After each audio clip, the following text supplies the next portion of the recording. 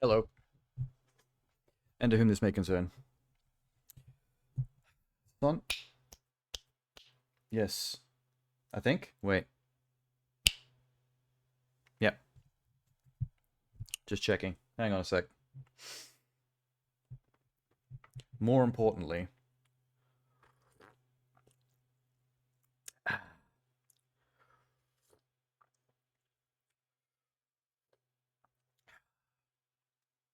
Yep. That's a successful one. Oh, wait. Hang on a sec. Slack floor.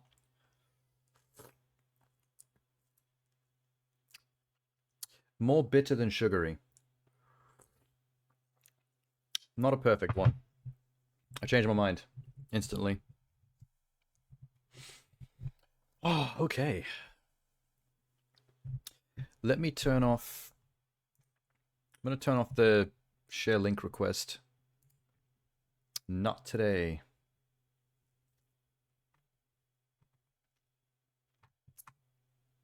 Cool. Done. Because we don't need that. We're going to be kept busy. That'll be a shorter one. It is starting a bit late. But, Super Bowl time. Sorry, that's really good. It might be a little bit more bitter than I prefer, but I'm digging it. Okay, so here's the thing. I don't personally care about the Super Bowl much because I'm not a sports person, but they dropped some sweet trailers. They dropped some sweet commercials, and they're very enjoyable. So I found myself a tier list. Check this out. Boom. Somebody has pre-made a Super Bowl 2024 advertisement tier list. I thought that's amazing. That's fun. Let's do that. A good way to keep track of what ads we've seen and what ads we haven't as well. Lindor, Snapchat, Toyota, Uber Eats, Pluto TV I've never heard of, Reese's Peanut Butter Cups, Doritos, Coors Light, Budweiser, Bud Light, BMW, Pro Bass Shop, Mountain Dew, Duolingo. For some reason, Stifler's mom. What's her name? I need to know her name.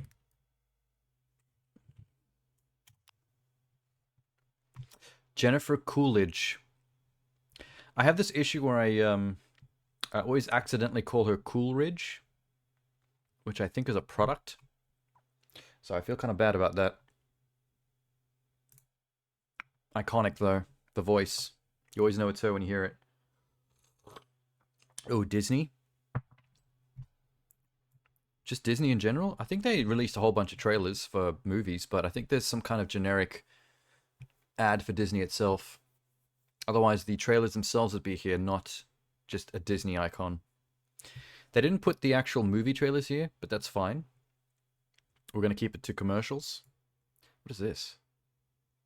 Oh, Squarespace? You just can't see it with the black background. Fair enough. So the tiers are best of the best. I'd watch again. Okay. One time watch is enough. And absolute dog water. Cool. I don't generally come down too harshly on stuff like this. It is what it is. There's some pretty dog water ads out there, but with the money they spend on the Super Bowl, very few of them end up being dog water. Not when they cost $20 million. Is that Among Us and Ice Spice? Okay, let me not get ahead of myself. I'm going to keep that in the back pocket. Including this. I've got direct links to, which should be all of them here. Verizon. FanDuel. Don't know what FanDuel is. Paramount Plus. Okay. I'm getting distracted again. It's too interesting. In fact, let's combine these two tabs for later. Boom. I'll shrink it down. The reason I'm shrinking it down is I might jump on the actual movie trailers themselves first. Get the exciting stuff out of the way. Know what I mean? Let's see. Let's put them all here. 1, 2, 3, 4, 5. Okay. It's 5 as far as I know. I think that's it. There are other trailers that have been out in the meantime, but I'm going to ignore them for now. I can next week it. Whatever.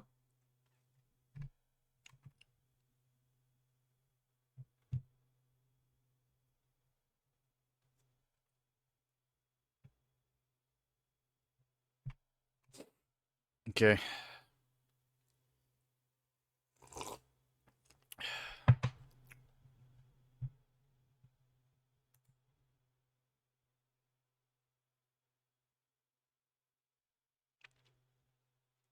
Bacon. Oh, The Daily Show's back. I'm not going to watch them on stream, but I love Jon Stewart. Just thought I'd give that shout out real quick. Alright, what order should I do this in? Let's go that one.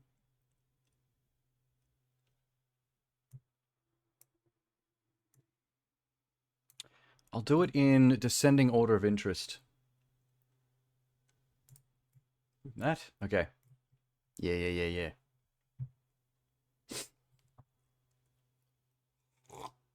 I'm a bit surprised at the lack of trailer drops for Super Bowl compared to other years. I swear in other years they've been more aggressive. Let me switch. Alright, coffee. You go there. We're almost done with that anyway.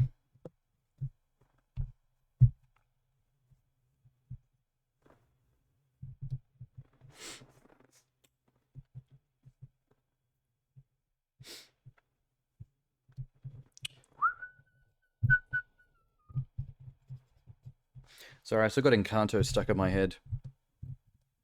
Alternating between what's that song? Pressure? And We Don't Talk About Bruno. Both those tunes kicking them around in my brain.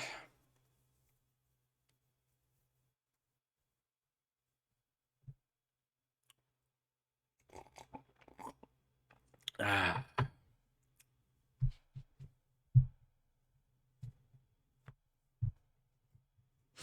What the hell's going on here?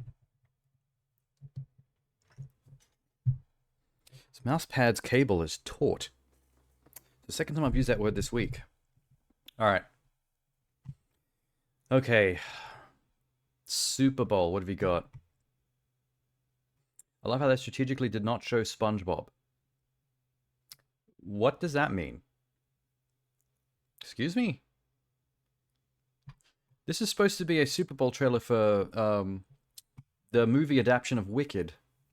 But why is the first comment, I love how they strategically did not show SpongeBob? What am I not understanding about Wicked? I've never seen it on stage, but I know all about Wicked. Front to back, as a person who's interested in musicals. I don't get the joke. Excuse me. I noticed this too. Who does he? Oh, wait. The guy who voices SpongeBob must be in the movie. Okay, that makes more sense. I'm on board now.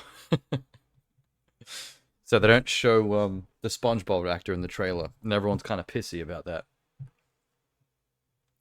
I'm surprised he's the most famous person in the trailer, considering we have, what, Jeff Goldblum, Ariana Grande, at least one other celebrity, but I'm skipping my mind right now. Okay. Let's do it, although I do need sound, you idiot. It's like I know all the songs from this,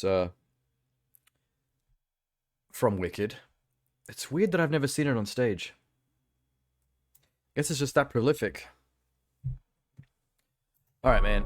The best way to bring folks together Something has changed within me. is to give them Sounds a little Ariana-esque. enemy. You're green.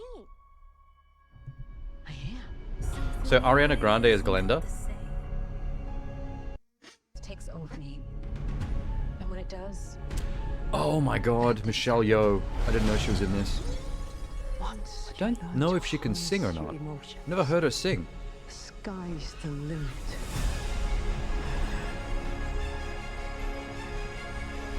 Hopefully it's not too loud. Bring her to me.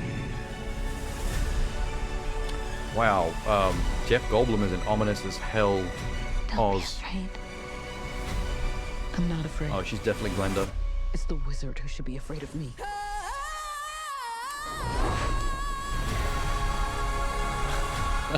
Literally ending on a high note. Literal high note. Not bad. It does... I guess I've seen some people going kind of hard on this movie. And it seems to be entirely because it has that entirely made of CGI and green screen sheen that a lot of big budget Hollywood fantasy stuff has. And like... I don't know if I care enough to make a big deal out of that. Like, okay. You can click on most frames in this, and it's like big CG environments. Although I'm trying to illustrate that, and I'm getting nothing but like close-ups of actors. There we go. Ariana is so blonde in this movie. It bothers me. I think it's the eyebrows. I think once the eyebrows go super blonde, I think that's weird looking. Very pasty. Oh, that's hella green screen. So, I'm curious. Yeah, there he is.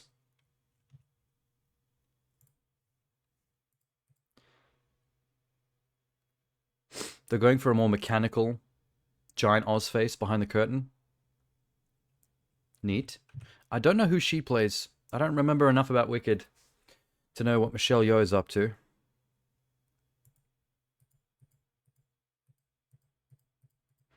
I want to see more of Goldblum. This has got me curious as well.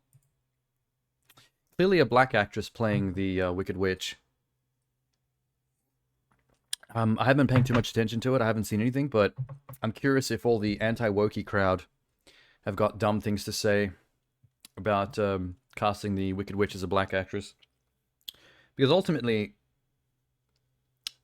the character's green, so that really shouldn't matter to anybody. And if it does, I mean, check yourself at that point. Like, you have to paint the person green regardless, so it really doesn't matter who's underneath that paint.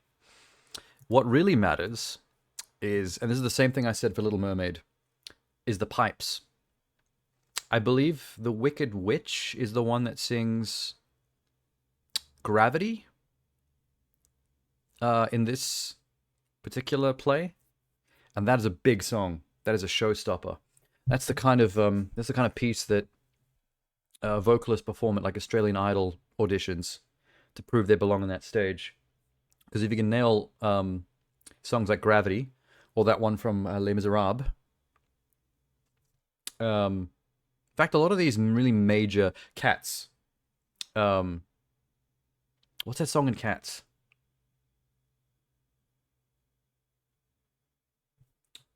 Let me just double check that. Cats. Music.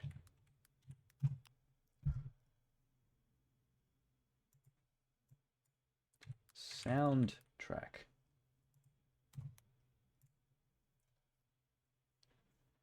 Memory, that's the one. Yeah. So Gravity and Wicked is essentially Memory from Cats.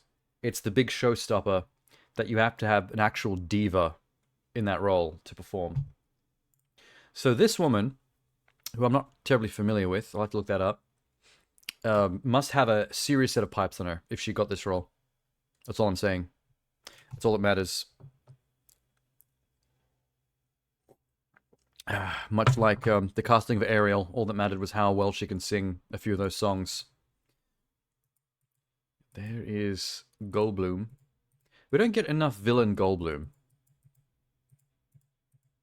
Maybe it's because he's just so eminently likable. We don't want to dislike Goldblum. There he is, brooding. I think the most interesting shot in this whole trailer is what his Oz head looks like. This shot is straight out of Wizard of Oz. This is the only shot, like, directly from Wizard of Oz in this movie that I've seen from this trailer alone. I need to really look up what the where the plot goes, because I don't recall it crossing over that tightly with Wizard of Oz. I thought it was mostly prequelish stuff. Well, I might be remembering this all wrong. It's the music that I remember the most. Yeah, cool, not bad. I don't know why I started with this one, because when I laid these tabs out, I laid them out in the order of my interest, and I accidentally started in the middle. What the fuck? My bad.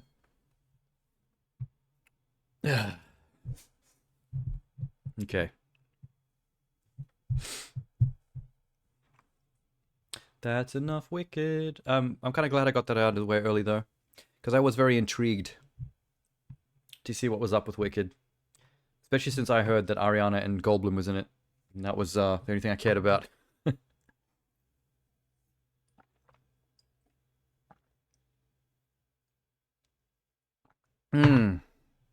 Okay.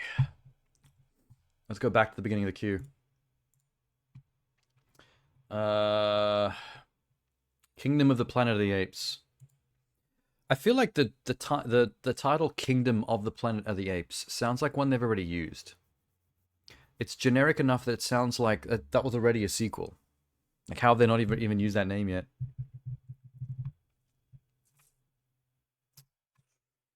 Alright. Let me just get this out of the way early. I don't really get excited for the Planet of the Apes movies anymore, and I don't know why. The first movie was decent. The second movie I don't remember at all, and that's where I dropped off. I think in the first movie, it was interesting for how they were twisting the reboot formula, like the new stuff they were doing with it. I was fascinated by that, and I was very impressed by the monkey CG and mocap, Andy Serkis and all that.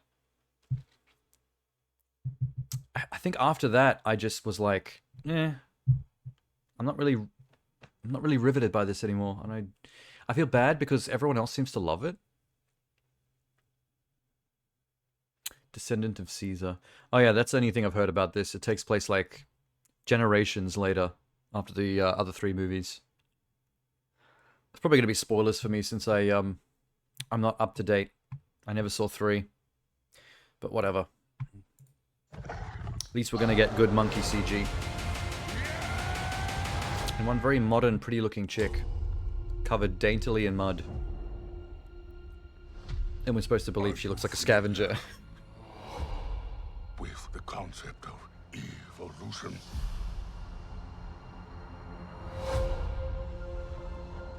I like the vibe of monkeys of the future finding remnants of our culture and having to interpret it. That'd be fun to write. They could fly like Some of it would get very badly misinterpreted, make us look oceans. really evil, I think. But now it is our time, and it is my kingdom. We will learn. Apes will learn. I will learn. So they're trying to learn our tech? They want to get to the point where they have phones and airplanes as well? It's not that they can't, because they're descendants of us and we reached it. Just, Legend says I feel like by the time apes reach that level of understanding of technology, they're going to have evolved so much they're just going to be the new humans. She is smarter than most. The elders Because that's how it went did not originally. tell us everything about this world. Yeah, she's For your too king, pretty. I reckon she's too pretty for this role. Apes hunt humans. That is wrong. Like, it might take place in the future, but human beings essentially back to being, like, surviving cavemen now.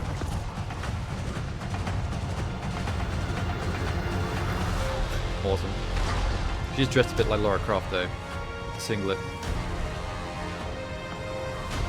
Together, you will die. No.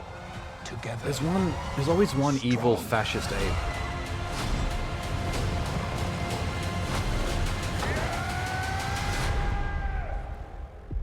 Maybe that's where I lost interest.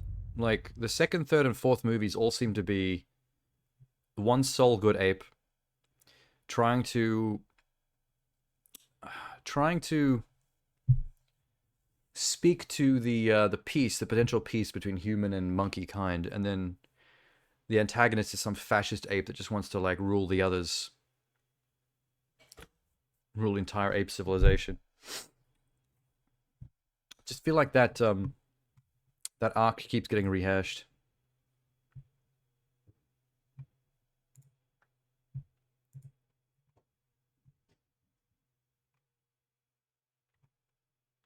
The most underrated modern film franchise, they said.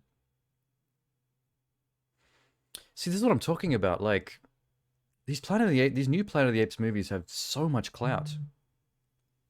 It's got such a massive fandom. Like, everyone seems to love it, but I don't know. I just lost interest for some reason after the first movie. I'm just no longer, like, terribly excited about it. I don't know where I'm coming from on this, but it might be something similar to the Star Wars issue of it's the same predictable post-apocalyptic sci-fi tropes specific to its franchise. Like Star Wars and then Planet of the Apes. They have their own specific stereotypes and cliches and things that they keep on rehashing. That's unique to themselves, but within their own franchise, it's this cycle that I can't help but notice, and that doesn't interest me terribly. Until something seems to suggest that a plot point or some kind of new addition during the story might rock the boat in a big way. Like in Star Wars, it was in Last Jedi when Kylo and Rey almost joined forces to basically say fuck you to the Sith and the Jedi and form some neutral thing of their own right in the middle. And I love that idea because that was so antithesis to Star Wars' usual black and white morality, Jedi versus Sith thing. And that's when they almost had me. And then they chose not to pursue it. And I went back to the same old shit. So I feel like what I need from Planet of the Apes is an element like that. Something that turns the screw in a way that you could not see coming and that changes the entire direction of the franchise going forward. Something like, remember in the original when the biggest deal about the original Planet of the Apes was the plot twist. The fact that it was Earth all along, and was it Charlton Heston with his knees in the sand? You maniacs, you blew it up. Screaming to the heavens in front of the Statue of Liberty, half buried in the sand.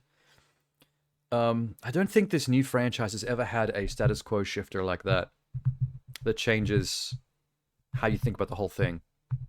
It's very straightforward. It's just monkey politics.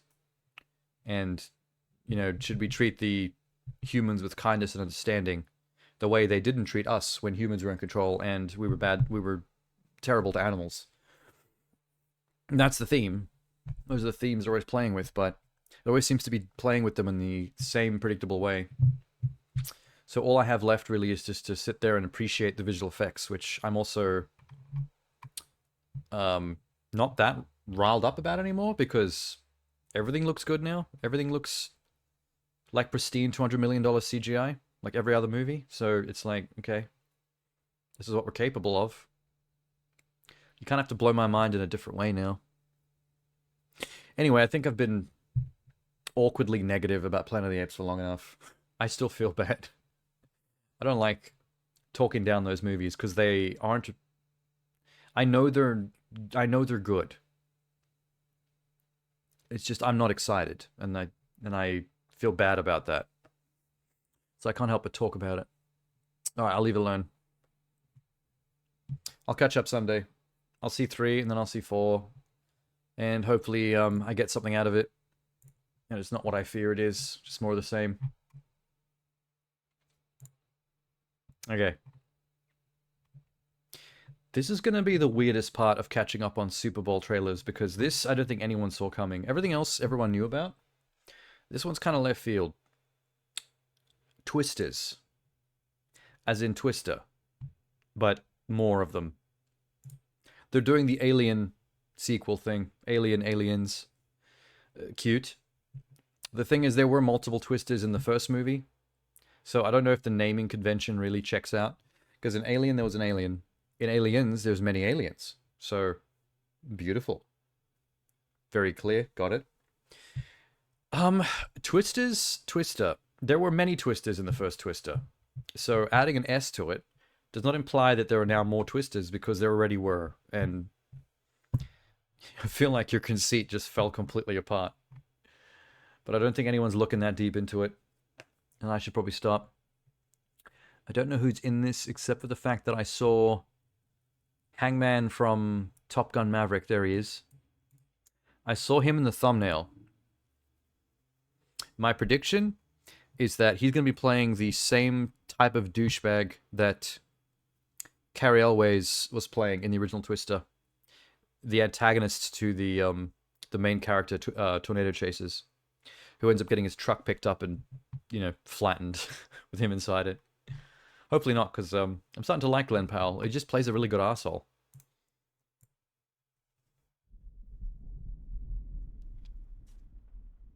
I'm not going to say I'm terribly excited of what I'm about to see, but I just am intrigued by whatever's in there, it's big and it's moving fast. Drive. What they're doing to elevate Twister to warrant a sequel / reboot. This might be a soft reboot. I wouldn't be surprised. Like, it's not a carry-on of the plot from the first movie, it's just the same movie again with different actors. It's Tyler Owens. Calls himself the Tornado The Ring. bumper logo is amazing. The tornado with the bullhorns. Nice. Yeah, he's coming off like the Cary Elwes douchebag type. Unless they pull an actual twist. Sorry. She's gorgeous. God damn, that pun is just laying right there. I could not do it. We never had a chance. If they pull some shit where he is the arsehole, but then he like becomes the main character, once things get like real serious, and he has to stop being a douche and survive with everybody else, that'd be a cool take. You ride him.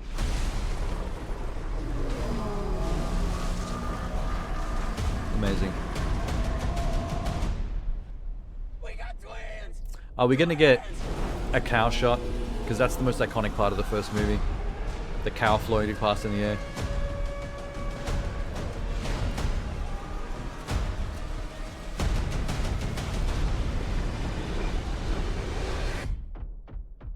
Jesus Christ. Was that it? That wasn't a twister, that was the apocalypse. Okay, losing half the cast in that one shot alone at the end. There was some pretty intense, over-the-top apocalyptic destruction there at the end. Okay. One thing worth noting. The original Twister had some pretty solid visual effects. Maybe there's really only so many ways you can depict a tornado or a fleet of tornadoes. Even though this sequel's better looking, it doesn't stand out in any way. Like, it doesn't feel that better looking because of how solid the original movie's Twister effects already were. Like, there is a limit to how far you can take the Twister VFX to make it look better or more realistic. Like, if it's already 92% of the way there, then a new movie getting at 95%, it barely registers. If that makes sense. Like, I'm not triggered by like, wow, remember the first movie? And now look at it. Sometimes you see sequels to movies from the 80s that blow your mind because it's like, here's that old thing, but with modern filmmaking, it's visual effects. This one doesn't really do that because when the first twister landed, we were at a perfect point in time to have the effects to pretty much nail what tornado effects required to look realistic and to look good. So even though there is an obvious like increase to how fancy the destruction is, it's not a big enough difference. Again, like Planet of the Apes, I'm finding ways to be more negative than I need to be. I'm still intrigued, though. It just does seem like the first movie, though. It actually really just does seem like they made the first movie again with new actors. They even had the what was the name of that technology? That canister that had the little silver balls. They get sucked up into the wind, and they scan the inside of the tornado and create a 3D model of the inside, which is the whole purpose of that first movie, is getting that to work. I saw them trying to get it to work in this trailer too. Is there a synopsis?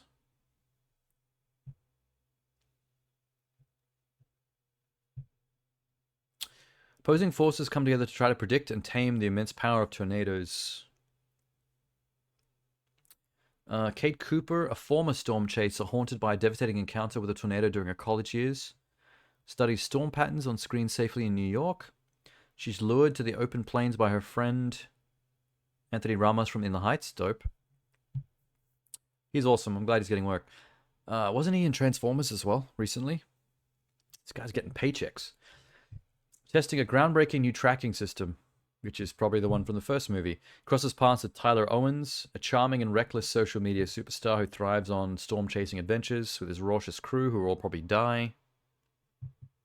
So they're going to have a rom-com, the two of them. They're going to rom-com it up. As storm season intensifies, terrifying phenomenon never seen before are unleashed. They're on the path of multiple storm systems converging over central Oklahoma. So this is like they had a storm rating system.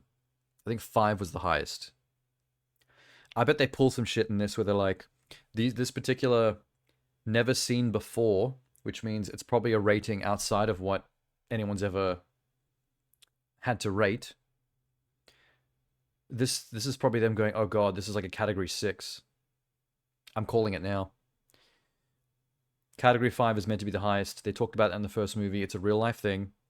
I bet this film pulls the like, oh, this is so massive. It's now requiring the creation of a new level. Category 6. It's cheesy, but you know what's going to happen.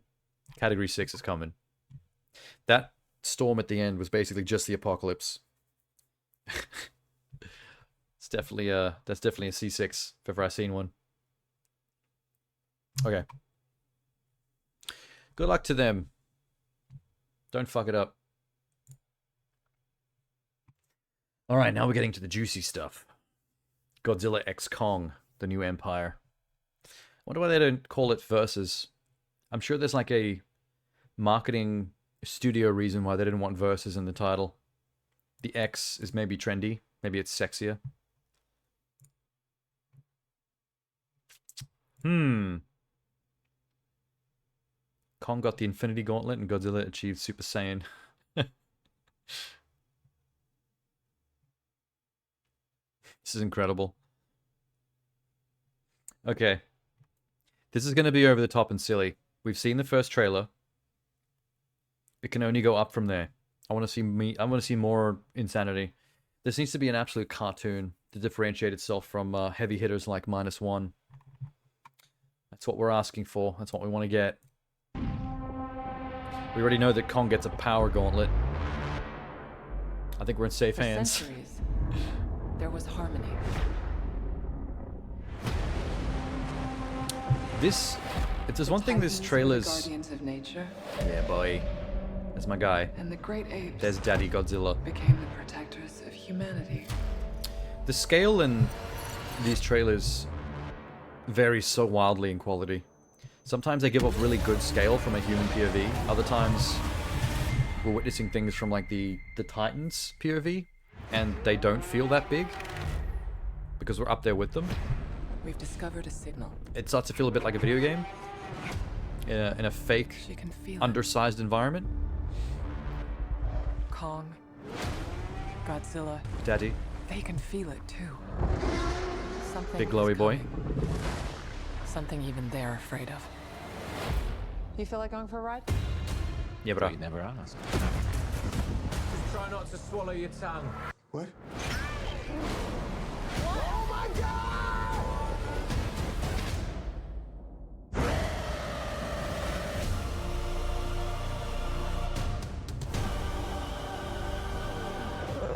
Is that a mini Kong? Oh my god. That's not just a signal. That's a call for war.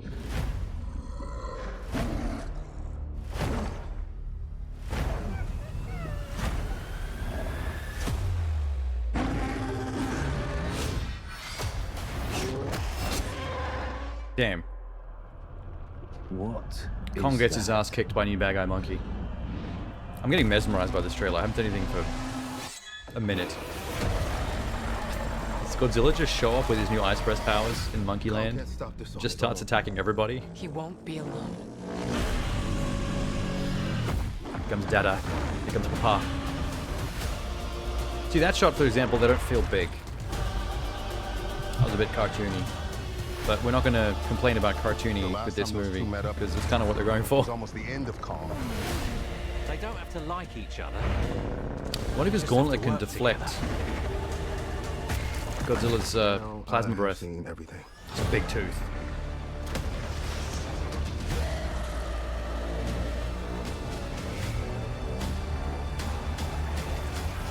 We've made some minor augmentations. Oh, Lock and load.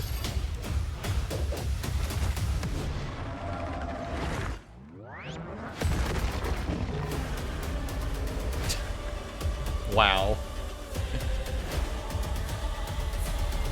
What did I just say? I'm actually like gripping the table. I'm trying not to get overhyped here. So, the villain has a signature weapon, which seems to be like a spine whip. The spine of some other creature being used as a serrated whip that he can wrap around one of your limbs and pull it off to like tear your skin. But he can also wrap it around objects in the environment and rip them out of their moorings and throw them at you. Like building bombs. That's probably the moment of the trailer. When he throws that building at Godzilla and he has to punch it. He has to punch it with his Infinity Gauntlet. I feel like they're amping up Kong a little bit in these trailers, probably because Godzilla got all the coolest shit in the first movie.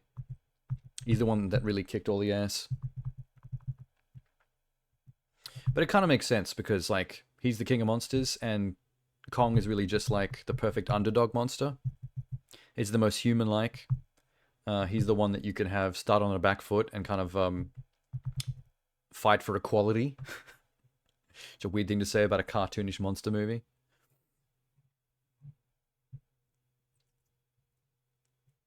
Godzilla and Kong teaming up to thump some skulls never gets old.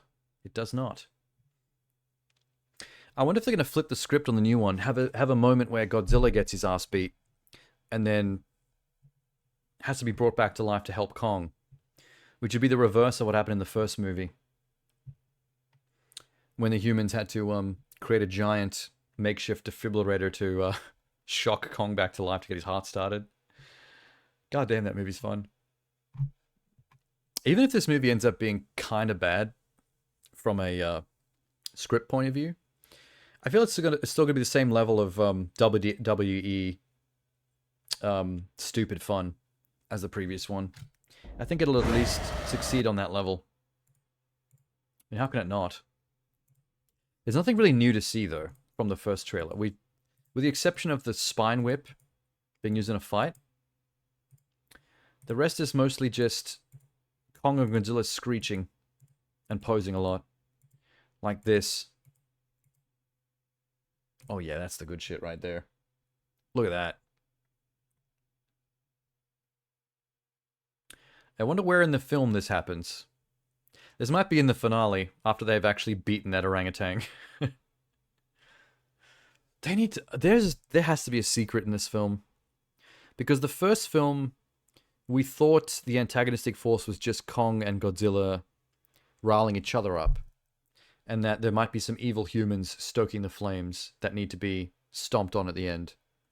And then they dropped Mechagodzilla on us as like a third act plot twist. That's the WWE, like some other third party, some heel comes out of the storms into the ring and ambushes everybody. I'm wondering if this film's going to have something similar. Like, we think we know what it's about. They have to team up to verse Spine Whip Orangutan. But then the third act, there's some bigger deal force at play that digs deep into Godzilla lore. Like a King Ghidorah kind of element that it shows up at the end by surprise. It wouldn't be Ghidorah because you've had him. It wouldn't be Mechagodzilla. What's the human Super Sentai thing that Godzilla used to have? Is it like Gatchaman or something? Like a giant Power Rangers robot suit that used to fight alongside Godzilla in some of the really old movies? Maybe the humans will build their own like Super Sentai giant robot so they can pilot it and go toe-to-toe with these two. And then it gets hijacked and used for evil. And then it becomes a four-way fight between Godzilla, King Kong, Spine Whip Orangutan, and a giant Gatchaman mech robot. Awesome. Okay, that's one suggestion. That's one theory. My other theory is they drop Gamera on us. Maybe Gamera comes in as another villain alongside Orangutan versus these two, so it's 2v2. But then Gamera is brought around to the good guy's side so they can 3v1 mollywop that orangutan to death. Because you can't have Gamera as a villain. Maybe have it come in assuming to be a villain, and then you flip it. And then the movie ends with all three of them standing there bellowing. In fact, now that I think about it, check this out. Remember Spider-Man No Way... Was it No Way Home? No Way Home. Remember how they CG doctored those trailers so they took out the other two Spider-Men so we wouldn't be spoilt? And it became very obvious that there was something missing from the frame where the two other Spider-Men were supposed to be. What if they're doing the same thing here? What if there's a third monster standing in the middle in that giant gap? So Kong is facing screen left, Godzilla's facing screen right, and someone like Gamera or a Gacha robot is standing in the middle facing towards the camera, and the three of them are like bellowing together.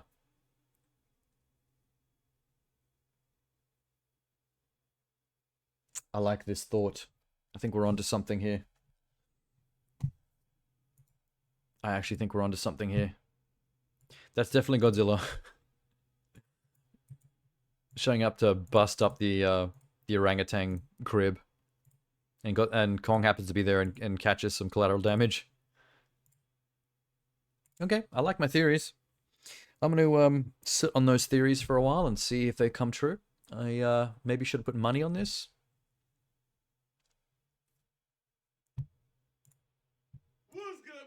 Oops, I've clicked on someone else's reaction thing. Get rid of them. Yeah, anyway. Can't wait. Might consider making it a cinema trip, even though I haven't done that in a while. Very rarely get out to the cinema anymore, but I feel like Godzilla X Kong is worth the price of admission. It's just one of those titles, you know?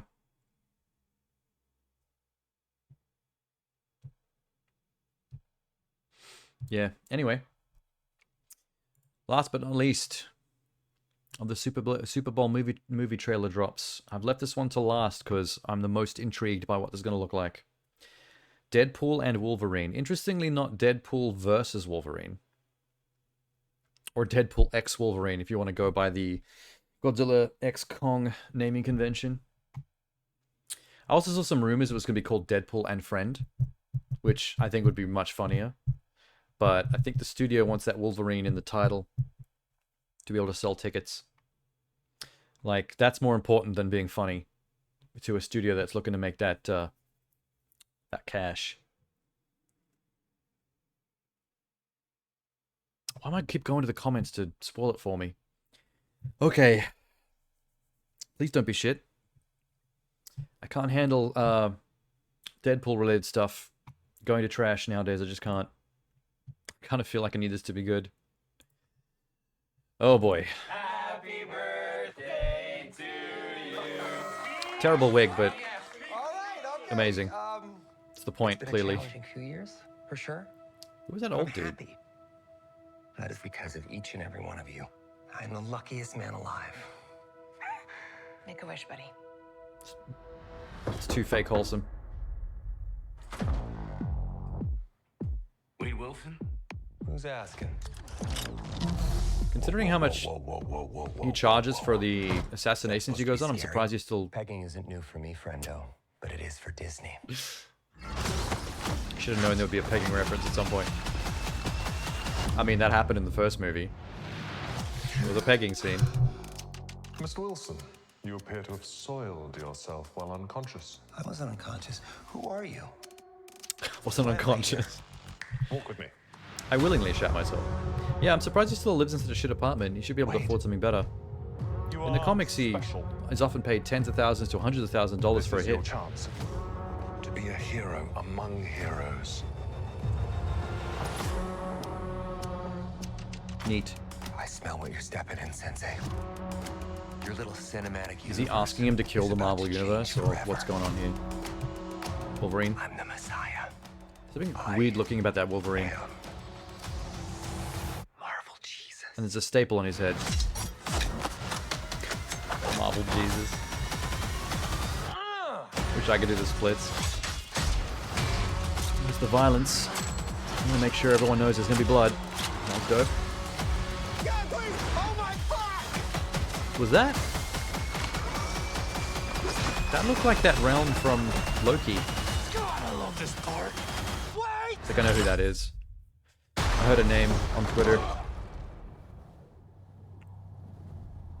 I need to scrub back through this, because that was a lot. That was a lot very quickly. Don't just stand there, you ape. Give me a hand up. Nope, I'm actually okay. Thank Was you it? very much. Okay, they kind of teased Wolverine at the end there. We did get to see the outfit briefly from behind. Yeah, picking him up with your claws? It's a little much. Anyway. We need to get back into this. Hang on a sec. So, they're just making sure we all know that the time travel shenanigans in the post-credit scene of number 2 worked. Because my man here didn't end up in the rotor blades of a helicopter. He's still alive. The fuck was his name? Star something? Shatterstar. Something like that. He's got green blood. Or purple blood. I can't remember which one. There's the 2 ex-lesbians. I don't know who the bikie is on the right. Why can't I remember who he is? The fuck is he from? Is he one of the random dudes from the bar? From the mercenary bar? In the first movie? I think he's the guy that... Wade has some kind of, like, funny comeback to him to shut him up. And that's all you see of him in that movie. Blind Al. Peter is there. The whole reason he went... I actually thought from the post-credit scene number 2 that he went back and just saved Peter. But if Shatterstar's there, that means he saved everybody. Which means... Terry Crews's Bedlam character's alive too then. So is Zeitgeist.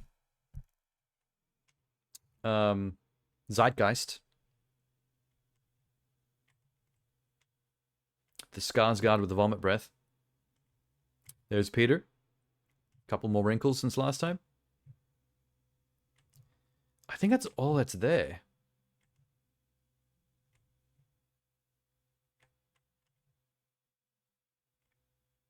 Most of these additions make sense to me, except for Shatterstar and the guy from the bar. Because he only ever got some snark from Wade one time on camera, you wouldn't be led to believe that they're that close friends that he'd be at his birthday party with a very select few people. Also, Shatterstar being there, but not any of the other X-Force. It's odd that they chose him. Unless he was the only actor that was just free and cheap to throw in there. Terry Crews and Skarsgård are probably busy and have bigger paychecks over their heads. Also, Brad Pitt as the Vanisher. I mean, maybe he's there. Actually, you know what? Vanisher might actually be in that room. We just wouldn't know it. So, yeah. Brad Pitt confirmed to be in Deadpool 3.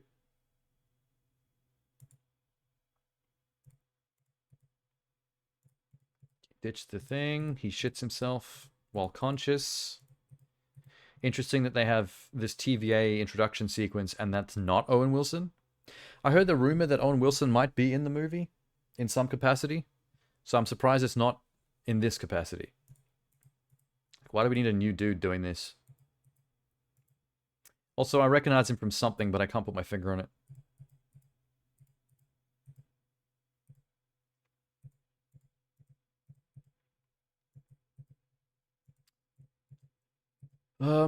This is the scene that leads me to believe that there's some kind of kills the Marvel Universe thing going on here.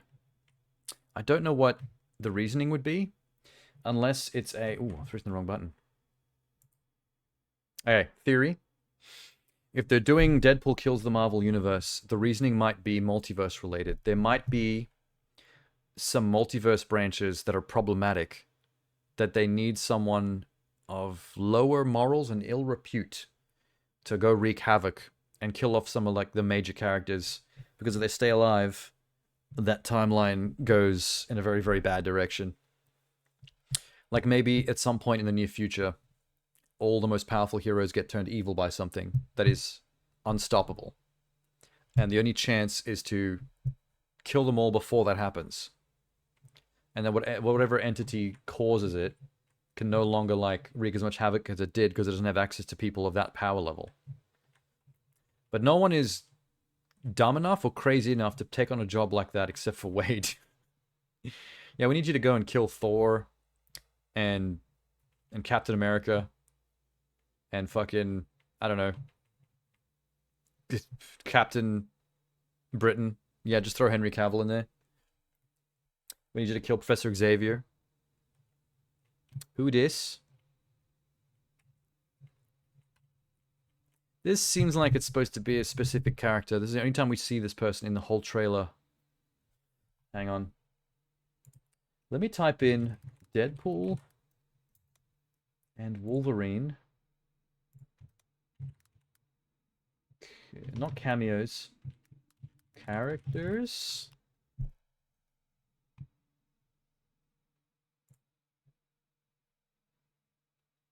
Yukio we saw. Wait, well, Mobius. Oh, okay, Mobius is definitely in it.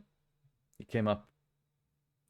Shatterstar for some reason. Miss Minutes is going to be in it. We didn't see her in the trailer, but there you go.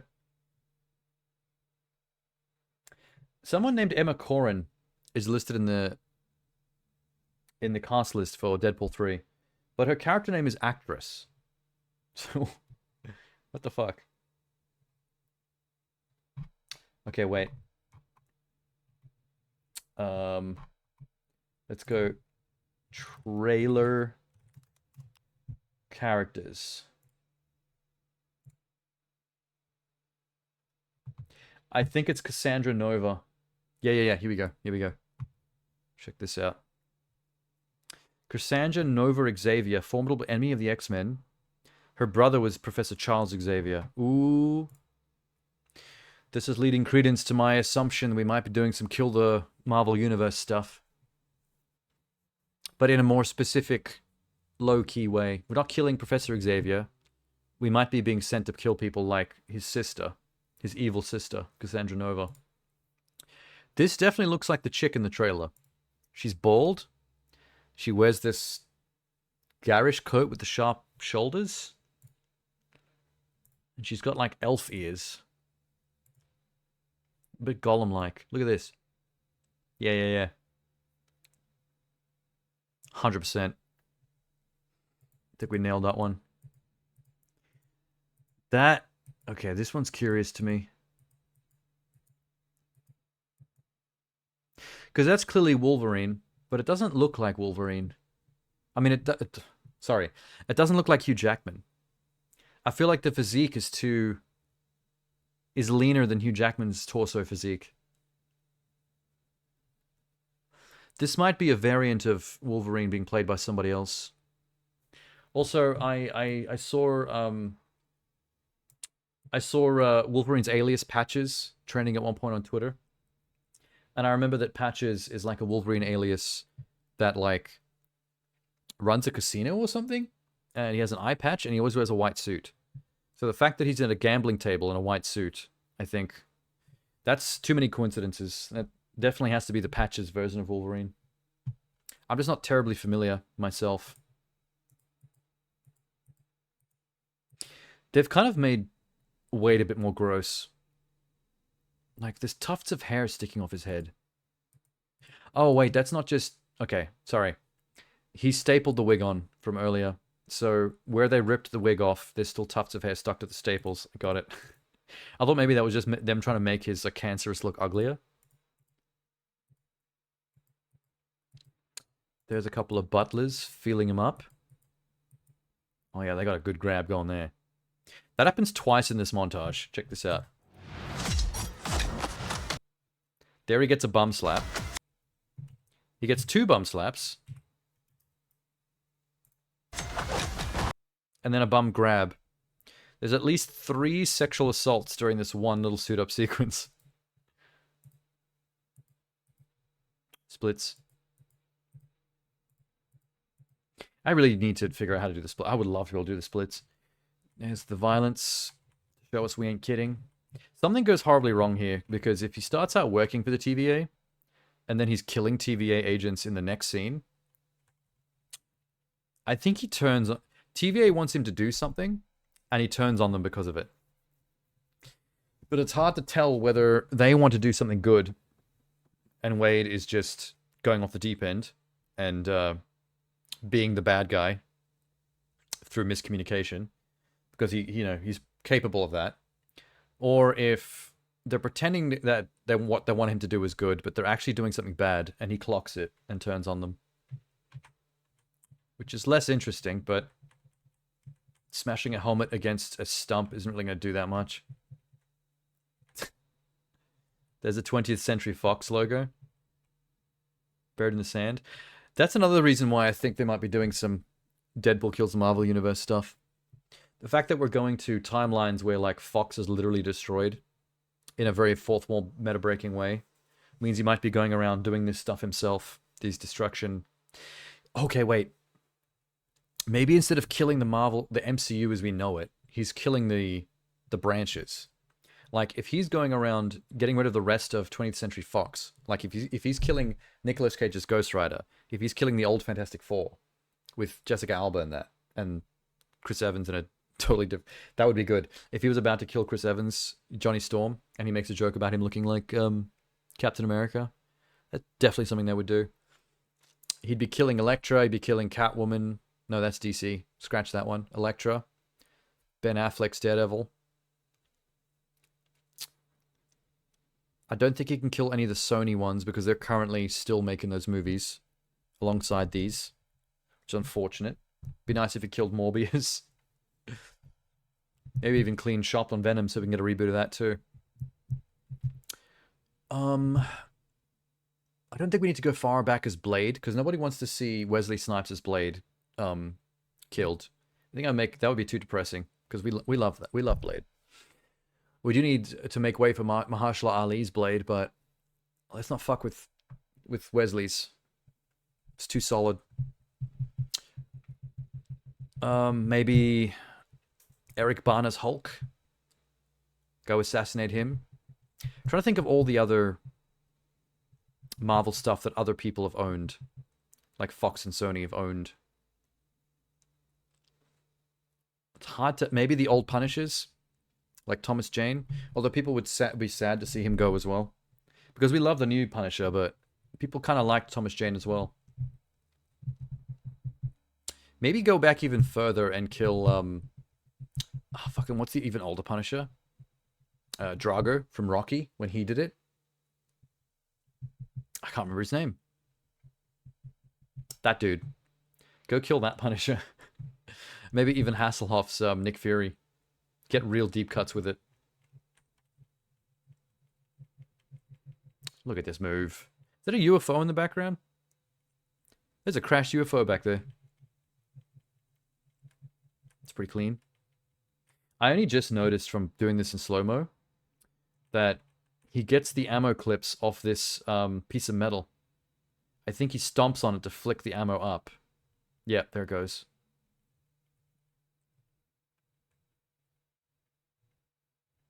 Can really barely see it. I was wondering where those are coming from. Very unnecessary reload. Tactical reload. Also incredibly overcast wherever he is. I think this is that Deadland. It's either a multiverse that's fucked, or it's that Deadland from Loki, where that purple cloud goes around eating everything. This is definitely that place. I don't know what those cages are, but there's that purple cloud thing. I think Deadpool gets pruned by... Oh, okay. They get him to do something fucked up, which makes him the villain, but he didn't know. He thought he was doing the good... He thought he was doing the right thing, because someone at the TVA is pulling some shenanigans, and they prune him before he can reveal that they're behind it. And he gets back from here somehow and then goes after them. And that's how he ends up fighting the TVA.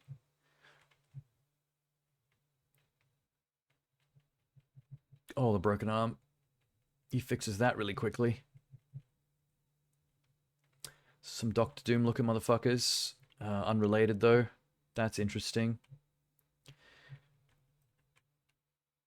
Maybe this is a post-apocalyptic timeline version of the Fox X-Men universe. Like that Golden Gate Bridge looking thing back there is the remains of the bridge from the end of X3. And then there's a spine of some giant metal beast thing. And then some Mad Max marauding high-tech scavengers. Also, this environment where he's fighting the TVA looks a lot like Age of Ultron. This is the opening of Age of Ultron, where they're going up to Von Strucker's Hydra base in the castle.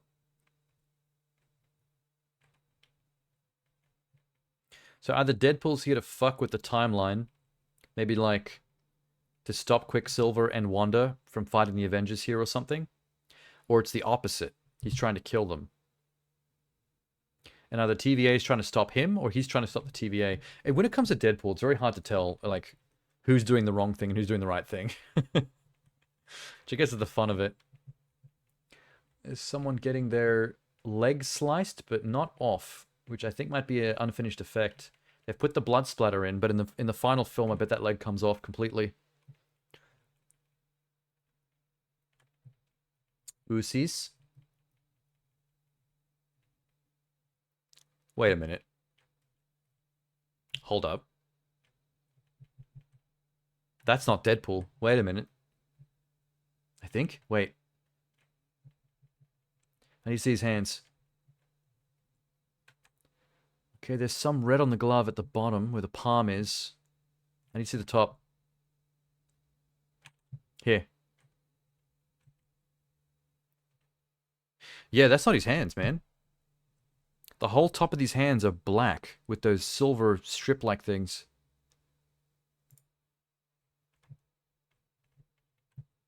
The bloody car. Yeah, those aren't the same gloves either. That's the same ones from before. Who the hell is this? In Deadpool colors, but with not the same uniform on. Totally different gloves. More red. Different texture in the black, too.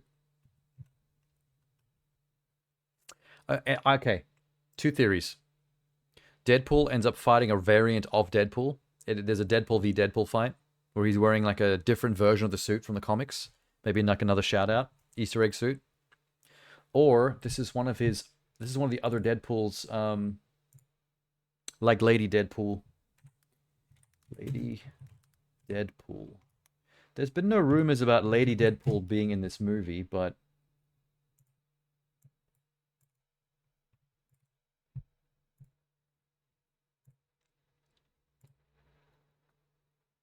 Okay, the very first image is her using an Uzi. And her gloves are always more red than black. Which is exactly what's gone on here with these gloves. Way more red in the hands than Deadpool's outfit. And it's a brighter red too. Uzi again. She seems to be depicted using Uzis a lot. I think that's it. I think the color of the gloves and the fact that she's using an Uzi. This might be confirmed Lady Deadpool. That's the best theory I've got. That's definitely not Ryan Reynolds' Deadpool. No one else will be wearing red and black. Come into my bloody car, yes. He's Deadpool. Another good shot of the gloves. Definitely not the same gloves. Crazy. So this, I knew about this actor being in the movie. The guy that played Pyro in the old X-Men films. I'd heard he was in the film, and the second I saw this shot, I was like, oh, well, that's him. He's much older now, but I can kind of see it in the face and hair. They've kept the hair exactly the same as when he was younger. So we know for a fact Pyro's back. That's kind of more evidence that there might be some Deadpool kills the Marvel Universe, but maybe just Deadpool kills the Fox Universe or the X-Men specifically, because of how messy that timeline got. If we're seeing older Pyro here, he might be one of the targets. This is a timeline where everything went apocalyptic, and Pyro was one of the last remaining powerful mutants that's powerful enough to create his own marauding gang and fuck things up for everybody else.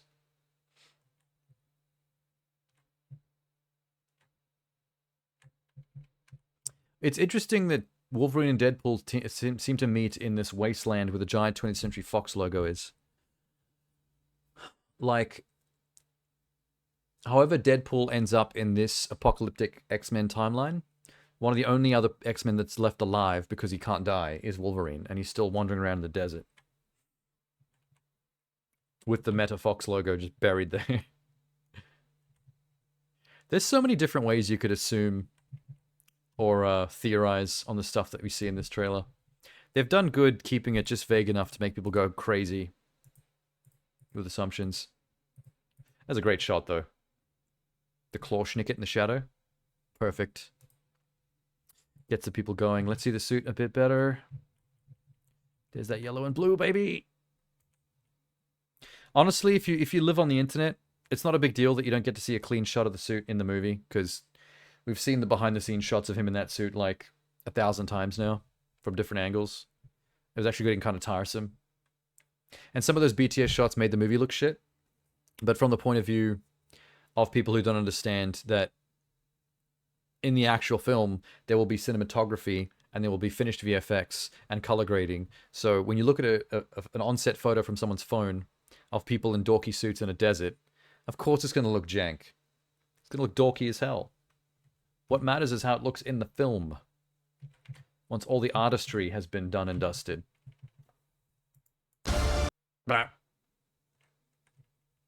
Stab him. So what have we figured out?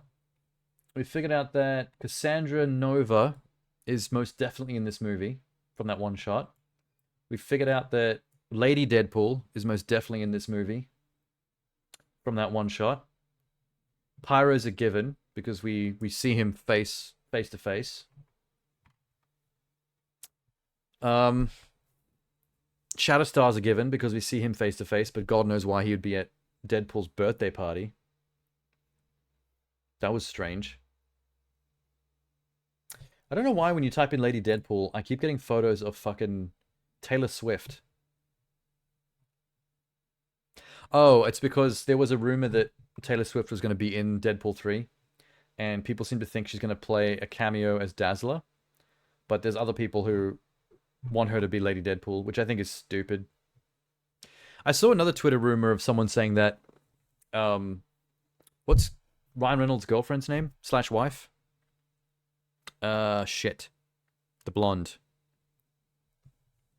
I remember someone saying that if she's making a cameo, she might be playing Lady Deadpool, which would be really cute, considering they're married, if she does it. And also that means they could do some kinky R-rated stuff on camera. Deadpool on Deadpool action. They're already married. They're not shy. Oh, thanks. Oh, hey, Shem. Hi. Also, thank you, Blake Lively. I was about to look it up. You saw this trailer, didn't you? Before now? You've already seen this. Where is... I've made two massive leaps of logic here that I think are going to be really accurate. One of them is this. Actually, wait. Maybe three. Where is it? Where is it? This one. I looked up a bunch of screenshots of X-Men characters, and I'm convinced that this is Cassandra Cain, Professor X's evil sister, because she looks like this from behind. She's bald, and she has big elfy kind of ears, and she's kind of like almost Gollum looking, and is always wearing like thick, fat-shouldered coats and stuff. Cassandra Nova, yeah.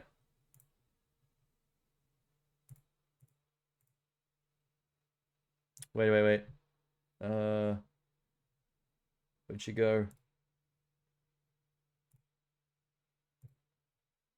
Here. Images. This chick. Her head and ears and her outfits in general. Emma Corrin. Wait a minute. Oh, okay. Holy shit. Confirmed. When I looked at the cast list originally, I remember the name Emma Corrin, and the character she was listed as in the cast list was actress. It didn't actually show her name. So the fact that there's articles linking Emma Corrin to Cassandra Nova on the internet right now, I think that pretty much confirms what I was thinking. I definitely think he's pulling some Deadpool kills the Marvel Universe shit. There's almost no way he's not. But it's just focused on the Fox X-Men characters. Cleaning Shop. Nova, the TVA have got him cleaning up the X-Men universe for them, and something goes horribly wrong. That's my hunch. And then he ends up teaming up with Wolverine as one of the last remaining alive people from that universe. And then him and Wolverine end up turning on the TVA. And then someone at the TVA turns out to be a scumbag, and they get iced. Because you kind of need the TVA to still be a good entity. So if you're gonna have the TVA doing something dodgy, that someone who works at the TVA needs to be doing something dodgy on the side the rest of them don't know about. Which is easy in a facility that big. That has so many different fingers in the pie. Oh, here's the other one. I'm pretty sure everyone already talks about Wolverine's patches variant, which I'm pretty sure is being played by somebody else, not Hugh Jackman, because the torso looks very skinny there. That one's pretty straightforward. Here's my other big catch that I'm pretty definite about. Where is it? In this montage here. I missed it. Right here. This is not Deadpool. Those are not his gloves. Those are in the style of his gloves. They have his color scheme, red and black. But those are not his gloves. If you look at his hands in every other shot in this trailer, it's just fully black gloves with a little bit of red on the palm going up the wrist. The rest of the entire back of it is full, like, matte leather black. This is like a different breathable texture on the black, but with red all around it and up the fingers. It's entirely different. So, the theory I reached just before you showed up was, I think this is Lady Deadpool. Because if you look up pictures of Lady Deadpool, she always has more red on her hand gloves than Deadpool does. And a lot of the comic book photos of her in Google Images depict her firing Uzis. She seems to be a fan of the Uzis. And this is the only shot in the entire trailer where Deadpool is using something other than a sword and handguns. Would make sense for the close-up on the hands and the guns. Yeah, I think they're trying to hide the fact. I think they want to keep Lady Deadpool a secret. But this is like the giveaway. That this looks more like her gloves from the comics. And you don't see Deadpool ever using Uzis in this movie. And that's something she uses in the comics a lot. It's one of her faves. So yeah, I would be shocked if I'm not right about that. I think I would put money on that one. Pretty clean. Hi, Wolverine, hi.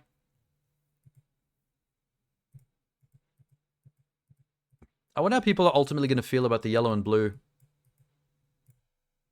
Because the fans are going to go nuts because we see the accurate suit for a change, but I wonder how the general public will feel about goofier superhero suit colors. Because some people that don't care about comic books, they find this kind of thing harder to take seriously. Like the really cartoonish aspects of staying close to the comic book. Which is why the original X-Men films didn't have the balls to do it.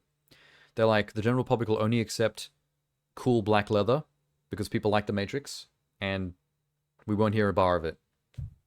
You live with it. Okay. I think I've dug into that quite enough. That was cool. I liked it. I would love to know how he became best friends with Shatterstar, but not Bedlam or Zeitgeist. General public will appreciate them being self-aware of the outfit. I guess it depends on how self-aware they are. Like if they put a lampshade on it, if they like point it out in the movie and make fun of it, people seem to like that usually. Do you think that Vanisher is at Deadpool's birthday party at the start? I mean, because it'd be funny if that whole scene went ahead with it being not actually referred to at all, and that at some random point at the end of the scene, someone actually turns around and speaks to like an empty space, and then you realize only at the very end, before the scene cuts to something else, that Vanish has actually been at the birthday party the whole time. Like the Brad Pitt cameo. You're completely inept when it comes to comic book stuff. I'm referring to the joke in Deadpool 2 when they had Vanisher on the X team, and it was just an invisible guy with a floating backpack parachute. And when he electrocuted himself on the power lines, for like a split second, it was Brad Pitt. And the whole character's inclusion was just to make that one joke of Brad Pitt being wasted on a 1.5 second cameo.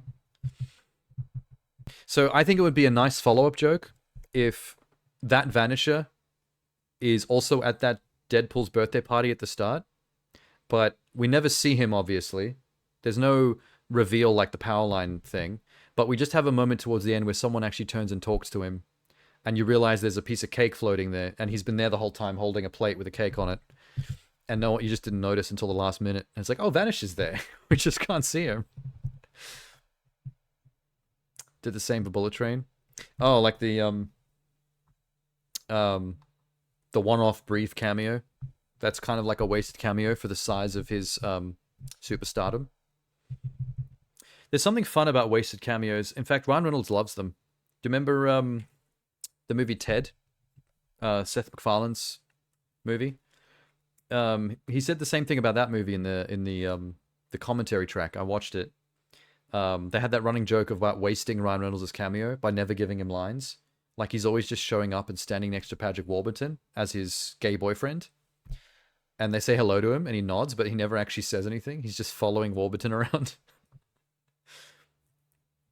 I think with Hollywood types like McFarlane and actors like Ryan Reynolds, I think they really enjoy meta filmmaking humor like that. Of like, we all know that an actor like Dwayne Johnson is too big to be wasted.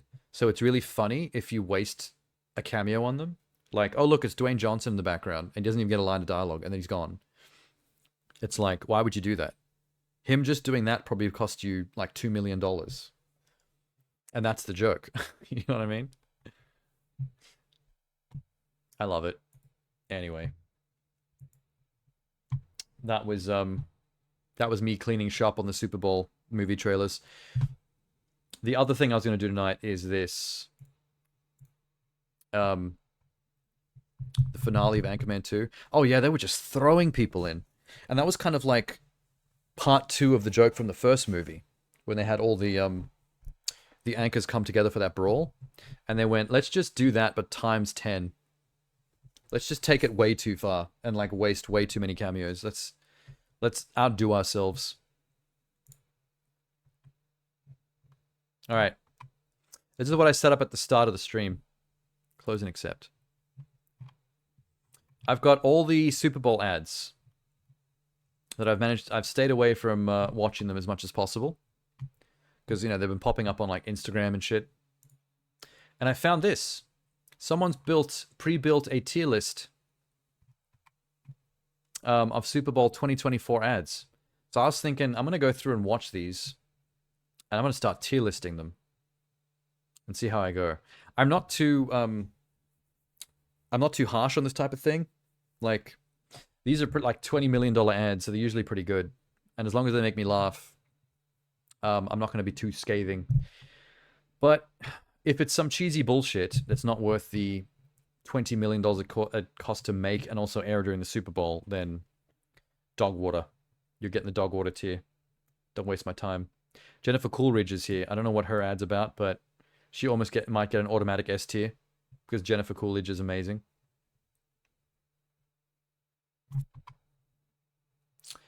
Bloop. Wait, what are the tiers? Best of the best. I'd watch again. Okay. One time is enough. Absolute dog water. I love that last one. Last one's amazing. You curious what the Snapchat ad would be? Yeah, it's the one that stands out the most in the icons. Oh, maybe I should start with that. Hang on, let's see. Oh, Snapchat. Because I'm curious now too. Coors Light, Pfizer, Mountain Dew, M&M's. M&M's always has a Super Bowl trailer. So does Budweiser, I'm pretty sure. Reese's, Silk Coors, Poppy, Uber Eats, MGM, Squarespace. Squarespace is probably going to be good. Squarespace does do really good ads. Remember the Keanu Reeves Squarespace ad? That was incredible. I wish Tinder had a Super Bowl commercial, but I'm pretty sure they're too cheap for that. Is it just me or is it not here? What the fuck? Search Snap.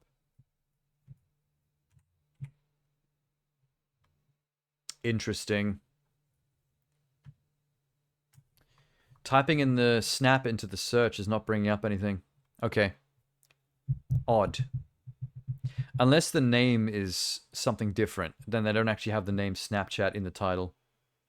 I'll just start going through it, and if any icons on the tier list are left over after I've gone through this list, then there's stuff that have not been included here. Yeah, it sounds like a good plan. Alrighty. Let's go Bud Light. Who dis?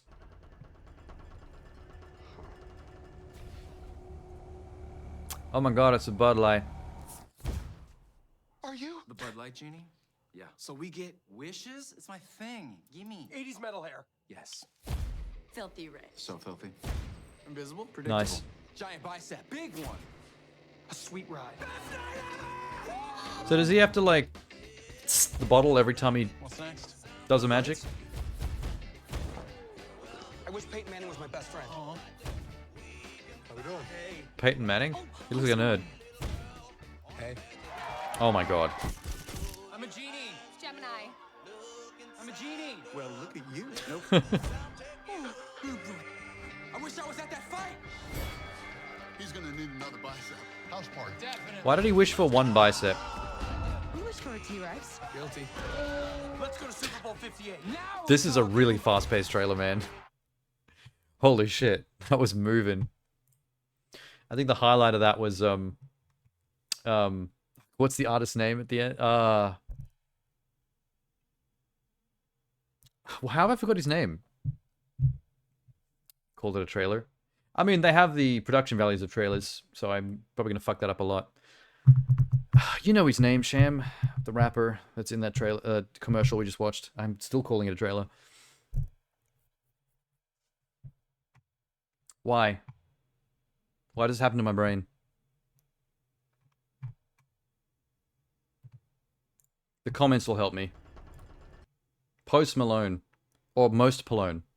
The most Malone there is. The comments are turned off. Oh, you know why? I think Bud Light turned off their comments because there's still a lot of conservative babies in the comments that are whining about their... you know, the trans stuff that happened a little while back, where everyone was like... all the rednecks were railing against Bud Light, trying to cancel them for being, like, woke and shit. I think they're still butthurt by that, so they have to keep the comments turned off because they won't shut up about it. It's a beer, bruh. Calm down. Okay, I'm going to watch 3 in a row. And then I'm going to try and place it. How do I get this going? Okay. Did they just change places? Oh, these all move around. So they're no in particular order. Okay, interesting. Bass Pro Shop 2024. Yay. They're butthurt. Do you remember the video that Kid Rock made? Where he bought all that Bud Light and he stacked all the crates up in the backyard of his house on his property. And he took an AK-47 to it. And then was all posing at the end and stuff, like he just did something. It's like, dude, you just destroyed all this beer that you paid for. They still got that money. Kid Rock is such a random. Still comes off a bit like a child, really. I don't know how people like Kid Rock. Happy memories just come easier on the water. Our founder, Johnny Morris, and his dad knew this firsthand. They created a boat that was more affordable. Tracker, the world's #1 best-selling fishing and pontoon boats powered by Mercury. Proudly built in Missouri and sold factory direct at Bass Pro Shops and select dealers. For as little as $5 a day, oh my God, you what? can own a brand new Tracker and make lifelong memories of your own. Bass Pro Shops, voted America's best outdoor retailer. Save even more and support conservation when you join the club. Wow, that was boring? Okay, here's my rule. If your ad is just like an ad and does absolutely nothing and is not funny or entertaining in any way, then I'm gonna drop you pretty low on that tier list. Like, please do something. Otherwise, waste of time. Here's Christopher Walken. He's definitely gonna do something. This won't be a waste of time for sure. For BMW. Nice ride. It's the real deal. 100% electric. It's the real deal. Oh, fuck. Yeah. Of course. Enjoy your coffee. Careful, it's hot. God, this is actually Christopher Walken's nightmare. Ooh, so adorable. Wow. Right. We both know it's the man. Makes the clothes. You know, you look nice. Okay. He's gonna start killing people any second now. Hello, Mr. Walken. Does this table work for you? Yeah. Yeah. Did someone say yeah?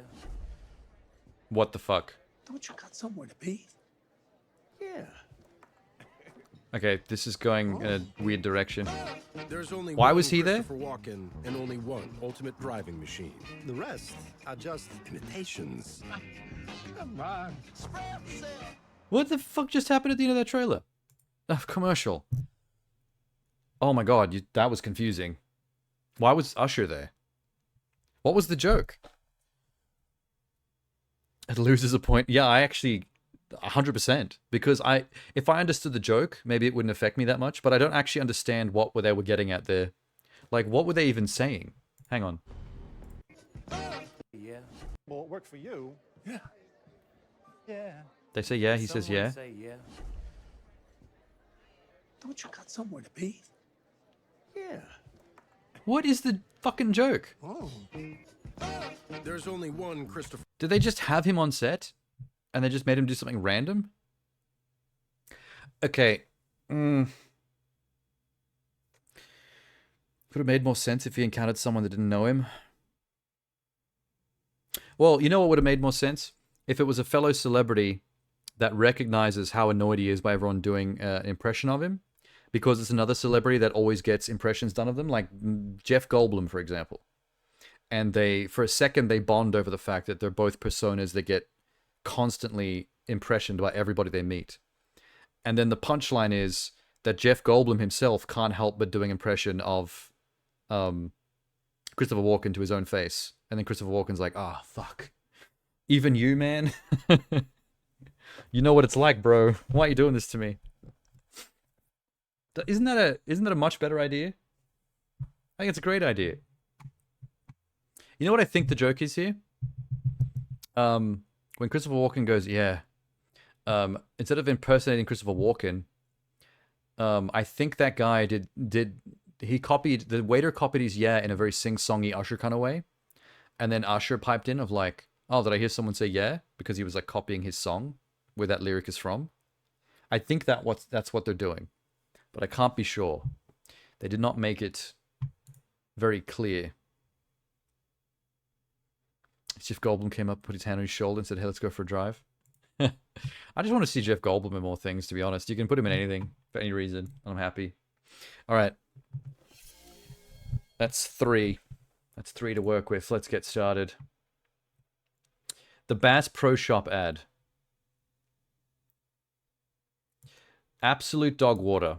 It's just a commercial going, "Hey, look how classy our Pro Shop is. This is an ad. You should buy some Bass Pro Shop products. Look at this nice cinematography." Boring. Wasted your Super Bowl spot. You didn't do anything fun.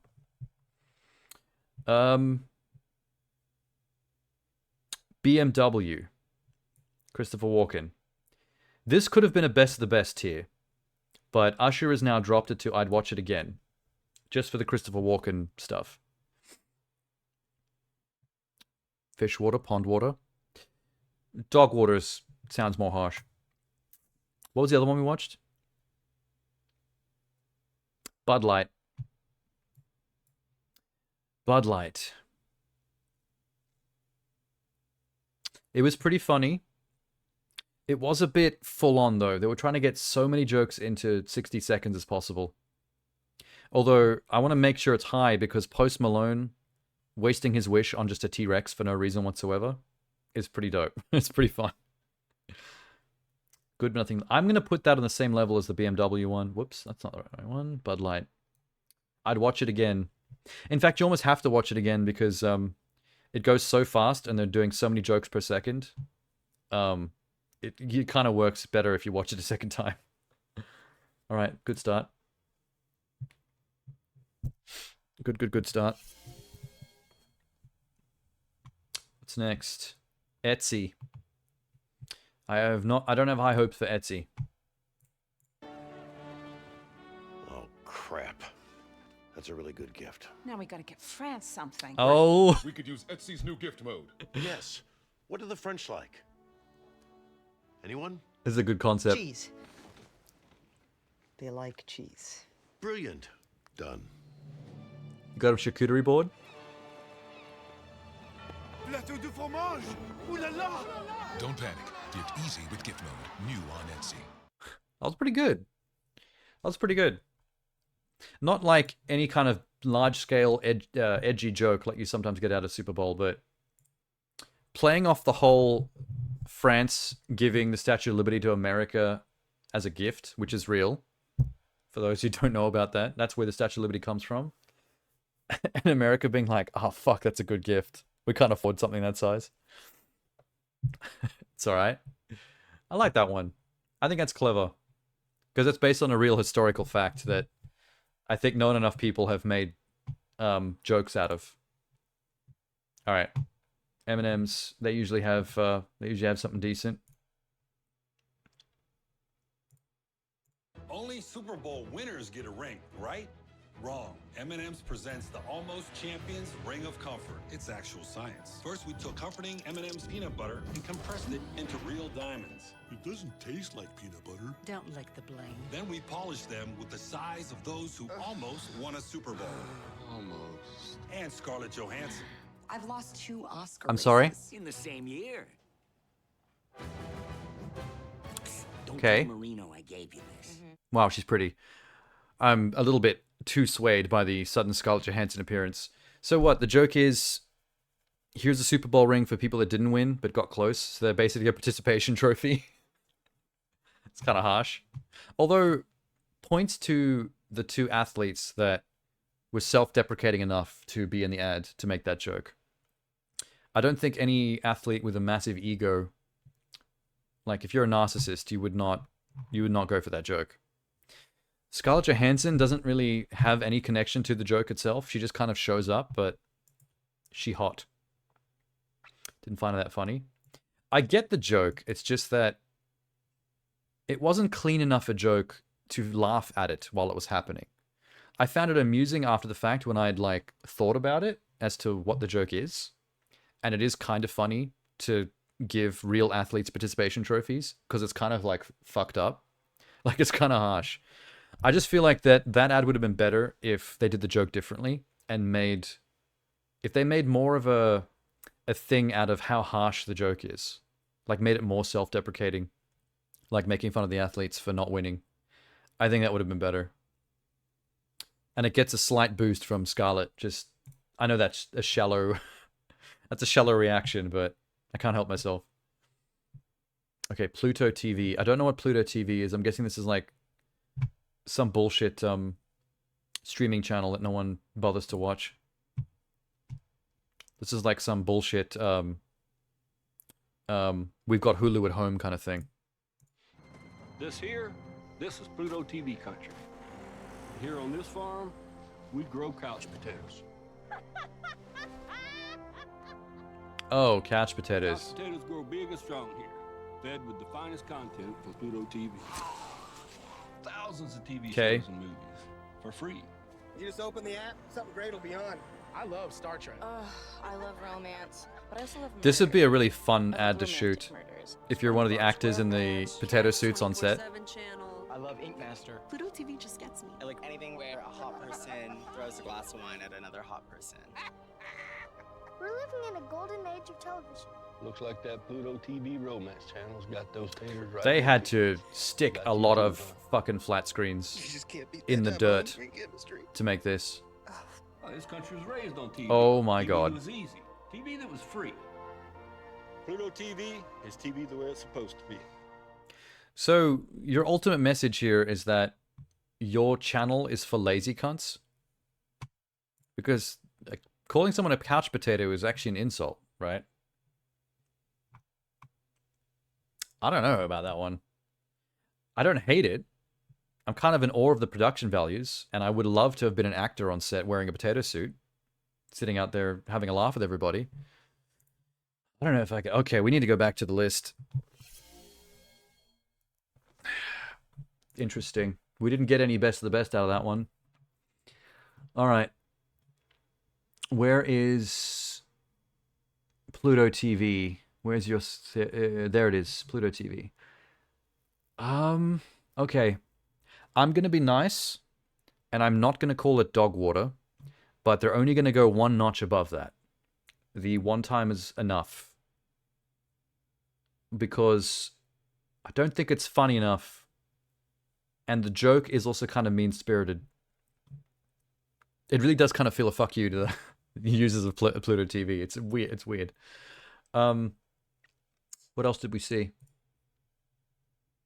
Etsy and M&M's. Okay, M&M's.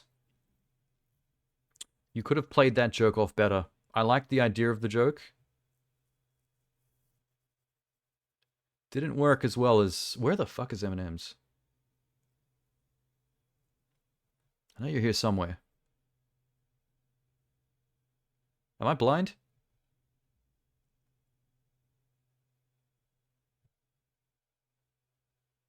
Bruh.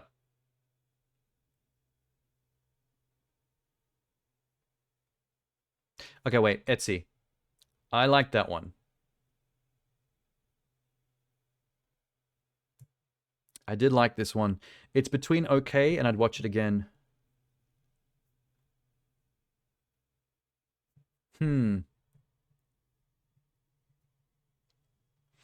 You were more of an it's alright on this one, so that would put you in like the okay.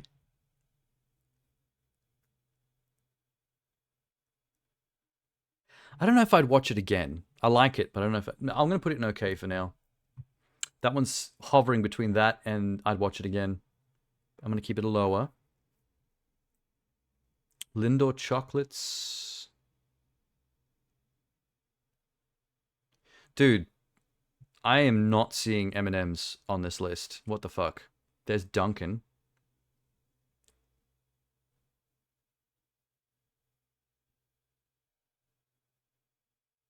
Alright, I'm gonna make note of this on a notepad so we can come back to it. M and M's. Okay. Because I'm feeling that's going to be next to Pluto TV as well. That's the wrong button. That's going to be a one time is enough. I keep going to the wrong screen. There we go.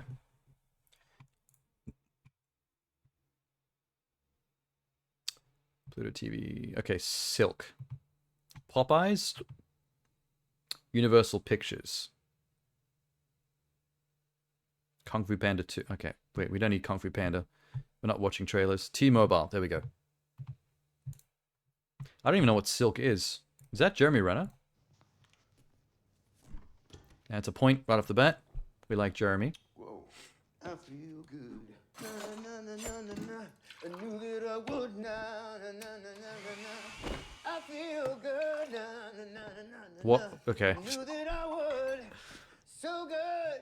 I got you. Hello, Dad. Yeah, you know. Jeremy Renner really likes Silk Milk bars. I feel good. Well, that took a dive. I liked the fact that I was looking at Jeremy Renner. I was like, cool, I like him. And then the rest was just a little bit low effort, to be honest. I could have made that out of my kitchen. Not with Jeremy Renner. I can't afford that, but still. Screaming okay to me. Just okay. You're unfreezing me. That means... Yes. There's a better chicken wing. Popeyes. Incredible. Sailor Man? No. The chicken place. This poor... Was he actually naked for this? Juicy. What else have we done? I mean, man. There's a lot. There's a lot's been going on. Here we go. Make it stop! Oh, this isn't the future. 2 dogs in one? This isn't the future. This is us. This is the modern time. Okay. For your fanny? Genius! What the? Come to Papa! Yay, yay, yay! We did it! Good song choice. The wait is over. Popeyes finally has wings. Love that chicken from Popeyes! How did Popeyes not have wings up to this point? I thought they were like the equivalent popularity of like KFC. I'm a bit alarmed by that. Yeah, that was fun. And I love Ken Jeong. He's a funny motherfucker. Yeah, I'd rate that. It's decent. Okay, T-Mobile. Sorry, party's canceled. Waiting on the cable internet guy. Tell him, Zach. First, I had cable, but those cords What? weren't me. I needed to find Jason Momoa ain't feeling the musical. I didn't cry. he switched to T-Mobile, home internet with 5G. It runs on their network. We've always needed a Scrubs X Aquaman crossover, and here we go. Oh fuck, he's getting into it. 2 ads in a row that had wings in them. What if that was a stuntman? Or if he actually did that? Yeah, what's up? What the fuck? Do it again with your shirt off. You guys are fine. Was that the director? Have you noticed that Jason Momoa is in a Super Bowl ad like every year? There's always someone always pays Jason to be in something. Do you remember the Super Bowl commercial from a few years back where the whole thing is him coming home after a day on set and he's taking off like all of his muscles, like it's all like prosthetics, and the visual effects are incredible. Like he takes them all off to the point where he's like a skinny dude and he's like hanging them up in the house. I was like fascinated by the behind the scenes of that for ages. This might be dog water, kind of cringe. I don't know if I'd go that low, but I don't really understand it fully. It's like, it's so random.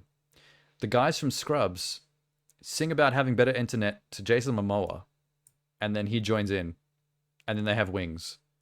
Like, it seems a bit Mad Libsy. Like, things are just happening randomly.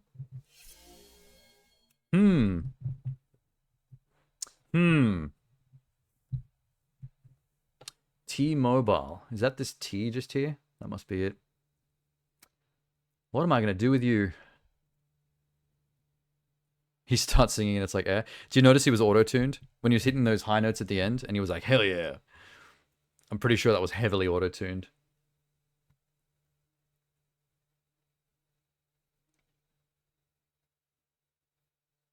You know what? I might give this one an okay. It's stupid and it's random, but it's kind of fun, and I would watch it again. I'm not going to put it in I'd watch it again, that's way too high.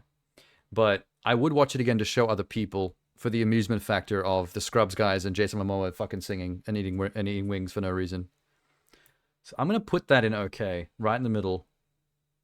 I'm also softer on musicals. Like, I like musicals as a genre, so I am kind of easily entertained by celebrities like doing little musical things, even if they're not really that great. Okay, Popeyes. We like that one a lot. Where is Popeyes? Here it is. Ken Jeong. I'd watch that again. Let's put that with Bud Light and BMW. Nothing's feeling best of the best just yet. Like, the running joke in the Popeyes one is just, here's all these modern things that seem super futuristic to someone who would have come out of cryo right now. And then the rest of it is just, King Jong is awesome.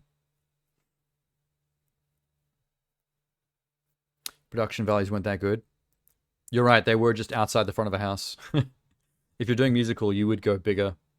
But I still think in my entertainment levels, I still think that sits in an okay. I feel like right in the middle average is how I truly feel about that. I'm not negative enough about it to drop lower. I'm more negative about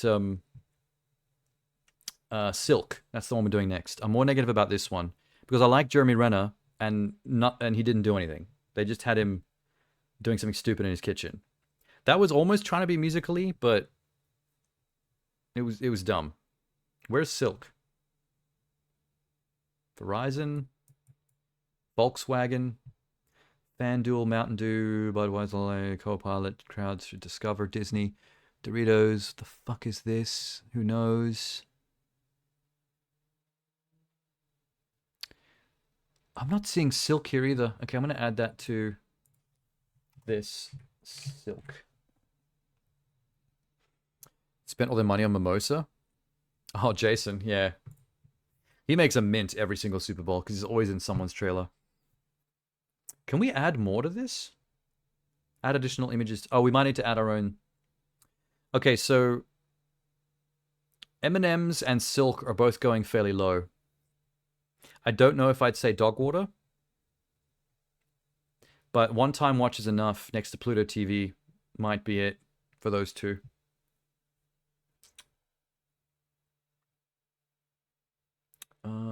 Yeah, Popeyes, Silk, and what was the other one? T-Mobile. Yep. All right. Silk one was kind of strange. I mean, Silk one it was the most low effort thing we've seen yet. All they had was Jeremy Renner, and they was just like, just sing and dance and be a dickhead in the kitchen. You'd give it an additional watch for Scarlett. That's why I can't say dog water on the M&M's one. Because the idea of the joke is decent, and Scarlett. So that saves it a little bit. Let's go. Twisters. E-Trade. How many more of these? Seems like there's more here for sure than what there's icons in the... Is that Michael Cera? It is Michael Cera. CeraVe Skincare. Oh my god, we're going to have to watch that for sure. I'm going to do that one early. I'm very curious.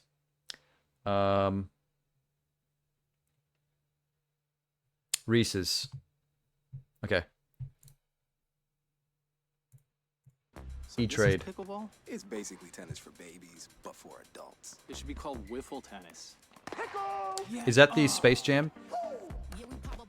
These guys Oh. are intense. We got nothing to worry about. It's a remix. With E-Trade from Morgan Stanley, we're ready for whatever gets served up. Dude, you gotta work on your trash talk. I'd rather work on saving for retirement. Or 'Kay. college, since you like to get schooled. That's a pretty good burn, right? Got him. Game. Who are they playing against? Thanks for coming to our clinic. First one's free. So they spent all their money on the visual effects to do the baby geniuses thing, and make babies look like they're talking. Because the concept is not really a thing. Babies are playing tennis and talking about product. Please buy product. The CeraVe ad is so good. What's the CeraVe ad? Oh, this one. The Michael Cera one.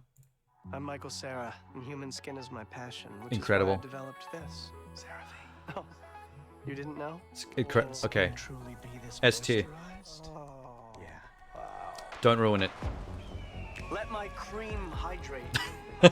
3 essential ceramides. CeraVe. Developed with Michael Cera.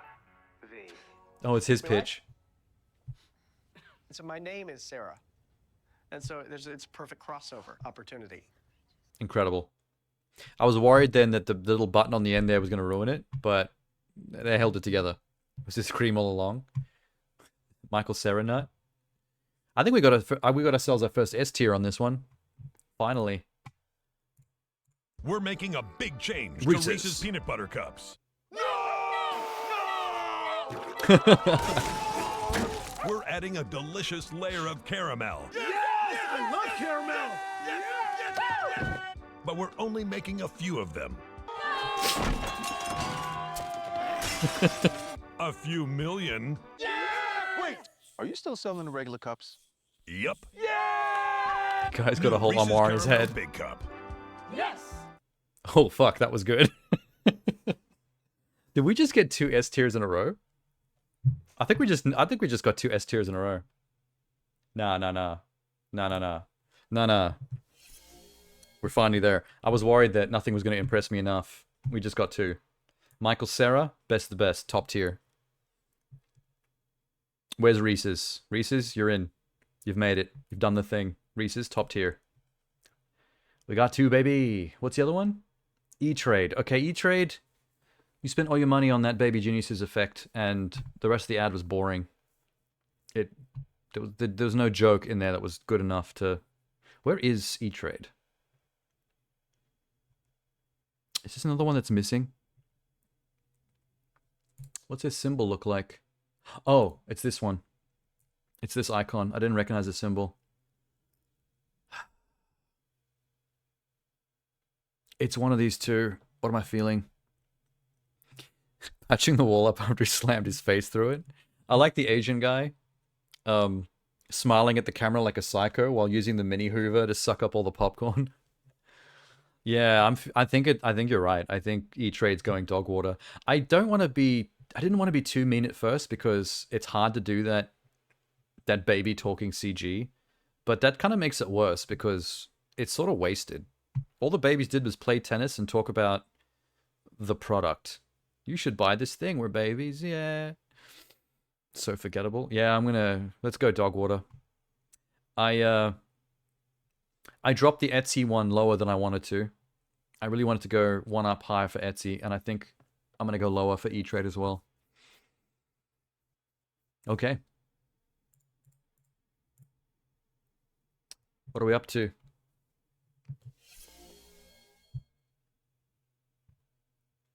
Foundation to Combat Anti-Semitism Superbowl. For who? What? Okay, I don't know what company that's for, but alright. Mountain Dew. Dunkin' Donuts. Etsy was better. It was classy. Yeah, see, I wouldn't go lower than an okay on the Etsy one, but I just really liked the joke, and I thought it was well made. It wasn't, like, massively groundbreaking or anything like that really blew your mind, like the last 2 we just watched, but it was a clever joke, and it was done classy. You could see the budget on screen. I might rethink that one. We'll come back to it. This is for a foundation called Silence, I think. Sometimes I imagine what I'd write today for my dear friend Martin. I'd remind people that all hate thrives on one thing: silence. I've actually seen that hashtag in real life, by the way. The hashtag Hitler was right. I don't know if it was being used ironically, like that was the joke, or if it was someone actually being, like, you know, mad racist, but that might be a thing. Who will change the nation are those who speak out, who refuse to be bystanders, who raise their voices against injustice. When we stand up to silence, we stand up to all hate. All right. I mean, it's not funny, but it's classy and it's for a good cause, I suppose. I don't really want to be... I'm not particularly positive, but not particularly negative about that either. I think this might be a right in the middle ad. Like, good for them, but I'm here to laugh, to be honest. You still prefer silence, though? As opposed to no ad at all. You mean no ad at all? Yeah, this will be better. Mountain Dew plus Aubrey Plaza. Oh, you were talking about the Martin Scorsese movie. Okay, shh. It's time for Aubrey Plaza. Get your pants off. Get your pants off, Sham. It's me, America's sweetheart. Hello. I just love having a blast. A Mountain Dew Baja Blast. Kids party? Having a blast. Stuck in an elevator? Having a blast. Winning. Losing. Having a... Probe me already. Probe me already? I can have a blast anytime, anywhere. I love it how she never shows any emotion. Mountain Dew Baja Blast. In stores everywhere. I, too, am having a blast. Yo. When... Oh my god. Fucking... Nick Offerman shows up. The two most deadpan actors in Hollywood right now. Just deadpanning it up. Wow. That just kept on, like, adding pluses. Yes, that was the winning line of the trailer. Aubrey Plaza saying "probe me already." That knocked it up a notch. We're gonna have to give this one some love. I don't know if it's worthy of the all the way at the top, or is it? We might need to talk about that one. Let's give Duncan a shot. I don't think you should do this. Last year she came to my work. Ben Now I Affleck. gotta show her what Casey. I can do. He's here. Wait, why does Casey look like that? Casey looks like Post Malone's little brother. That's tripping me out, man. She came to my work. Now I gotta show her what I can do. He's here. Affleck on the track. What up, Bronx? For your consideration, here comes the Boston Massacre. The Dunk Kings. Touchdown, Tommy on them keys. Player coach. He's got his own DJ. And needs no introduction, my partner. Sometimes it's really hard to be your friend. You said you were gonna support me. Matt Damon's not into it. Why you dunking me, girl? Why you dunking me? How do you like them donuts? I'm so sorry. You had to see it, but I forgive you.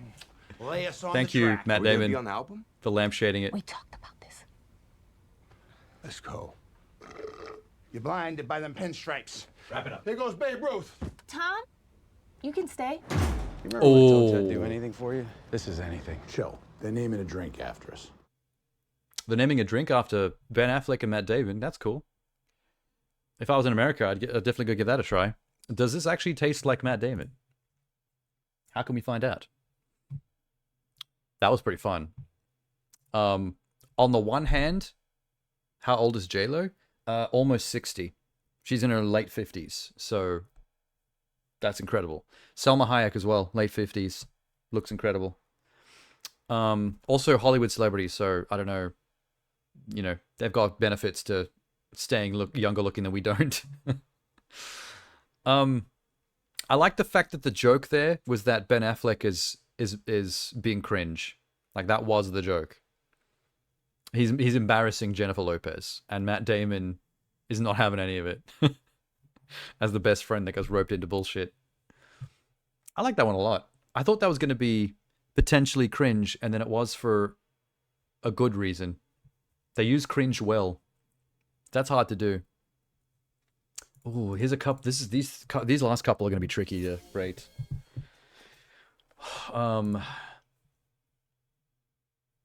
Jesus. Wait, what did we watch? Aubrey Plaza. Oh, Silence Foundation. That one's easy. Where's Silence? I'm not seeing it. I'm not seeing it, bro. Oh, no. Alright, let me add that to the list. Silence. That's definitely going the okay, the middle ground. Alright, Duncan. I really liked it. But is it best of the best, or is it I'd watch again? I wouldn't put it any lower than that.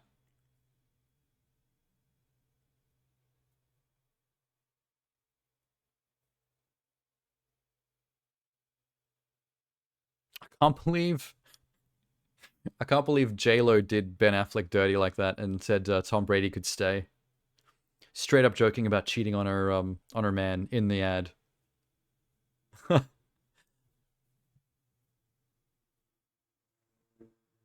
That's kind of like what I liked about the Etsy one as well. It's kind of like a roast. They're kind of like half roasting France as well, which is kind of cheeky. I'm swayable on this one, but for now, I'm going to go best of the best, because I found that really entertaining. I would definitely watch it again, and I'd probably laugh just as much.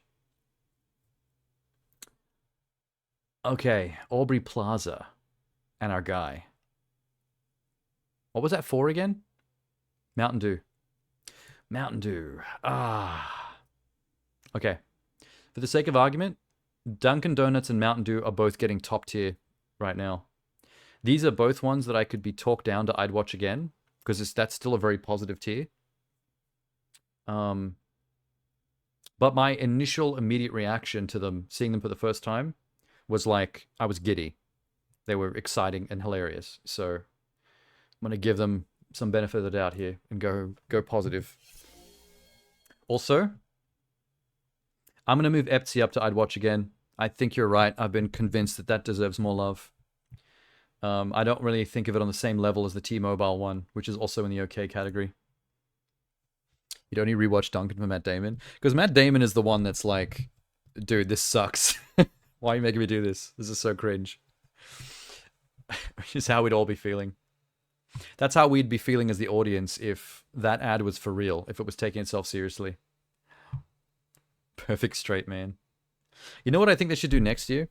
They should do a similar joke next year, but they should flip it with Matt Damon being the embarrassing one and Ben Affleck being the straight man. I think that'd be fun. Cosmetics, Pringles, Homes.com.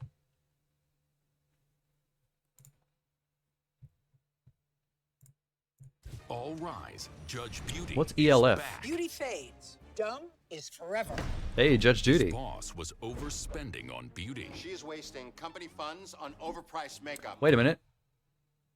Good makeup is expensive. That's the actress from Firefly, yeah? Malcolm Reynolds' lieutenant? Right-hand woman? I recognize her. Oh, pricey makeup is a scam, like couples therapy or boundaries. She's pretending to type. Drag queen in You the... need to spend $92 on foundation? Don't pee on my leg and tell me it's raining. I confess. I just wanted to look dewy. Radiant? Luminous? Glowy? Jesus Christ, this is fast-paced. This stuff costs a fortune and it isn't even cruelty-free. I know. I'm not proud of it. Gasp.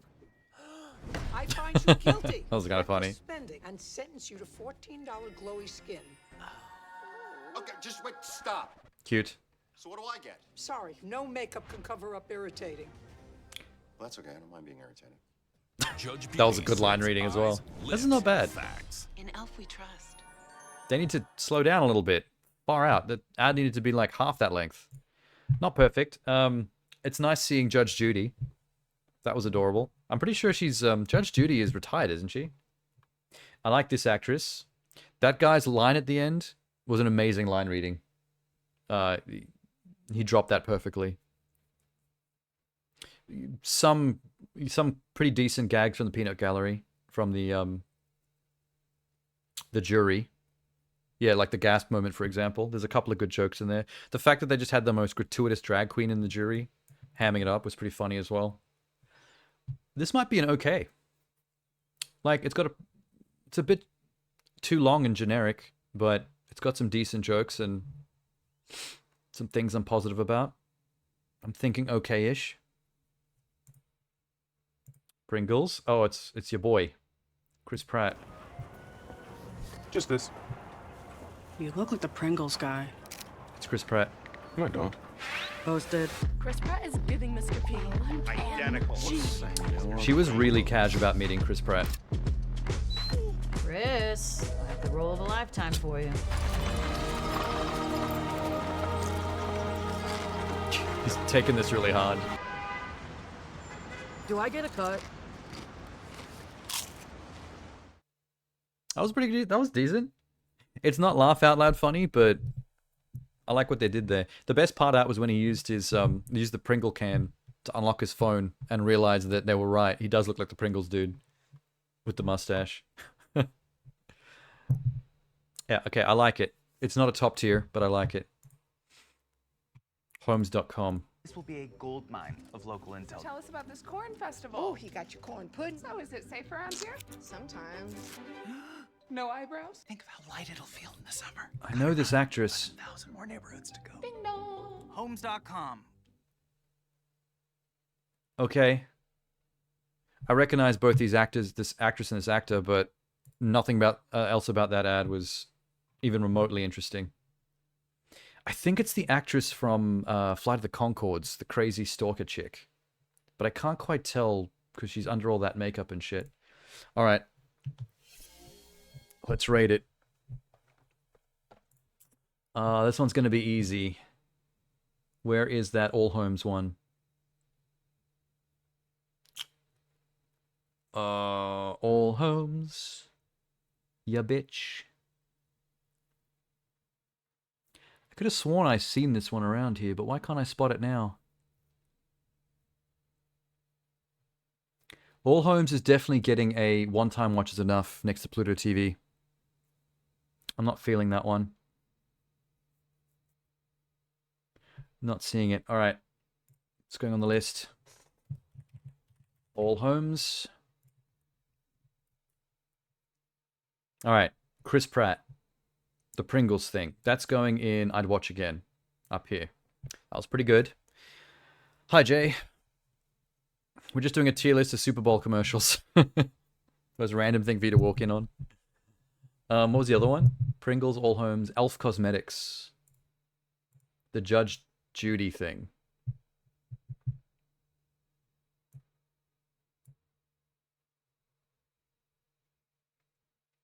Oh, fuck, I can't see this one either. Either that or I'm blind. Elf Cosmetics. Oh my god. Okay. List as well. That one was going to get an okay.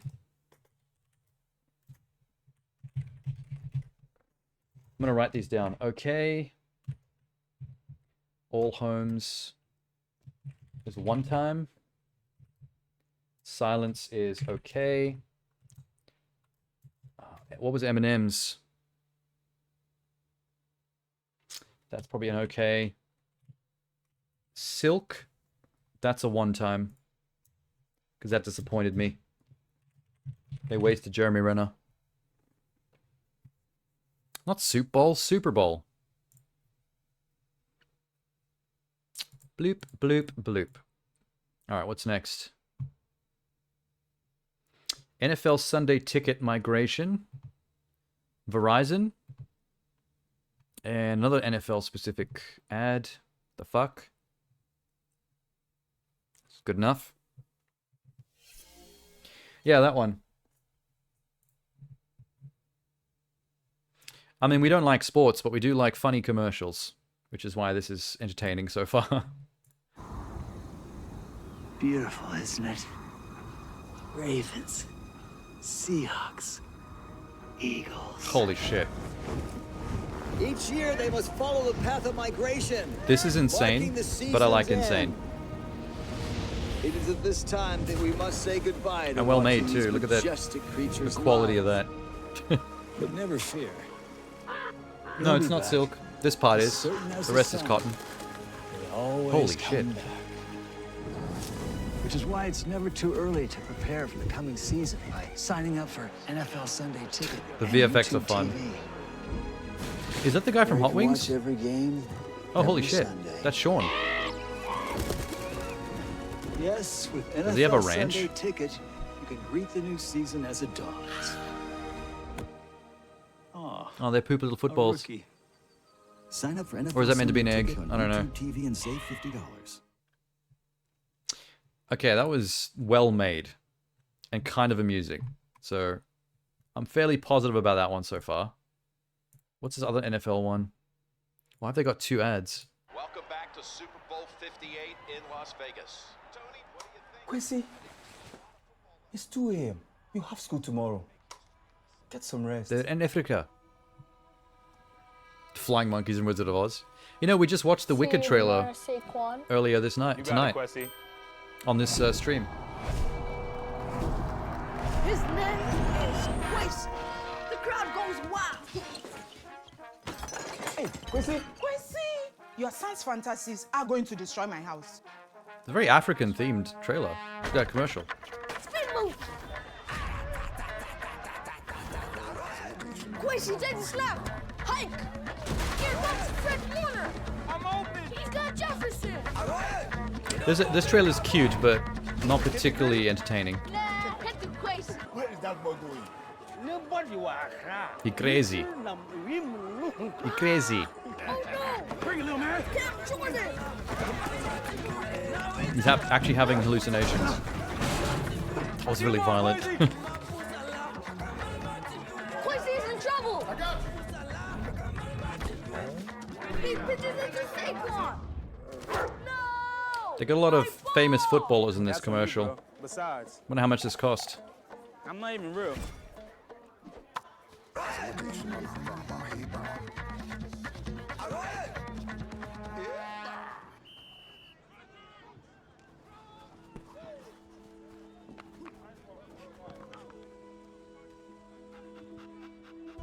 Is this your ball? What's your name? Quincy. Quincy. This is a long trailer, man. Commercial. I know that look. 2 minutes 26. I know that dream. I had the same one. See, Quincy, doesn't have to be a dream anymore.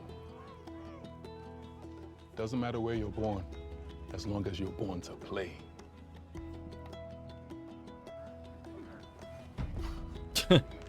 Just making sure you were real. I think this is some kind of general NFL commercial for like anyone can play from any part of the globe. They're being wholesome with it. That's cute. Way too long though. Good lord. I just went on and on. Alright, Verizon, bring it home. Oh shit. Oh, Beyonce. The internet again. Oh, it's coming in really fast. Yeah, it's Verizon 5G. The network is crazy powerful. I bet you can't break that. I bet I can. Wait, what? Oh shit. Beyonce breaks the internet, but can she break Verizon? Broken? Not even close. Time for a surprise drop. What the fuck? Did I break it? You broke me. Oh, no. Introducing I love that dude. Beyonce. What the? Seriously? How about Barbie? No. Barbie. I'm running for Beyonce of the How much did this cost them? Hear me now? No breaking. How about the first woman to launch the first rocket for the first Performance in space. Dope. Wow, Verizon didn't break. You ain't gonna break me. Still works. Okay, they ready. Drop the new music. What exactly are we advertising here though? Beyonce can break the internet, but can she break Verizon? That's an internet provider, yeah? We don't have that in Australia. Yeah, telecommunications. Okay. I have a feeling that they had to pay Beyonce a lot of fucking money for that. What's her face is in Melbourne at the moment? Beyonce. You wouldn't know Beyonce if she sat on me? Queen Bee. Everyone knows Queen Bee. What are you talking about? Whether you find her attractive or not, she's the queen. All right, let's sort this. Sway sway person. What does that mean? Is that a song? Sway sway? Okay. Verizon. Beyonce. Beyonce. It's pretty impressive. I'm going to give it a I'd watch it again tier. It was clever. It was very well made. And Beyonce is quite charming. The singer? What singer? I don't know the song Sway Sway. What are the other two? NFL and NFL Sunday Ticket Migration. How the hell am I going to spot these? Wait, is that the two of them there? There's two NFLs next to each other.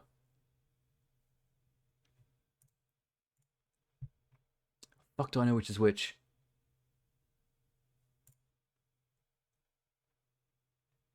Born to Play.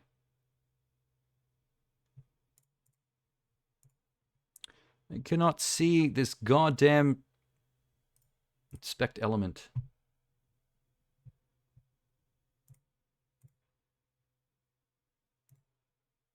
NFLshop.com, a Fanatics experience. Interesting.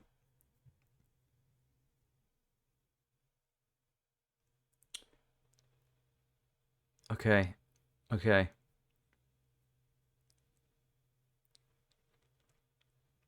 I don't know which one is which.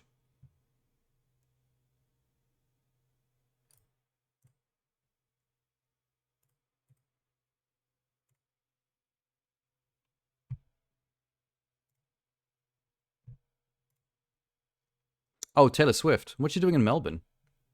I thought she was just in America for the Super Bowl stuff with her bae.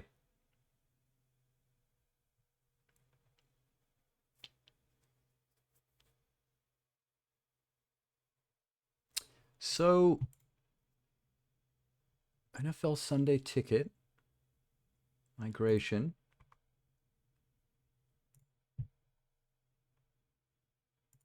What channel is this? YouTube TV. Beautiful, isn't it? Ravens, Seahawks, Eagles.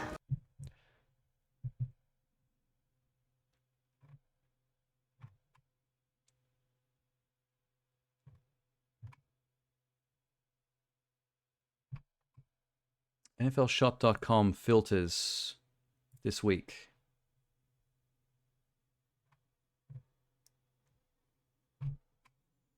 I can't figure this out. There's two different NFL ads that are for different reasons, for different things. I don't know which is which. So I don't know how to separate these two icons. She's annoying you? Oh, she's ruined Melbourne traffic. That's pretty funny. But of course she has.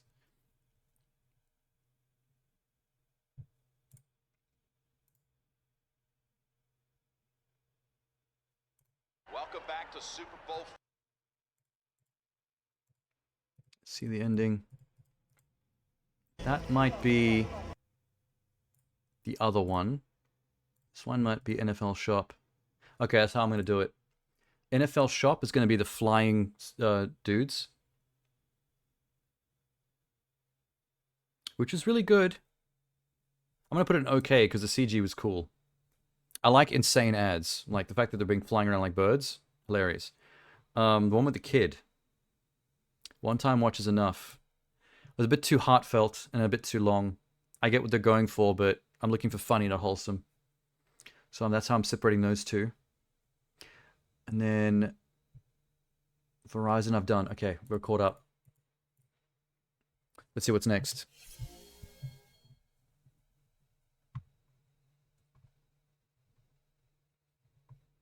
Hellman's Mayonnaise. Booking.com with Tina Fey. Nerds Candy with Addison Rae. Isn't Addison Rae a porn star? Or have I got that completely wrong? Let me go to Nerds first because I want to be reminded of who Addison Rae is.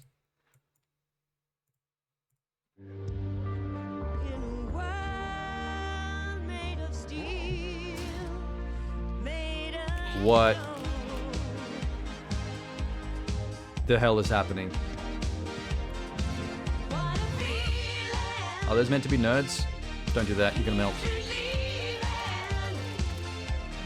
The union of fruity sweet gummy and tangy crunchy nerds. Nerds gummy clusters. Unleash your senses. Oh, it's sticky gummies covered in nerds. I didn't know what the hell I was looking at for a while there. Okay, that's a little bit upsetting part of the way through until you find out what the product actually is. I don't even know what Asin Ray's doing there. Asin Ray? Ray? American singer, songwriter, actress, dancer, rose to fame on TikTok. Oh, she's a TikTok star. I thought she was a porn star. Whoops. Sorry, Addison. Why are these all auto-playing with the sound turned off? With so many choices on Booking.com, there are so many Tina Feys I could be. So I hired body doubles to help me out. Splurgy Tina loves a hotel near Rodeo Drive. Oh, she's playing actresses. Personas. Wild Tina booked a farm stay to ride this horse. Glenn Whoa. Close? With millions of possibilities. You can book whoever you want to be. That's my line. Booking.com. Yeah. Okay. It's cute. The best part of that trailer is the fact that Glenn Close is such a good actor that she turned out to be one of the Tina Feys. That's not a bad gag. Hellman's mayonnaise. This better be good. Because I saw your girl. Who else is in it? Kate McKinnon? Pete Davidson? Oh, okay. Let's go. Leftover chicken, scallions, Good cat. cheese. What am I gonna make with this? Mayo. Oh, mayo. Hellman's. Holy, you can talk. And then she says, and boom, Hellman saves the leftovers. Oh my gosh, this cat is talking. She can't spell. She meowed. And now, our keynote Ew. speaker. All right, now look at the jaw. Look at the jaw. Now look at me. Give me a little. Now, mommy, look up and look away. That's your tummy. Your tummy. This cat is everywhere. This is getting out of control, man. Mayo Cat arrives at Global Summit. Oh, the cat's gonna end up dating Pete Davidson, isn't it? Yes, I knew it. I saw the joke coming. Dumped. You lasted longer than most. Well, he does get all the Wanna pussy. go pound some milk and rip up my couch? Good talk. That was great. I actually really enjoyed that. Cute cat. Easy sale. You know the key to my heart. Random mayonnaise ad. Okay. What is the name of that? Hellman's. I need to put them nice and high because that was sweet. Where is Hellman's? Hellman's. That's the best. You got Kate McKinnon and a cat. Rock and roll. Bookings.com with Tina Fey. How does one feel about this? Where is bookings.com? How is this tier list missing so many? Is what I'd like to know. You dropped the ball, son. All right. Let's add it to the list. Bookings.com. Tina Fey. That's going to be an okay. Just for the Glenn Close line. Nerds Candy. Nerds.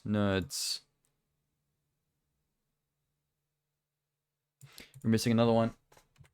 Nerds.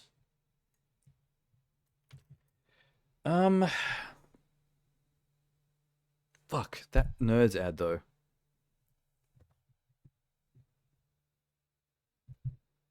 It was very off-putting. That's dog water. I didn't like the CG. I didn't like what the nerds were doing, sticking to the big sticky guy, and who gives a fuck about Addison Rae? That's all just like, Okay. Back at it. What's left? Coors Light, Oreos, State Farm. Beer ads usually spend the money to make good stuff. He's here. Uh-oh, wrong team. Anyone want a Coors Light? Light?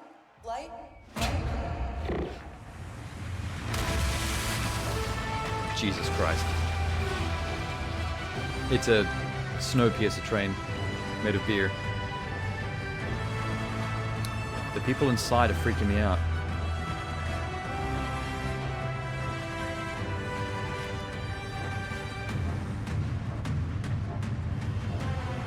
What the fuck?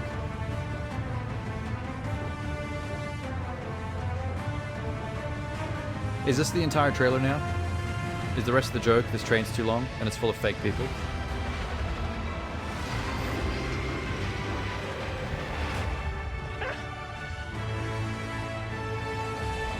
It's 2 minutes long. These visual effects are next level though.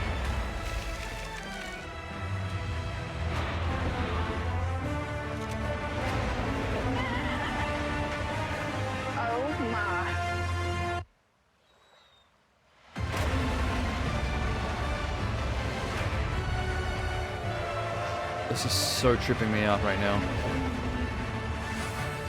Beautiful.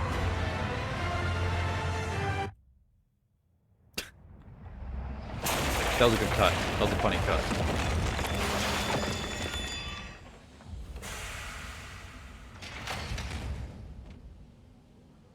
Oh, it's Oh shoot, I forgot to play the song. is that Ice Cube?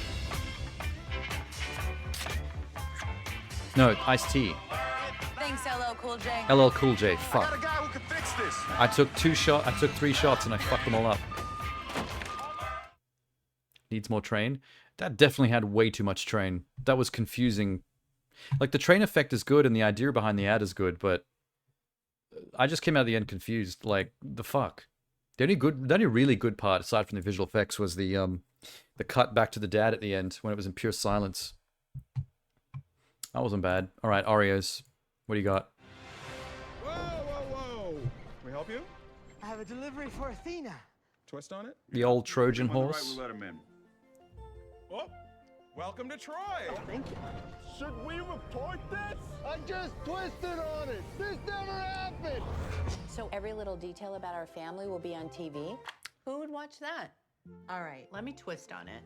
Hope you can keep up. Wait a minute. What? You could have been twisting on everything this whole time? Oh, I get it. It's the Oreo flipping a coin thing. Twist it, and whether you get the cream or not on the underside is like a heads or tails kind of thing. And they're depicting people making decisions throughout history. I feel like the Trojan horse one is problematic because that actually fucked them over. There's an army inside that Trojan horse, so if he hadn't have twisted on it with the Oreo, then they wouldn't have all died. So that actually shows Oreo in a bad light. In fact, so does the Kardashian one, because everyone hates that show. And twisting on Oreos is what made the show happen. I think there's some mixed messaging here. I don't know if they fully thought that one out, or is that the joke? I'll come back to that. We got Arnie and DeVito back together for the first time since Twins.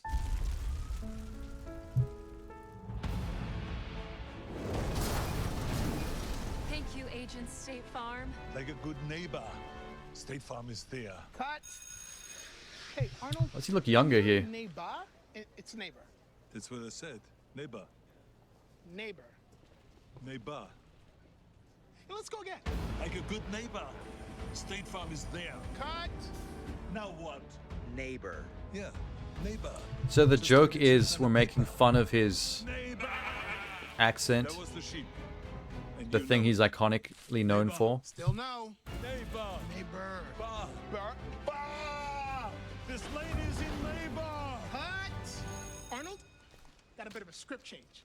You'll love this. Thank you, Agent State Farm. Like a good neighbor, State Farm is there. You are a backstabber. I am a backstabber. Okay. It's cute. Okay, the ending is cute with DeVito. I didn't feel too great about the most of the ad up to that point. Almost a trailer again. God damn it, now it's my brain. I feel like it was in poor taste to just be making fun of his enunciation because, I mean, it's just not a thing anymore. No one cares. That's what he's known for. Who gives a fuck? It's not a clever joke anymore. It's something that people used to joke about in the 80s. And now he's just a legend. So we're over it. You know what I mean? I think I have to knock that one down. I almost dog-watered it for finding it in poor taste, like you said. But because it's the whole Danny DeVito connection at the end is kind of wholesome, I'm going to give them one notch up from the bottom. I'm going to give them a one-time watch is enough. I didn't regret watching it. It was cute, but fuck the rest of it. The logic of casting Arnie and critiquing his accent is strange. It's like boomer comedy. It's like it's the only thing they can think of because it's the most obvious joke, which has been around since the 80s. So it's lazy and it's dumb. It's people with lots of money and very little creativity. But I'm going to give him one notch up from the bottom. What else do we have? Oreos. Oreo one was decent. I just thought that the examples were very mixed messages because everything that people twisted an Oreos on to make a decision turned out to be a bad decision. But I don't know if that's the point or not. They confused me.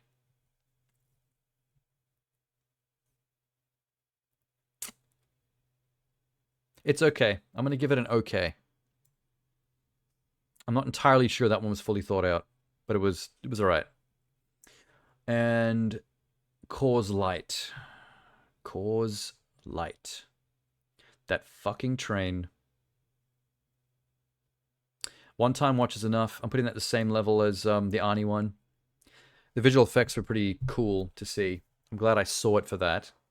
And there was one amusing moment with that cut to the dad in silence after seeing the train for ages. But that's what I mean. Like, I agree it was a nice train, but like, that's all the ad had going for it. In fact, that one shot that wouldn't stop, looking at the side of the train going past, I don't understand why that edit lasted so long. It was very, very awkward. They lost me on the humor on that. I do not understand. All you need is a nice train. I mean, what's that CGI animated movie that Zemeckis made? Polar Express. And he seemed to agree. That didn't turn out too well. Lindor chocolates. Toyota cold brew coffee. Okay.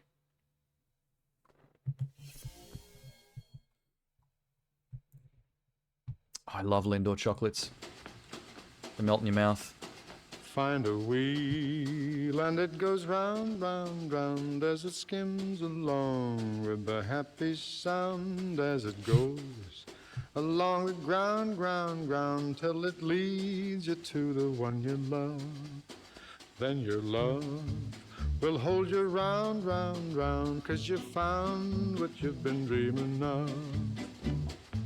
Life is a ball with Lindt. Really? That was just a normal ad. There was nothing elevating that to make it Superbowl quality. It was well made. It was classy, but I felt nothing. And I love Lindor. Needs more train. Wouldn't it be funny if the Coors Light train just crashed into some other commercial? Like they'd actually collaborated beforehand on this to have a running joke of Coors Light's products crashing into other people's ads? That would have been heaps smart. And then everyone benefits. All right, let's see what Toyota's got. Commercial cinematic universe. Introducing the most powerful Tacoma ever. With the shut the front door handle. Shut the front door handle. Seriously raw handle. Or the whoa, whoa, whoa, whoa, whoa handle. And even the no me gusta handle. I like the no me gusta handle. On the all-new Toyota Tacoma. That was cute. It's kind of just a normal car ad, but the conceit of making fun of the handle that people hang on to when things are a little tense. I've never seen that done before. Not bad. All right, cold brew with Anthony Hopkins. To act is to deceive. And to deceive, one must forget oneself. Why? Every metamorphosis is demanding, but to become this beast, well, that requires a little extra kick. Yeah. Now, hear me roar! Amazing. He's getting into character for the mascot. This is what they came to see! That's definitely not Anthony Hopkins in that suit, though, when they filmed this part. They love me! Roar! Ironically, it is the cold brew that births the fire-breathing dragon. Yes. Second half is starting, Tony. Fuck, Anthony Hopkins is cool. Stoke cold brew coffee.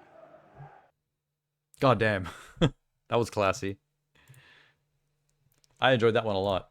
Okay. Yep.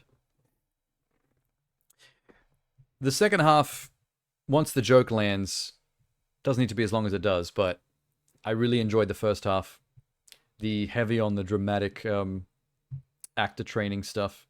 The finding your character. Loved it. What was that for? Stock brew coffee. You here? You here, Stock Brew? Not seeing him. Alright, Linda's definitely here. That was just a normal ad. It's kind of boring. But it was really well made, though. I'm not going to give it dog water, because it's a very professionally made ad. One time is enough. Put it second from the bottom. Oh yeah, the Toyota. The Toyota, mate. Oi. With the handle.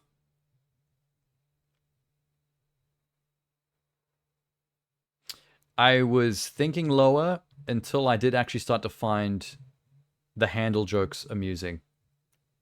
The Me Gusta handle. That's okay. I'm going to give Toyota an okay on that one. I've never seen a car ad make fun of that particular aspect of cars before. Because I've done that personally. I've made fun of the handle a lot. Could benefit from some Australianism? It depends on what you mean by that. I've seen some Australianized things that were cringe as hell. Australians can be mad cringe. I don't like too many Australian films, for example.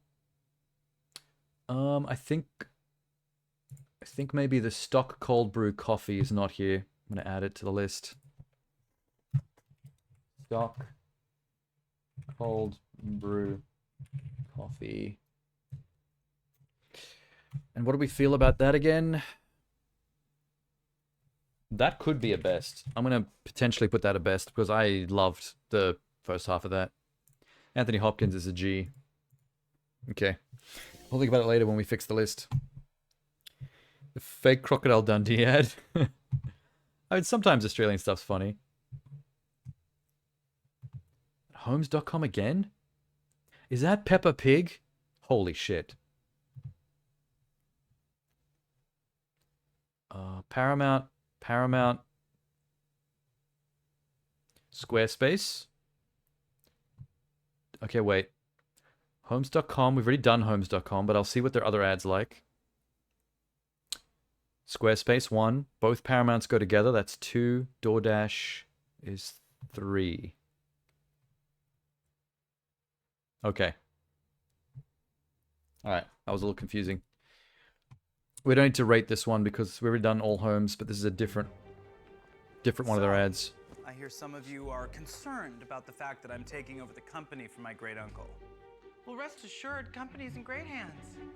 Hit the bid, Marcy. Now? Yeah, now. I think it is that actress from Flight of the Conchords. Agents in a super comprehensive agent directory. You know he bought a helicopter. Gathering up close, detailed info on neighborhoods. Looking all real estate agent-y. And hiring top experts. I don't remember her name. Insider info on local schools. Smash or nah? You got Wheezy for this? Exciting, right? Wizzy. Now, who want to see what 100 G's look like? Homes.com. That was pretty funny, We've actually. done your homework. Now that is worth celebrating. Jesus. This is better than the other. Thank you. Homework. Very clever. Very Drink clever. up, everybody. Ding dong. Homes.com. You can't just drop Jeff Goldblum on us like that. That actually made me mad. And then didn't do anything funny with him. Where did I put it?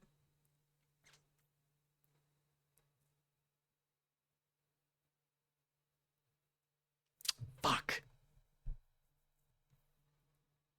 I think it's this symbol.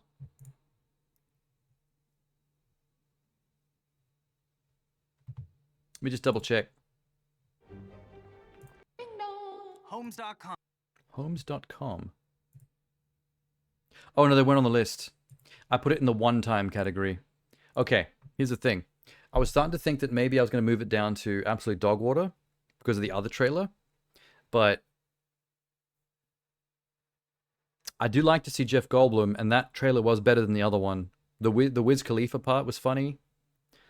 It had some pretty crazy CG that wasn't in the other one either. Okay, it saved itself.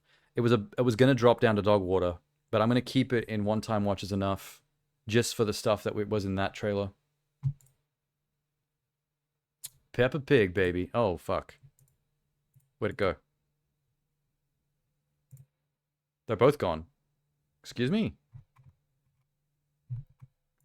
Paramount? My guy?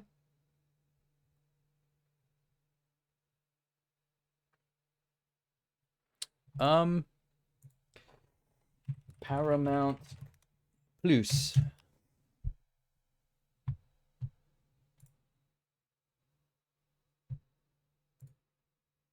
They removed their own videos? Why?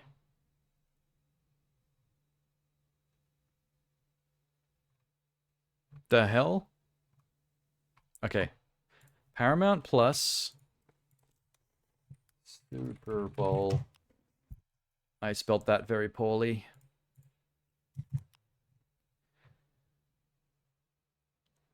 Oh, fuck. Fix it.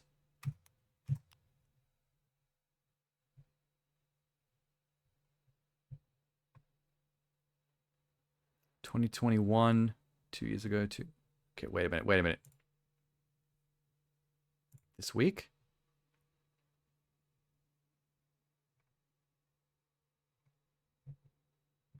Have they tried to pull these ads from... This is crazy, this month. Is this it? On Paramount Mountain, the stakes get higher. Too much salad tossing. What the fuck? Oh, Peppa Pig. I mean, I can't get that thing up there. If it were a football, I'd be able to reach the top. What about a football? So Picard is here, Drew Barrymore's here, and Arnold is here. We throw the and Knuckles, and Peppa, and Dora, and Master Chief. No, that's dumb thinking. He's not throwing. And the guy from Reno. Throw him. 911. Hey, do you want an immunity idol? What? The Survivor host. Throw a child. What the fuck? Paramore, shut your face. Unless you prefer to freeze to death. This just went up. Gonna throw a kid. Not built for the moment, I see. Fine. I'll throw him. What the hell, man? Throw the child. And Creed's here. And Creed's here. Watch and learn. Dang, he's cool. This is lost its mind. And we need a hole-in-one before the 7th inning stretch. Be brave. Patrick Stewart just kissed Arnold.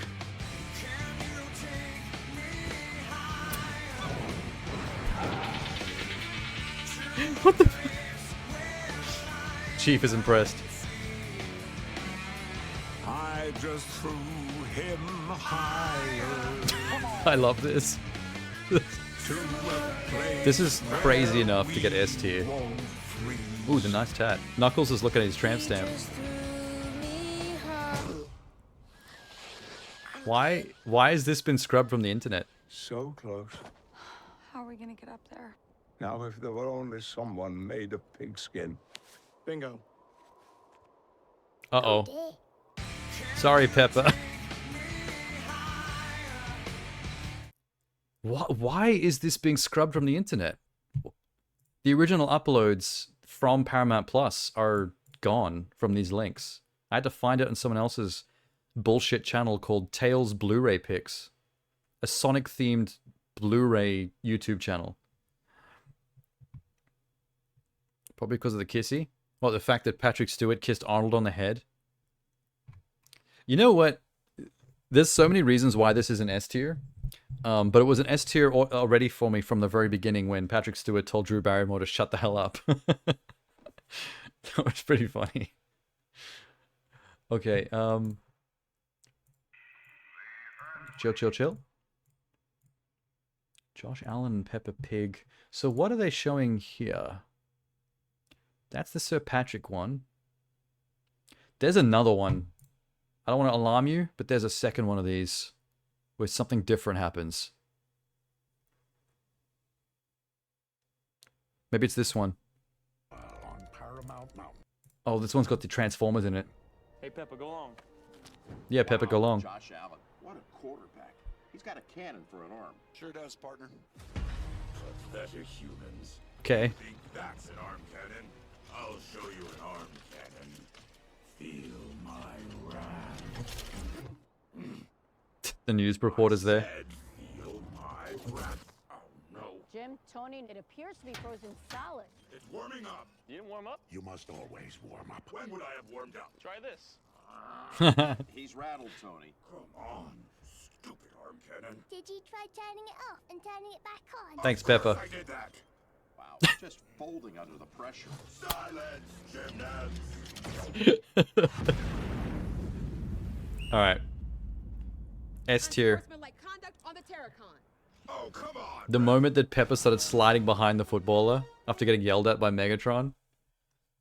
Top tier comedy moment. These are great. I can't believe there's only 2 of these. Keep doing it, man. That's incredible, dude. Okay, Squarespace. This should be good because they always pay big money for really good ads.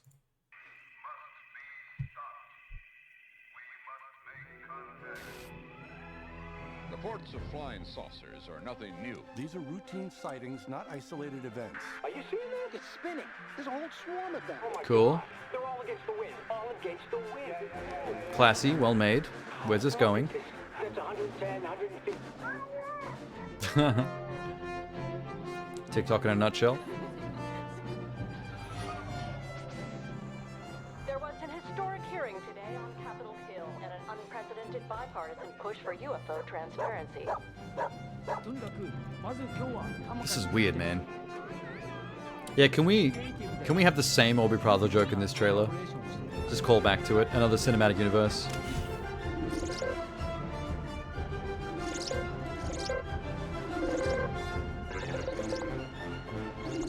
I don't like the music.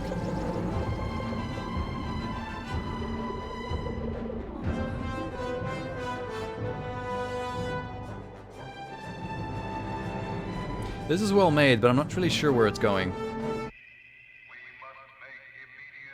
Hey, Scorsese.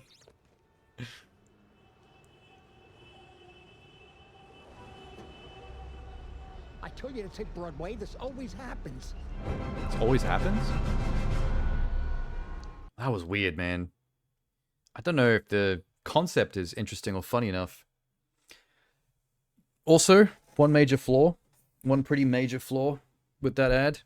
There is no way Martin Scorsese would be caught dead watching a film on a tablet screen in his limo. He's actually complained about the death of cinema because of people watching movies on small handheld screens. Unless that's meant to be the joke. Why is this open? We've seen the Popeyes ad. That was random. It might be the joke. I'm not sure. The thing is, they have a high standard because the Keanu Reeves Squarespace ads from a few years ago are like top tier, S tier ads. They're incredible. And I don't think that lives up to it. And the Scorsese thing is confusing me. All right, what's left? DoorDash. Enter this promo code here for a chance to win stuff from all of the ads. DoorDash dash all dash the dash ads dash 2024 dash promo code. Cool. Dash DoorDash can DoorDash pretty much anything. Dash Whoa. a new Kia EV9 dash peanut butter M&Ms dash Dinamita dash Mountain Dew Baja Blast Awesome. dash BMW i5 dash Popeye's Chicken dash YouTube TV dash Oreo dash Dove dash Whoa. Live, dash Love dash I am not going to read all of this. It's a very long promo code. Just enter it at this website. Just enter. And there's more. Oh my god. That was pretty funny. And well made. They made fun of their own promo code bullshit. I like self-deprecating ads. And it's well realized as well from a technical standpoint. All right, let's do the thing. Okay, DoorDash. There's Grubhub. We don't have that in Australia, right? I don't believe I've heard anything about DoorDash. I mean, Grubhub being a thing here. Needs more dashes. That's a joke, bruv. That's a joke. I don't see it. Damn it, man. DoorDash. All right, DoorDash is a... It's okay. Considering that their Keanu ad is the best of the best, I feel like the UFO one is only worthy of an okay. I wouldn't even say watch it again because I just found it too confusing. Paramount Plus, we are in agreement. That is a S tier. We got best of the best. Thanks, Peppa Pig. And Squarespace, wait.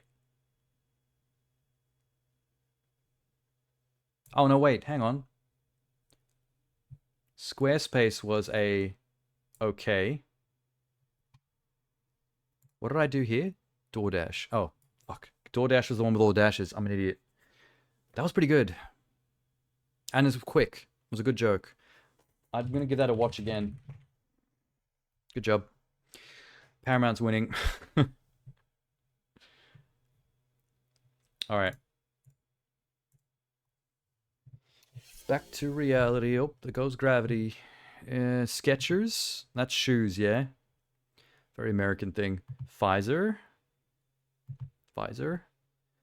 TurboTax. Let's do 4 in a row. Let's go Microsoft. Oh my god, Skechers has got Mr. T. That's already a point. Did you know there's no T in Skechers? Never has been and never will. What you talking about, Romo? T is always in Skechers. T and these Skechers slip-ins. He's looking a little grandpa-esque. T and these Skechers slip-ins. I pity the fool have to touch his shoes to put them on. T and these Skechers slip-ins. I pity the fool who bends down to put on their shoes. I pity the fool who isn't in Skechers slip-ins. See, Romo? T is always in Skechers. I'm just saying people often misspell Skechers and put a T in it. Quit saying and start slipping, fool. That was fun. It's a straightforward, obvious joke, but I mean, Mr. T's got some charm. And his age. That was not, yeah, not top tier, but I like it. All right, Pfizer. Oh, copyright. I'm gonna be in trouble later.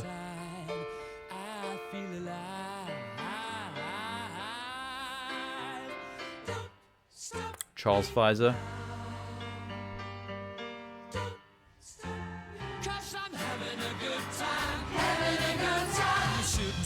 They're like AI animating all these old pictures. Just kind of cool.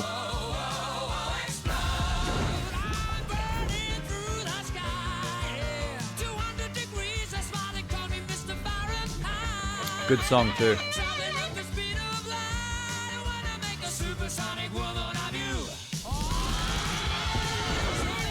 Here's the science. I think that might have solved it for me. I am definitely a very here's to science-minded person. Yay. That's an okay. I mean, it's well made. I like the message. It's not funny though, or entertaining. So I can't go any higher than an okay. But, you know, good job. TurboTax. Watch it on our... Okay. There it is. Kick off your taxes for a chance to win $1 million. What? The TurboTax Super Bowl file. I don't If you understand. need a million reasons to start your taxes, this is it. Now, TurboTax expert Connie and I are going to talk taxes. Kanye? Quinta. Oh, What Connie. do you do for an award-winning writer slash producer slash actor? I got you. I'll find all your tax deductions. Can you write off like a million nachos? What if I made some investments that didn't quite, even if I worked in 4 states and 2 countries? We guarantee 100% accurate taxes. Oh, she's good. All right, America, get started. We'll wait. What? Oh, my nachos are done. No one cares. The fuck? Yeah, I thought I heard Kanye. Also, Kanye, I think, is in one of the thumbnails on this tier list, so he might be showing up at some point. I don't know about this one. So they're just a tax accountancy that are basically saying, come to us to get your tax done and you can win $1 million, and here's a dumb joke about nachos. I don't like that ad. I'm not feeling that ad. We might have another dog water. There's something that rubs me up the wrong way about win $1 million if you come do our thing. And it's like, seems scammy to me. I don't know if there is $1 million. Does anyone actually win it? Or do you just say that, but there's never evidence of anyone actually getting that million? If it had Kanye yelling about nonsense, it would have been... Yeah, if he starts going on about Jewish space lasers or whatever the hell he does nowadays. His crazy shit. Wearing that stocking on his head. It'd be funny if, because we misconstrued it as Kanye, the trailer did the ad did as well, and then it does actually cut to Kanye, but that's not who she wanted to talk to, and then she's stuck with him on the screen. Is it tax deductible? That's the first question everyone should ask them when they use their service. That's pretty funny. All right, Microsoft. Good morning. Good morning. They said you would never open up a business or get a degree. Who's they? The haters? They say I'll never make my movie. Oh, this is a movie. This is an ad about haters.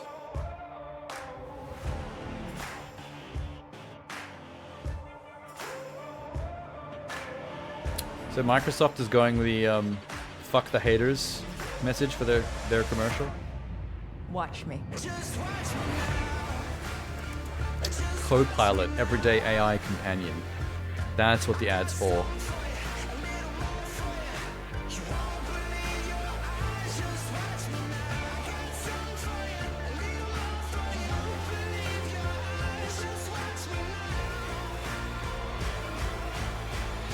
Good soundtrack. I was not expecting this to be a commercial for Copilot AI. Watch me whip a Nene. Your haters said that you couldn't whip or Nene, Sham. I think you should download Copilot AI and prove them wrong.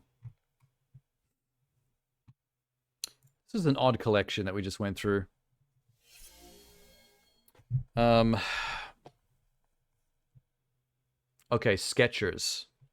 That was fun. I'd watch it again because Mr. T is a fun man. The power of the Nene. Pfizer. Decently made ad. Yay science. Not exactly a fun commercial. I'm gonna say okay. Okay for the science. But nothing higher than that, unfortunately. TurboTax. Oh, there's Copilot. How do I feel about Copilot? That's okay. I'm gonna put that with Pfizer. That's okay. Good soundtrack, well made. I like AIs. I like playing with AIs. I would like to see what Copilot's capable of. They've kind of sold me. I'm down for the product. So, where's TurboTax?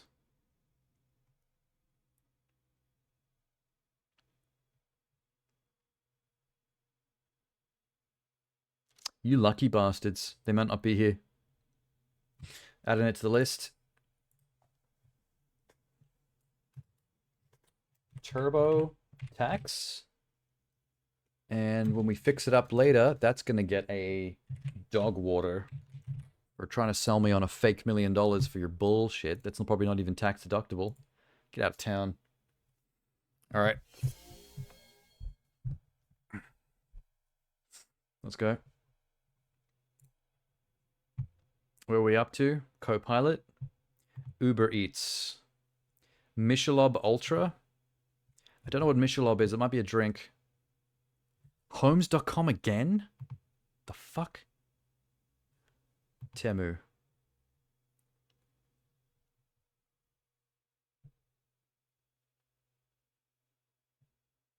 Wait, why is Mountain Dew down here? Didn't we just watch this? They've added the Mountain Dew one to this list twice by accident. It's pretty funny. Okay. All right, homes.com. You have another one for us? This is it. One play. This is when we find. Hey, quick question. Student body math proficiency. What do we say? It's good, fair, satisfactory? Like a percentage, if you had to guess. Get out of here, man. Understood. Hey, grab it. Great student-teacher ratio. It's these two again. He's gonna get tackled. Aw, they should have tackled him. School info. What were you thinking? I don't know.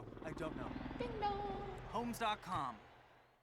Okay, great, man, but I've already made a decision on this one. Is there... Let me just make sure there's no more homes.com ads.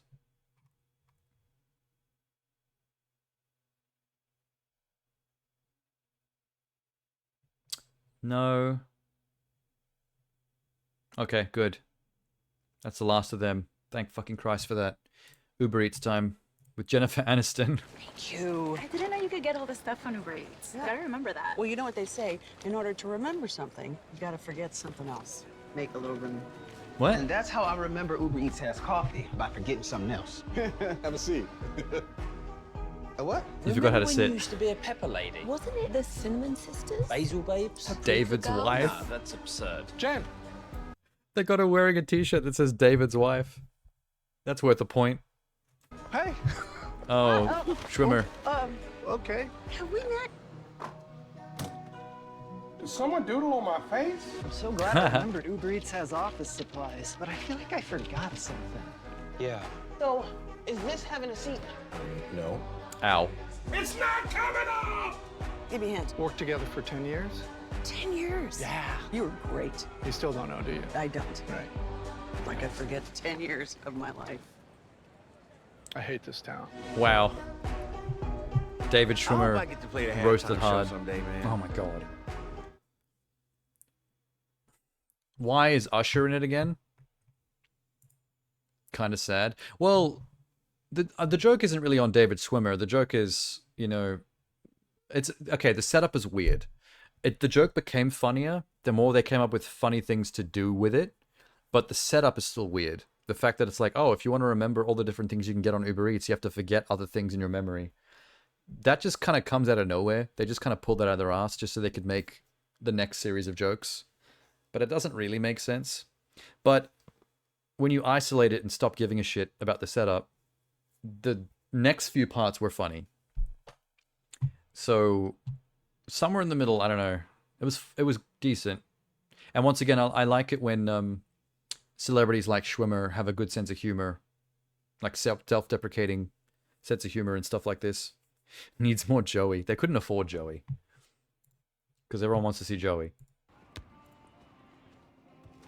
Michelob? Alcohol? Yep.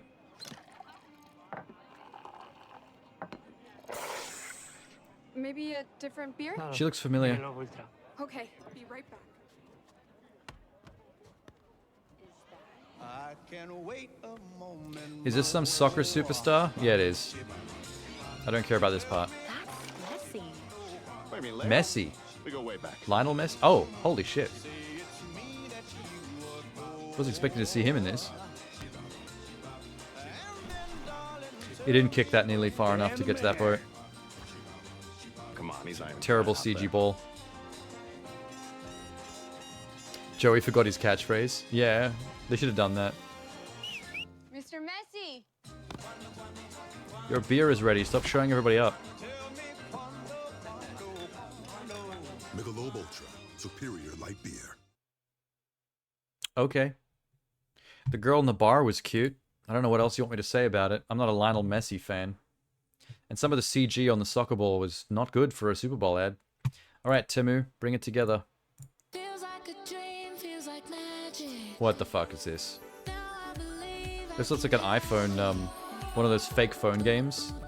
The ads for this fake game you see on, like, Insta.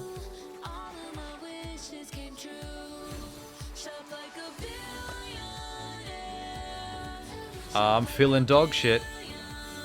Not even dog water, this is dog shit.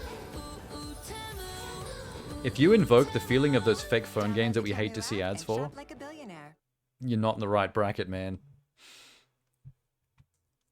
Yeah, okay. That's an easy one. I like it when we get an easy dog water. Where's Temu? Yeah, fuck you, Temu. Absolute dog water. Michelob Ultra. What a terrible slogan, shop like a billionaire. Yeah, it is, because what do? Buy yachts and stuff? What's your version, Temu, of shopping like a billionaire? Just buying a $5 dress off, like, your fake wish.com app? Some bullshit. Temu is the wish.com of wish.com, which is the funniest, most ironic way to look at it. I'm going to be a little kinder to Michelob and give it a one time is enough, because I didn't hate watching it. The bartender was cute, but it's just Lionel Messi showing off, so I'm never watching that again, clearly. Buying land and stock. Yeah, it's exactly what they do. Liquid money is not a good investment. Just having money is not a good investment. If you're a millionaire or a billionaire, you kind of have to put the money somewhere where it works for you, where it grows, like real estate. That's why they are what they are. That's Temu in that one. Uber Eats. Not bad. A little weird.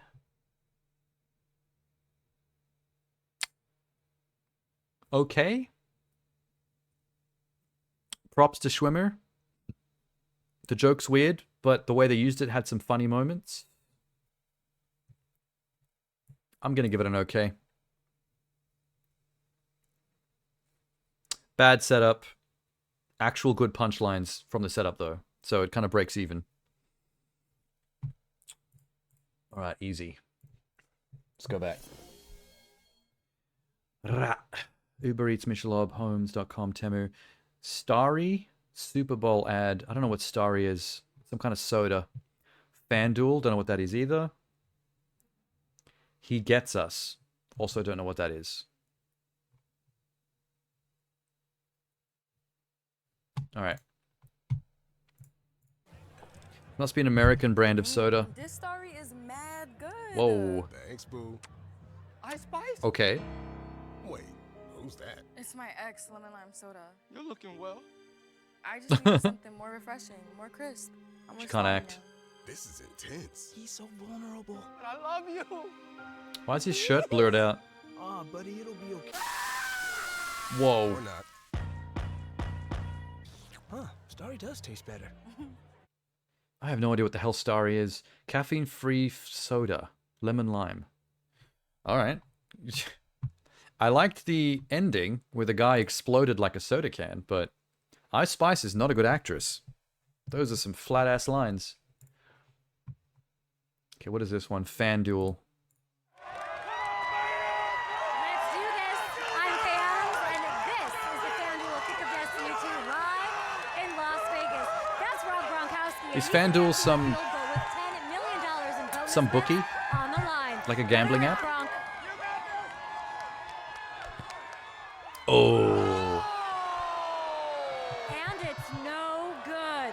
Ouch. If you pick that Gronk would miss that kick, you're getting a share of $10 million in Yeah, bonus it's a bets. gambling app. Was that even an ad? It just kind of ended. They literally just hit the fader on the audio at the end, instead of actually concluding the ad correctly. I wonder if he actually shanked that, or if they just played this up for the commercial. If it was played up for the commercial, then kudos to Gronk for the self-deprecating humor of allowing himself to look like shit in an ad. But I don't like that ad at all. I was trash. I was trashed here.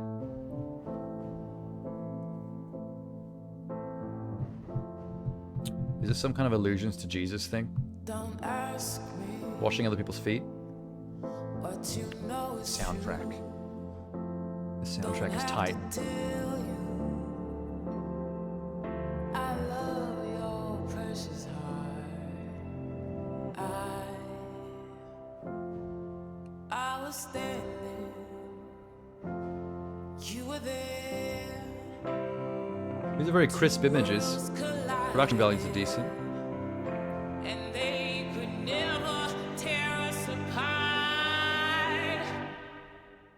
A priest. Jesus didn't teach hate. He washed feet. We can live He gets us, all of us. Jesus. So this is a pro-religious ad that's calling for less bigotry and fascism in the Christian community. Like, let's stop being bigots and hating on the gays and other cultures because Jesus was about washing feet. I'm so torn on this. I like the message, but don't really care about religious stuff. This image is fucking going for broke, though. And obviously fey LGBTQ guy having his feet washed by a conservative priest, a white male priest. Ooh. Tell me this didn't cause some kind of backlash amongst the scum of Twitter. There's guaranteed some anti-wokey types on Twitter that are raging about this one shot. This one's heavy. I like that it's heavy, though. This is what has made me like it. The sheer balls of this shot. I mean, it shouldn't even be balls, really. It shouldn't be a big deal at all, but you know what the world's like. Neat. Okay. This is a tricky one to rate.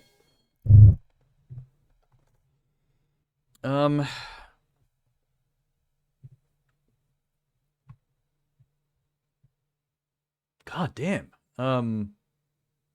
He gets us. Okay, that's this one. I wouldn't watch it again. It's okay. The fact that it's a religious ad loses me. The fact that it's a religious ad that's going against all the shittiest behaviors of religious people and trying to say to them, stop fucking around and being racists and homophobes and transphobes and whatever, is good.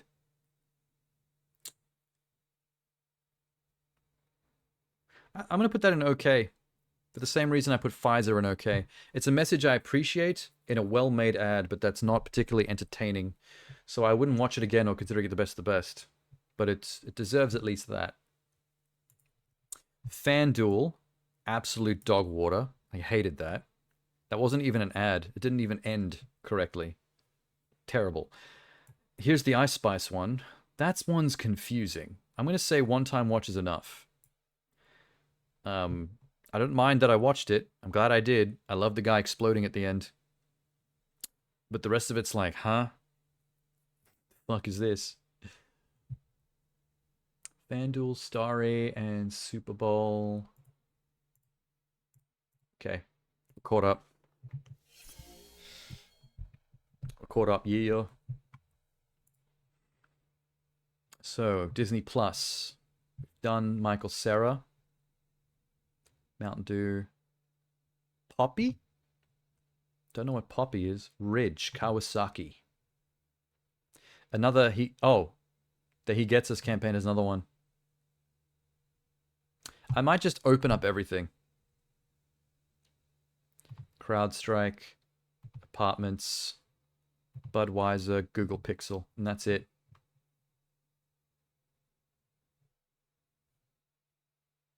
That's everything I got out of this article. I'll watch the He Gets Us one first because we've already seen the main trailer. Who is my neighbor? Oh, they're going to be juxtaposing different kinds of human beings. In a, we shouldn't be judging each other. Yeah, love thy neighbor, Jesus. So the he gets us. I get how this works now. The he gets us slogan, you just change the first part to GES, and the us stays the same in yellow, and then it becomes about Jesus. See, that's the part of this I don't like. I don't care for the religious side of it, but they are putting out good messages through these ads. I feel more religious companies, I mean, they're not out here doing commercials usually, but they need to be standing against the more toxic people in their own group. Because there's some nasty motherfuckers out there that use shit like the Bible as an excuse to be mad bigots and fascists, which is cringe. It seems to go against all the messages that they're supposed to be about, which is kind of funny, but also not. Anyway, Disney Plus. Plus. The Force will be with you always. Love you 3000. Oh, it's all quotes from Disney movies. Better not make me cry, motherfucker. Some touching shit in here. I saw Wakanda Forever. Next to Supercalifragilisticexpialidocious is kind of funny. Ready for it? That's the ad? Your ad was a white screen with black text, and a Super Bowl spot costs like $20 million fucking dollars for like 30 seconds. And this is what you did, Disney? I don't hate it. There was some emotion in that, but I'm a little surprised. Someone's just throwing money in a hole at this point. Okay. What about Google Pixel? That's a pretty big deal. Let's do some major brands, get them out of the way. For many people with blindness or low vision, there hasn't always been an easy way to capture daily life. One face cropped. Move your phone down. One face in frame. Hold for photo. Oh. Dinner for one. Hello. One face and one head in frame. Look who's here. This is pretty good, actually. Two faces This in is frame. touching as hell. Good job, Google. Two faces. Good morning. Making people with disabilities lives easier. In the new place. Through tech. What do I want to see? Two faces. Two faces. These shots are kind of arty. Two faces in frame. The baby? Three faces in frame. Aw. Hold for photo. Capture life, no matter how you experience it. Guided frame, only on Google Pixel. Okay. This one's tough, man. I've been really hard on a lot of these ads on the basis of being funny and entertaining. That one's the only one that's got me on an emotional level, but in a strong enough way that it's equaling my feelings for the funny ones. This might need to be higher than any other serious ad I've done so far has been. Whew, okay, Budweiser, you're pretty big. Let's do you.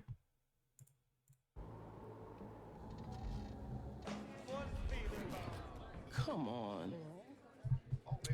Come on, beer ads, don't let us down. Coors Light kind of let us down a little bit. What do you want to do? Hey. Your horse has got the answer. More horses. All right. All right. Let's do it the old school way. Let's go. Hey, We're running low on bud. Oregon Trail with the beer. Can't see anything.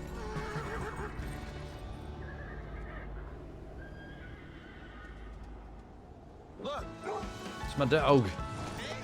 It'll be our Rudolph. Get us home, buddy. Good job, Bubba. Sorry I'm late. It's classy.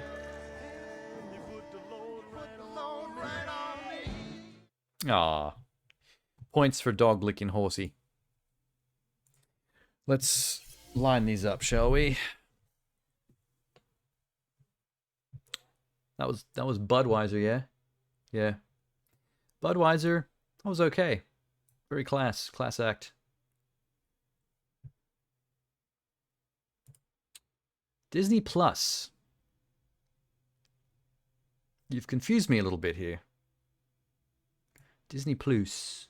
It wasn't dog water, but one time watch is enough. You didn't really do anything with that ad. I got a few feels from some of those quotes, but I mean, it was barely an ad. You do a bit more. Google Pixel.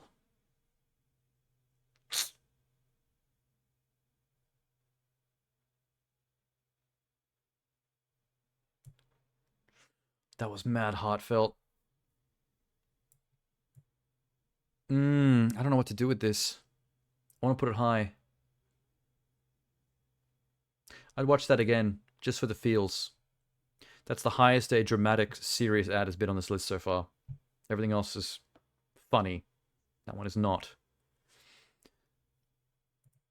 Okay, there's a lot here that... I've only got 4 left tabbed, but there's more than 4 here for sure.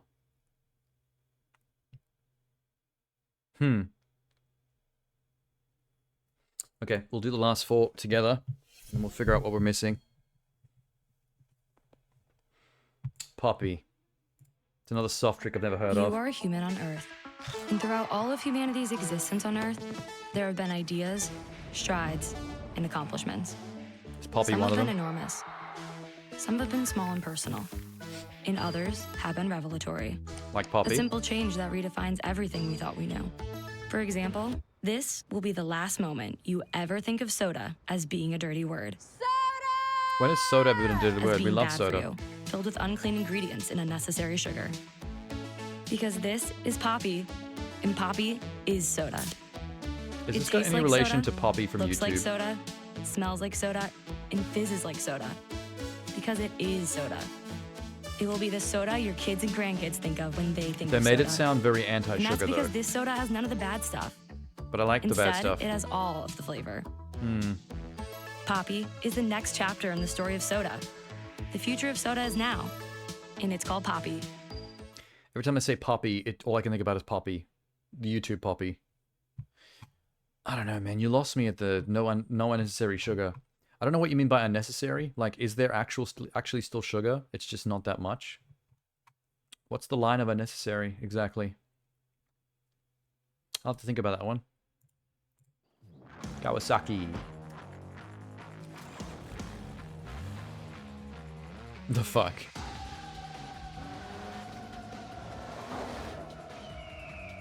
Oh my god.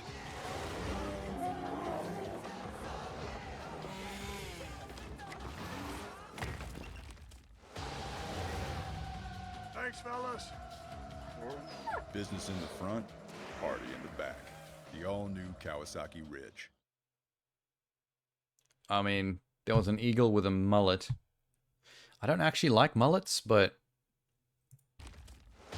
Is that Stone Cold Steve Austin? Thanks, fellas.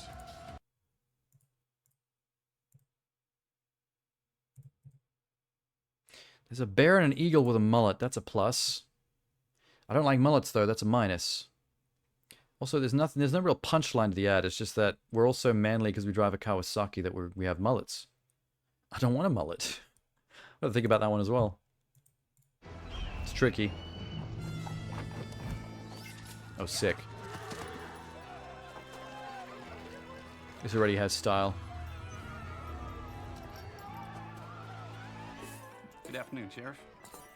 The usual? Thanks, Earl.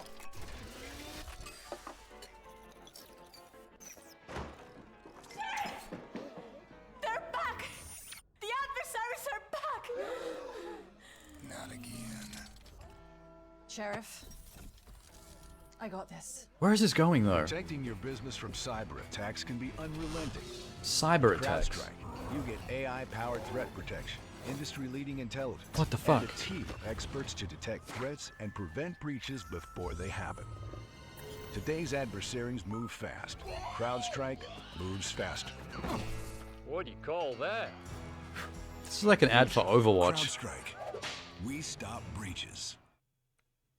I mean, it was almost too creative. It did feel like watching an ad for a video game. But I liked all the Cyberpunk Wild West shit. I feel like I've been slightly bias triggered by that. I might put that one higher than it needs to be. All right, what else we got? Apartments.com. Wait, start that again. Holy shit. Why are you here? State your purpose. Sick. To find a place to rent. Ha! Renters when I see him. Who is this guy? It's the top priority when you move to a new city or Brad galaxy. Bellflower. That's not Brad Bellflower. We can help you get into a lovely 1-bedroom, 2-bedroom. I don't want to presume That's anything. Goldblum. I like these guys. Apartments.com, the place to find a place.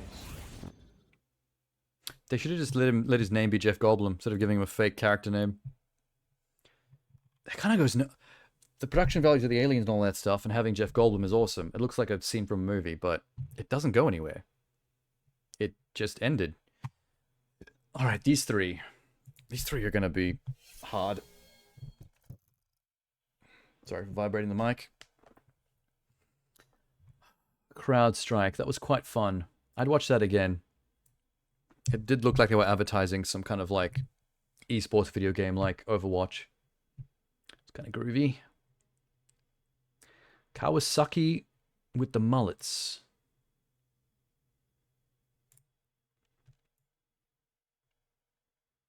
One time's enough. Animals with mullets is funny, but it was just a car ad. It was just showing a car driving. Whatever. What am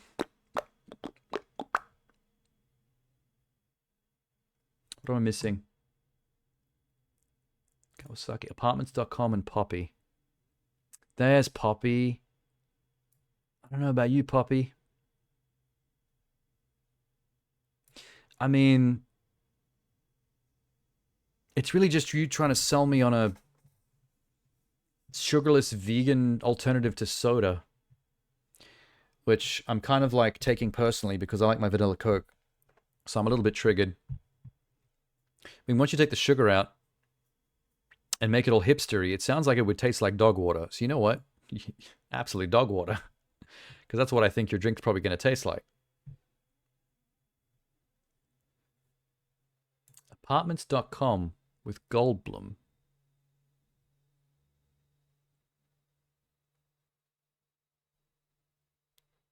Where the hell is Goldblum?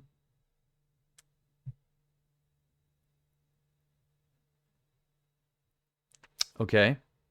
What is this one? It's like a picture of a balloon with confetti? What the fuck is that? Hold up. We can help.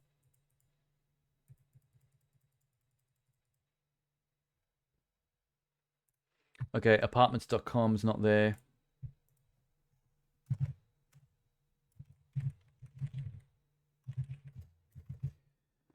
How do I feel about that? It's okay. Doesn't really go anywhere, but they've got Goldblum and good effects.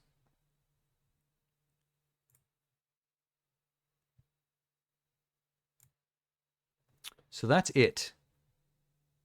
Where are the rest of these?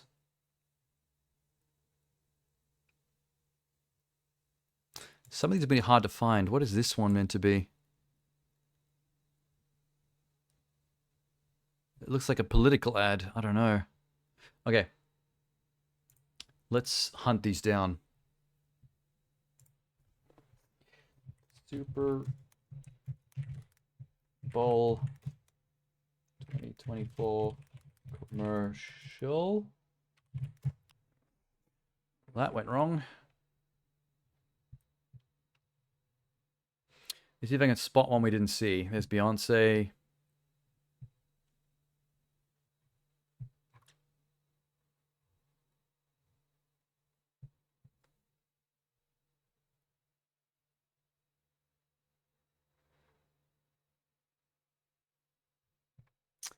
We've seen all of these.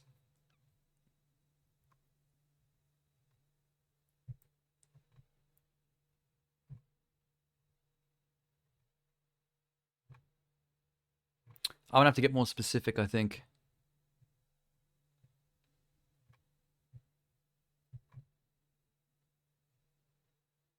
Kia, big game commercial.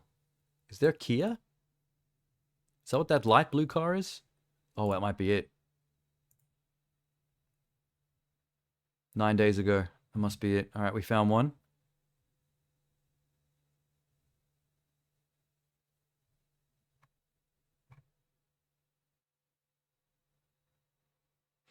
Ben Shapiro breaks down 2024's big game commercials, the good, the bad, and the woke. Oh, fuck off.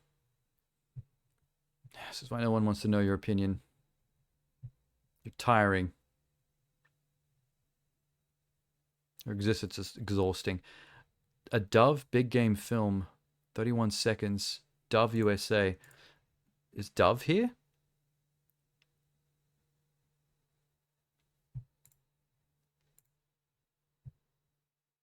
Two weeks ago. I'll check it out.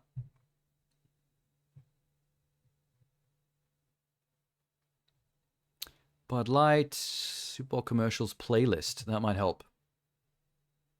All right, let's check out the playlist. What do you got? Doritos, Kawasaki. Doritos is one of them. That's what we need. Oikos. 51 videos. Martin Lawrence and Shannon Sharp. Hell's Oikos? Drumsticks. Eric Andre. 1:20. Fucking hell.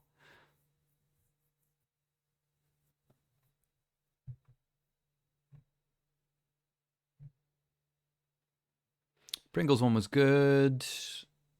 Drumsticks not even on my list.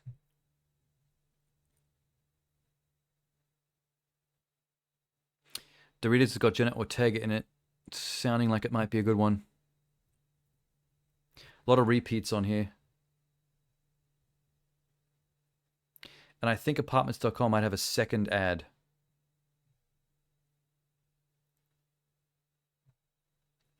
Popeyes, Hellman's, Volkswagen. We needed that one too. Got a hit.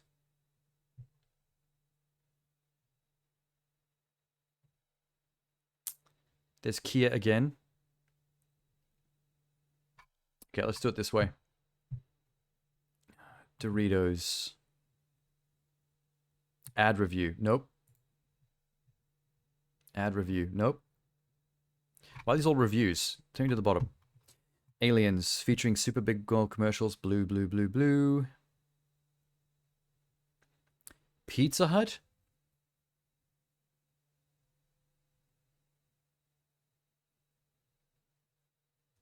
I've got Kia. Dove again.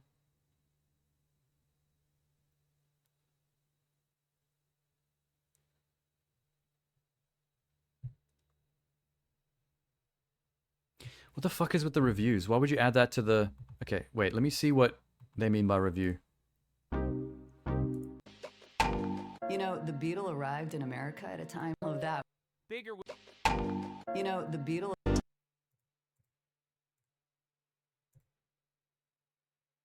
This is kind of some bullshit.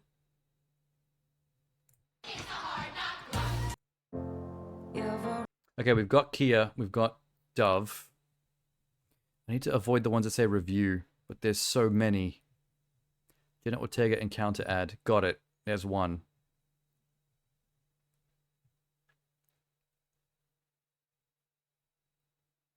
There was another car one we need, not T-Mobile. Super Bowl, funny, drumstick.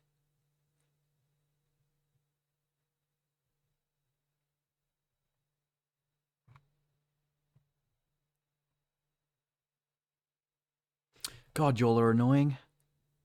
Where's the Volkswagen one? Review. This playlist is a bust.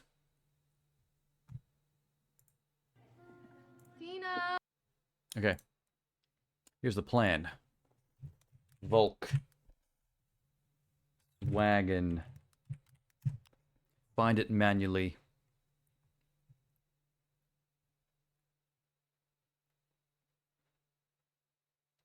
Big game teaser. Big game commercial. That's the one. Okay. Kia. Plan. Let's go. Snapchat. 2 weeks ago. Snapchat Super Bowl ad.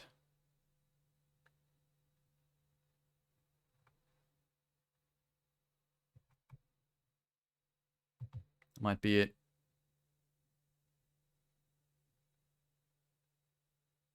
Oh, this might be the longer version. We'll see. Duolingo.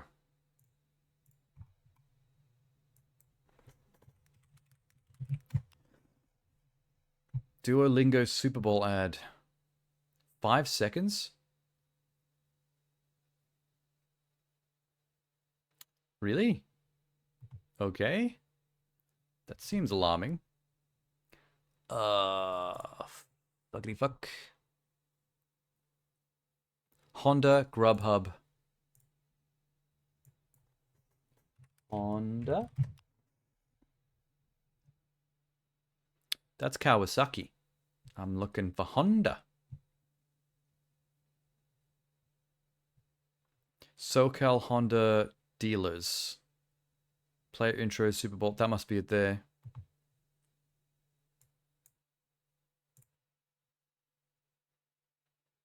Grubhub, Progressive. Grubhub. DoorDash. Nope. Uber Eats. Nope.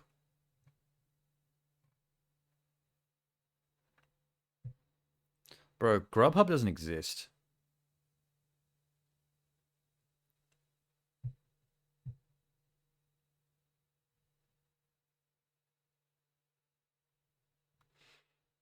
Super Bowl. Let's just go Super Bowl Grubhub. Simplify the search. 9 years ago.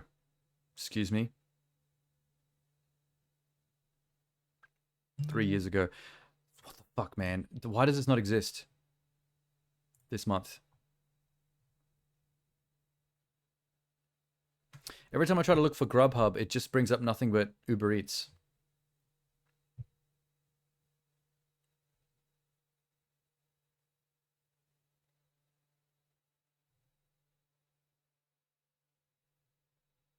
There's a video of how much some guy made on Grubhub on Super Bowl night, taking food to people's houses.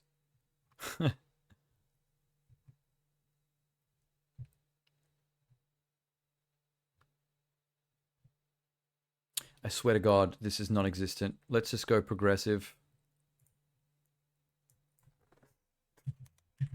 Progressive.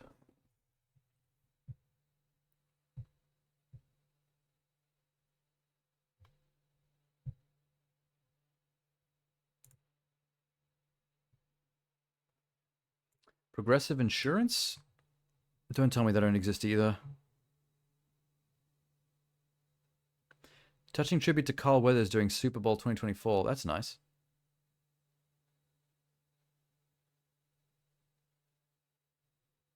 But for what company? Who did this? Who knew Super Bowl commercials had quality work to be and dual?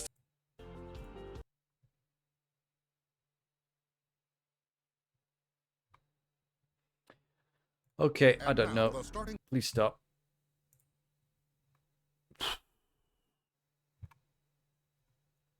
Either some of these don't exist and someone's lying to me, or they've been scrubbed from the internet. Phoenix. What is Phoenix? We haven't seen Doritos yet either.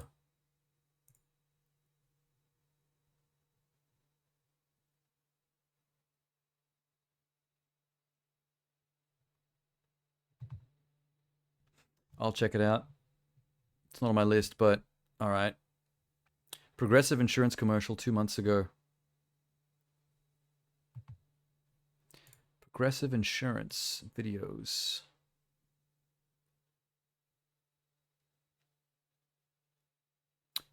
Which one is considered the Super Bowl commercial? I don't understand.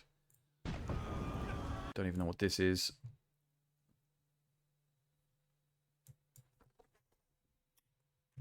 Grubhub by itself. Grubhub. Videos. 3 weeks ago. Grubhub demo for a restaurant. Oh boy. The hell even is Grubhub?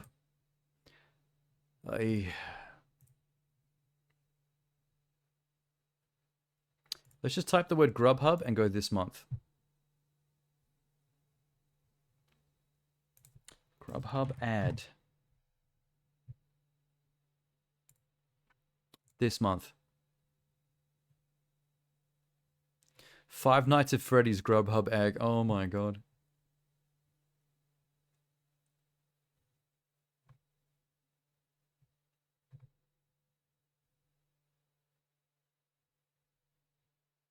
Snoop Grubhub ad, but in low quality. There's a Snoop Dogg Grubhub. What the fuck?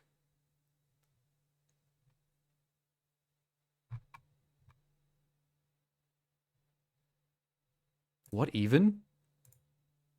Did somebody say Grubhub? Me, get delivery like a G. See, hungry dogs gotta eat. I get mine. What the hell? Every week, chicken wings to the crib. I'm sitting in. Burger in the I can't see what's happening. Wonton on a catamaran. Oodles and noodles. Thank you, my man. They legit paid Snoop Dogg to make a Grubhub rap. I can't believe this. When did this happen?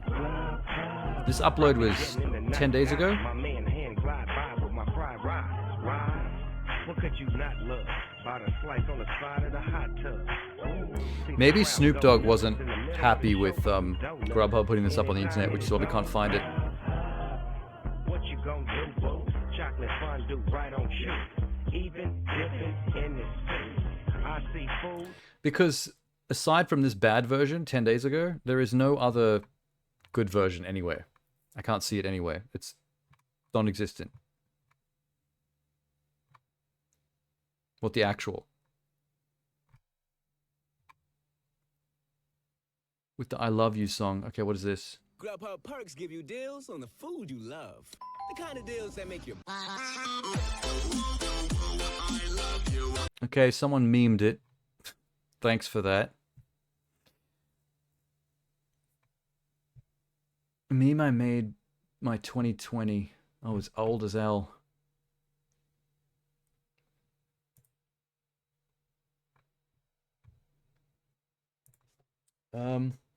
Grub Hub Super Bowl. Google help me.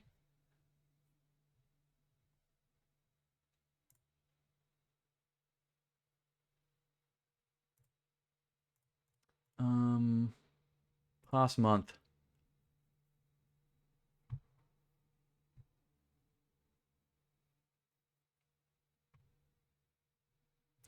Discover videos related to Super Bowl commercials, Grubhub on TikTok. Okay.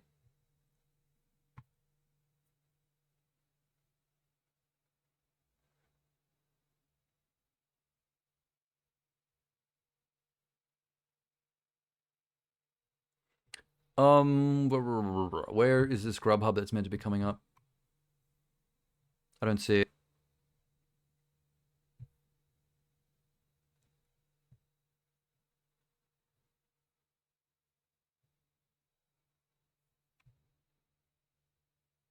Dunkin' Donuts was a good one. Fan cam.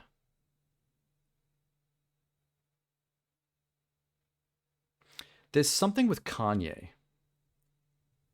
The hell is that?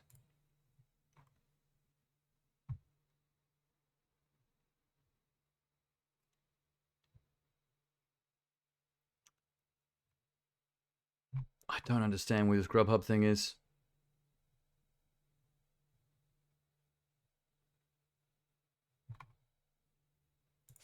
Grubhub Super Bowl ad. I keep getting lots of TikTok.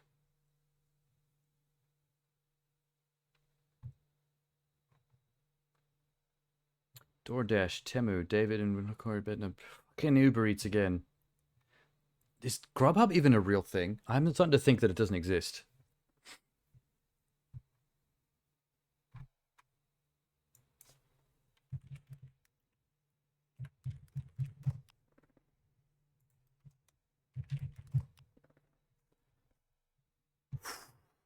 Okay, what about this?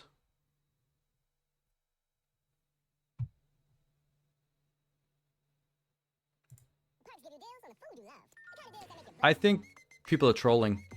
I think people are sharing Grubhub's old commercials. Like, oh, do you like the Super Bowl trailers? What do you think of this old one? Yeah. I think that's what's going on. Alright, Grubhub, sorry. You're going in the dog water section because you're just a meme. I don't think any of that was real. Alright.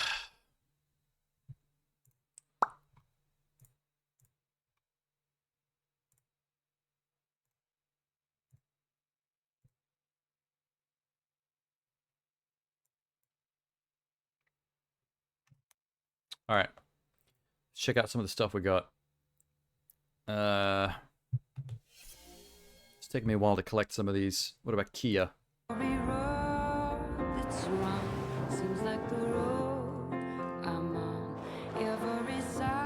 This is going to be one of those straightforward commercials where product just is doing things the product does.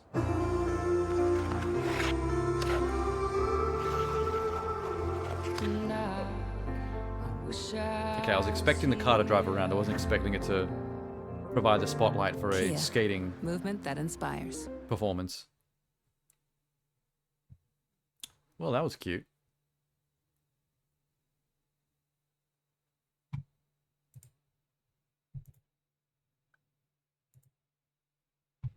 Dove?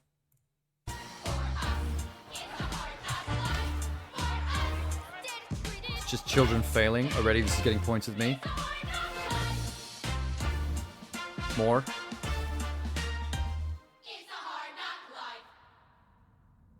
Oh, it's a body positivity message. Oh shit, just got serious. Not funny, but another one of those good message ones. Doritos, here we go. This should be good. Tina! Jenna Ortega's so hot right now.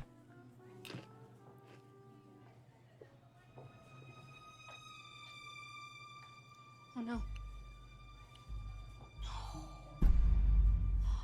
No, no, no, no, no, no, no, no. She's putting all the acting in. What the? This ad is weird though.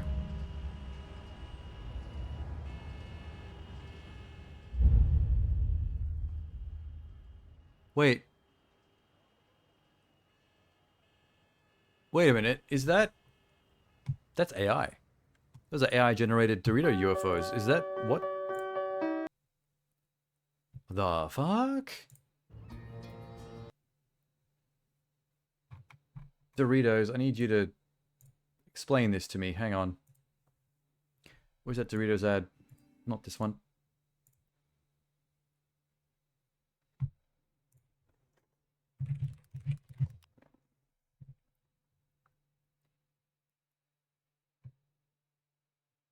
Dina and Mita extended cut. 2 minutes in. Okay, maybe this will help.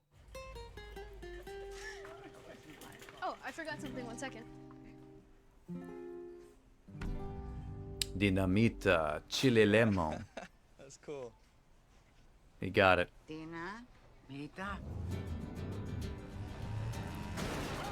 This seems like the actual proper ad.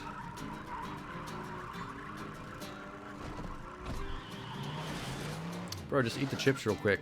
Once it's gone, they can't do nothing.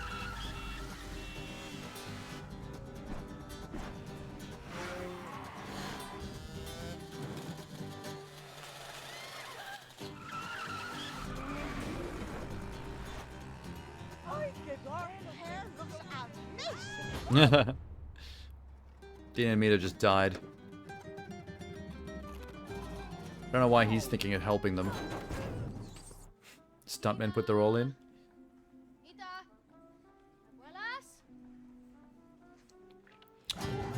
Now that I see the actual proper trailer, Jenna Ortega is not really in it much. Her fake grandmother's Dina and Mita are just chasing some dude for chips.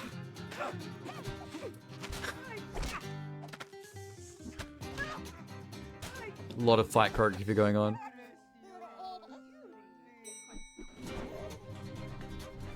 I wonder if that guy's meant to be someone recognizable.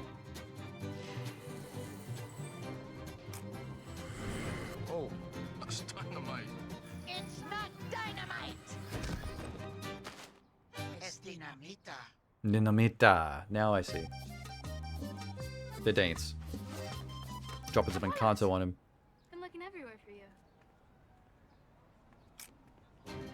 Nina, Mita, go ahead. Try us. Oh, they're gonna now attack Jenna Ortega? Why can't we see that part?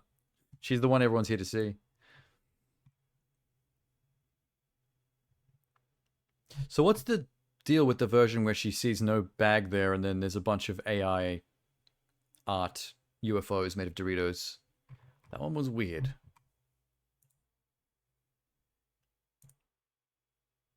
Okay. Volkswagen. Did you ever read about a frog who dreamed of being a king It's gonna be classy.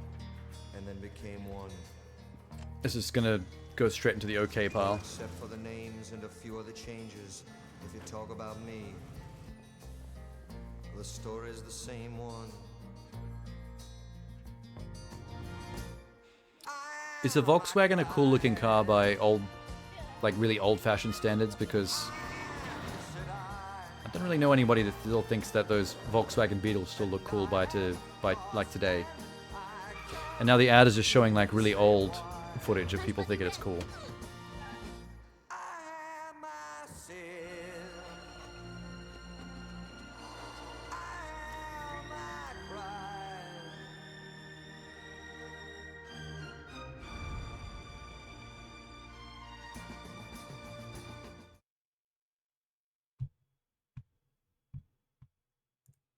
Yep, that's an okay. It's a classy ad, but I've already forgotten it. It's not really entertaining or fun. Okay, Snapchat. What's the deal here?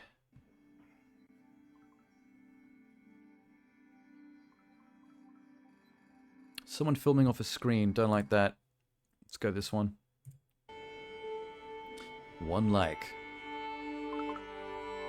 2 likes. 3, 10, 1,000.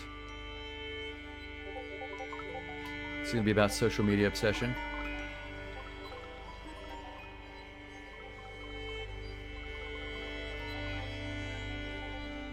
Wow, this Snapchat ad is kind of going against the social media vibe and trends that it helped to establish.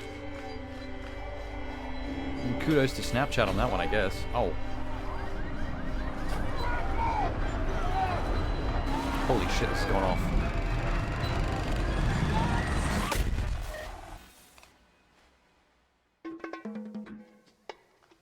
Les? Yeah. I want you to clap. Les, are you announcing the fact that you're leaving the social media market for the sake of humanity? No, you're just selling yourself as being the goofy alternative that's not about the serious humanity-destroying bullshit. But you still are.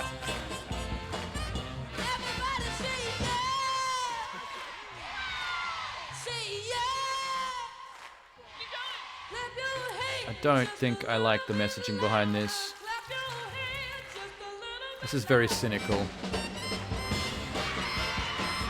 They just showed everything that's bad about exactly what their platform and all their competitors are brought into the world, and now they're pretending like they're not about that. We're the one where everything's fun and silly, and not political.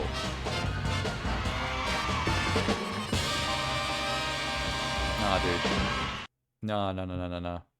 We gotta get back to the list immediately. I need to make a decision here. Snapchat? You're going into dog water for that. I don't believe your message in the slightest. Kia, you were okay. Just basic classy shit. Doritos.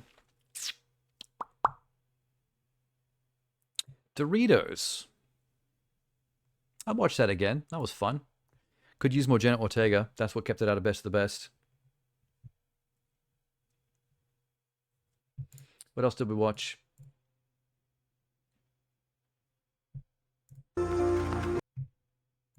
I moved the Kia in. Yes, I did. Dove.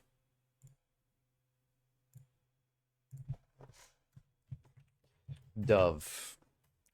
And the body positivity thing, that's an okay. I'm cool about that. There's the Doritos one. Volkswagen. Oh yes, that.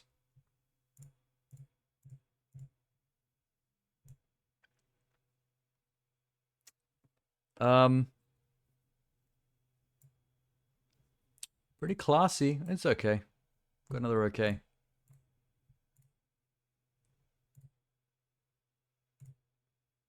Snapchat already roasted. We've got Honda, we've got Duolingo, we've got Progressive. These two, I don't know what they are. We need to look up Honda. Kanye. Jennifer Tilly.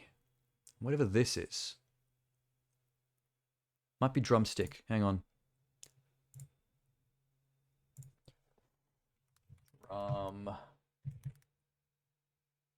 Stick. Yep, that's the one.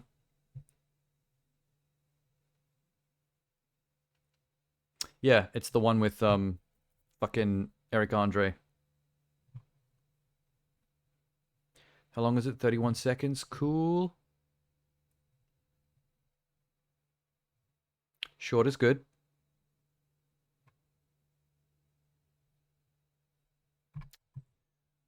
Okay, we got that sorted. Discover.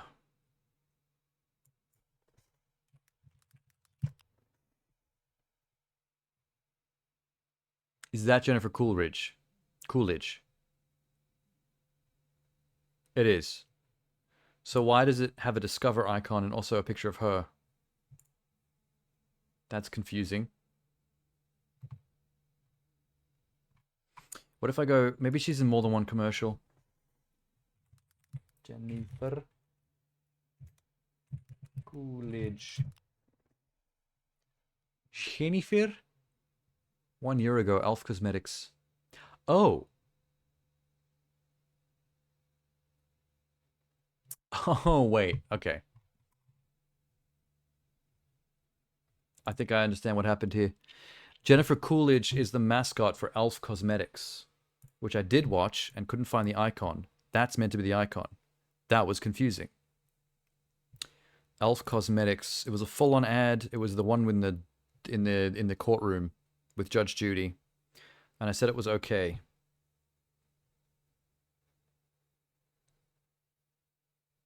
I'm gonna upgrade it to I'd watch it again. It is better than a lot of the other okays that I put in there. Please go away. You exit. Groovy.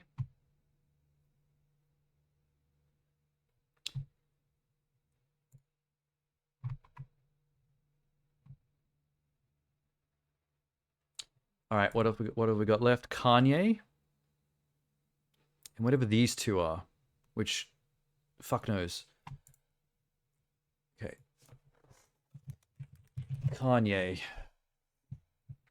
promotes Yeezy fashion line in bizarre Super Bowl commercial. Really? He did. Didn't know that. Let's just see what's what.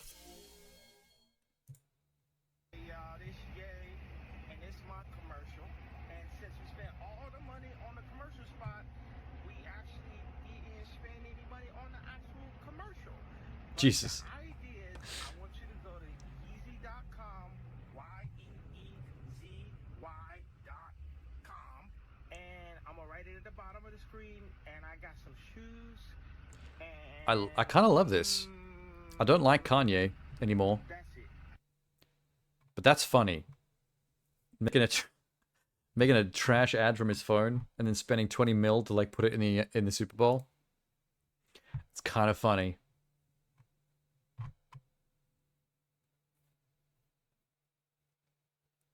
You got to kind of give him props for that. Okay.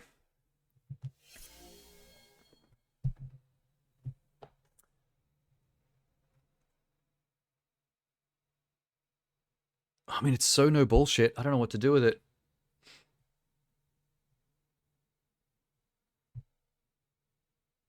Oh, I hate this.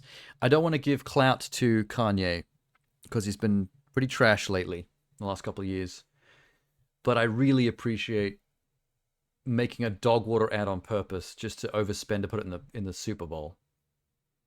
That's a cool move. I'm going to put him in best the best. I think that is a pretty funny play. That is a Tom Green, Andy Kaufman kind of play.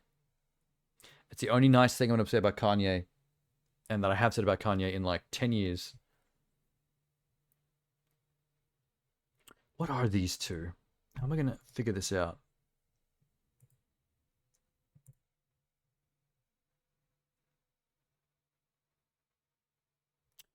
Kennedy. What? Save image as Kennedy. Is it a political ad? I don't like the sound of this. Kennedy Super Bowl. Robert Kennedy Jr. apologizes for Super Bowl commercial. Oh, wow, really?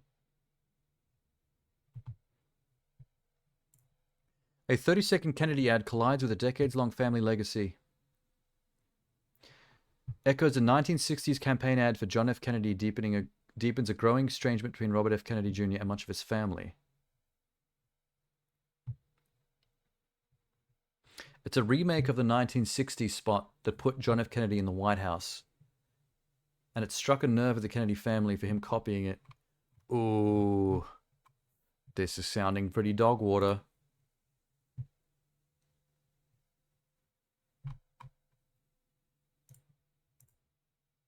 Hold up.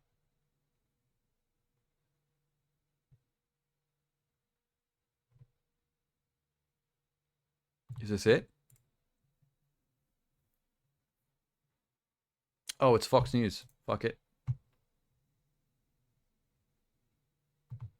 This might be it.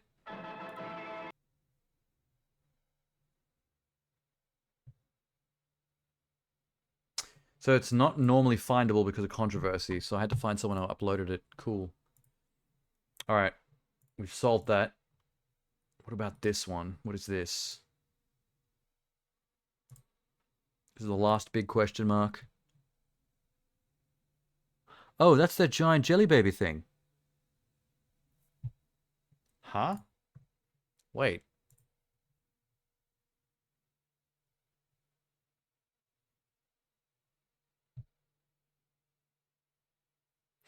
Oh, okay. Got it. Nerds. I didn't recognize the picture. That was dog water. Kind of made me feel a bit funny. Okay. We've got him. We've got everything I missed. The next 6. I was 36,000 feet in. Shush. Discover 3, 4, 5. Oh, 5 and 6. I've got an extra one here that I don't know what it is. Phoenix.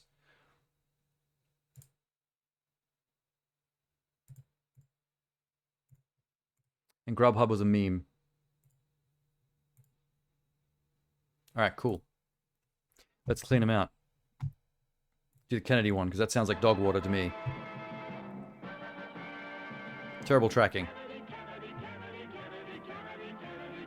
Oh, so they actually just fully lifted the original Kennedy ad and just superimposed him into it.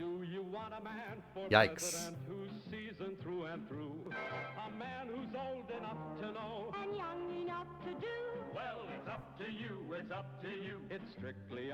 Yeah, this is cringe, man. That's almost below dog water. For the content of this advertisement. The dog water tier might not be low enough. That's kind of cringe tier. Yikes. Now let's see what this Phoenix thing is, because I'm not sure what I clicked on here. This is not part of the list.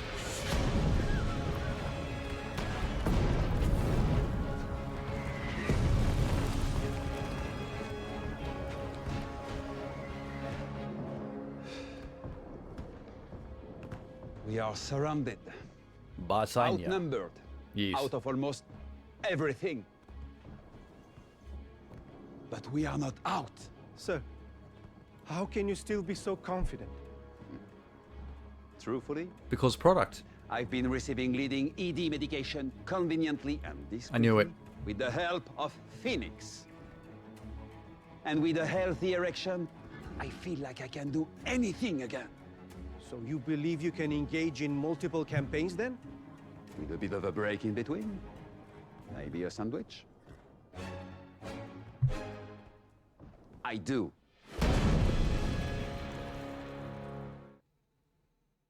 It kind of sucked, man. Production values were decent, but wasn't really feeling it.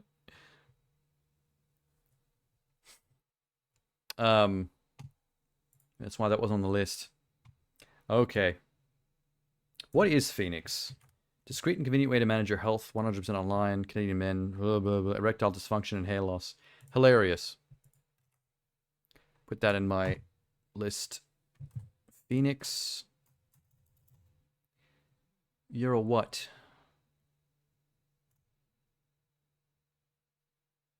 That's an only once. That's almost bottom tier.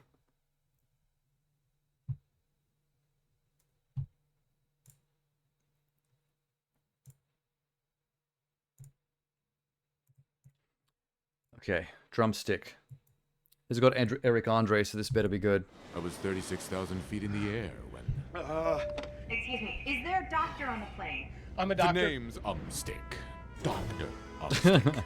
Get my bag. Stat. Sweet. Oh man, I want a drumstick. Am I gonna be okay? I have no idea. I'm not a body doctor. What? Where did you all get those? I want one so badly. This ad just worked on me. I'm sorry about him. Another day, another drumstick. I mean, I was kind of hoping that was going to be more interesting. That wasn't as good a trailer as it could have been for having Eric Andre. Also, what a weird concept. Hey, let's just put a period after the DR and drumstick and call him Dr. Umstick and make him a bad doctor.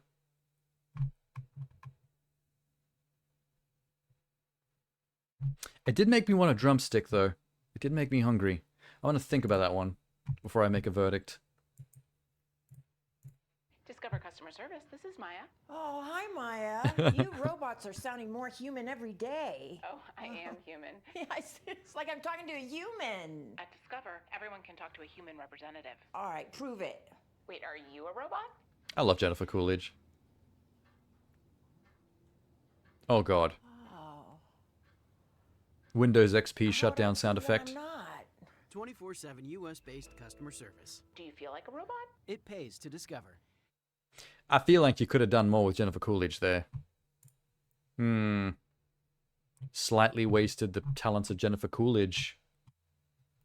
A little bit mad, but it's still a decent ad, I suppose. What's this one? What's the Honda one? This one confuses me. And now the starting lineup for Sunday's big game. Gary Wright, wide receiver. Daryl Thomas. These are not athletes. Kevin Pearson, wide receiver. He's a fat man. Mark Sanchez, quarterback. So those are the dealers? I don't want to look deeper into this Honda thing. Trash. Don't like it. Progressive Insurance. I don't know which one of these is supposed to have been at the big game spot. The most recent ones are 2 weeks ago, so it could be one of these two. I'll give them both a try. They're both 40 seconds, about around the right time. Everybody get their banking done? Let's go, drive, we gotta go. Someone's in a hurry. And 1 Mississippi, 2 Mississippi. Can we go? Yeah, faster. Infuriating. Missouri. You see, I get discounts for my safe driving with Snapshot from Progressive. You should see my savings. They're nuts. You told us he was a skilled wheelman. No, I'm a wheelman. His family name on my mother's side. Irish. Ha. Yeah, I like it smooth. The smoother the better. Just like the slow down, take Is this it the easy. bloopers? No place to be. Hey, don't drive off yet. Watch more videos right here. Wow, man. Okay. The next one better be better. Here comes the bread guy. Ugh, Okay, Claymation's already better. How dare you? Come on. If you save nearly $750 like this, imagine what we could splurge on. Oh, like sourdough. Oh, it's No, CG, the good but stuff, like blueberries. frame rated to look like And strawberries. Exactly. Claymation. Raspberries, blackberries, cranberries, elderberries. We don't need to name all the berries. Goji berries, halle berry. That's Archer. The Archer voice actor. You know that voice anyway? And you could save hundreds to spend on Okay. All these progressive ads are kind of random. I like Archer, but this is going to go in the only bother to watch once. Nothing special. Boo. What am I missing?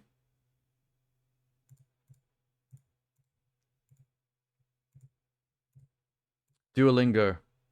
This is the shortest ad in the entirety of Super Bowl history. 5 seconds?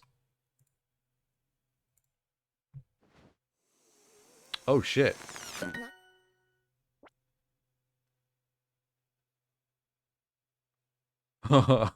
Wait. Wait. The Duolingo ad is the Duolingo owl growing thick-ass cheeks that turns into a quado. In 5 seconds flat. Oh man, we got a winner. Oh man, we got a winner right here. Oh, we got a winner. This okay, Duolingo, you surprised me. What, shock and horror. That's going in best of the best. That's an S tier. Progressive. One time watch is enough. All your ads are just ads. Mr. Kennedy.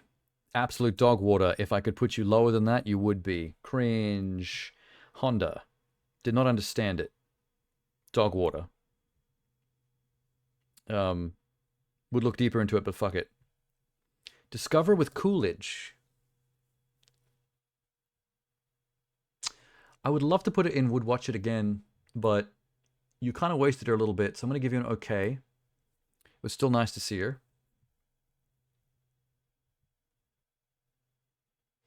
And I feel like Eric Andre was wasted again on a stupid Dr. Stick joke. And the puppet wasn't even funny, really. The only thing good about that trailer was Eric Andre's likable, and it made me want to eat a drumstick because they look delicious. So, I'll give you an okay. Looking good. Looking toit.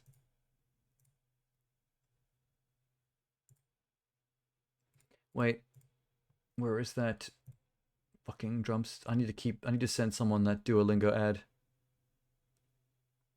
Where is it? Do your lesson, no buts. It's the one. Yeah, we're keeping that. I gotta send that to people.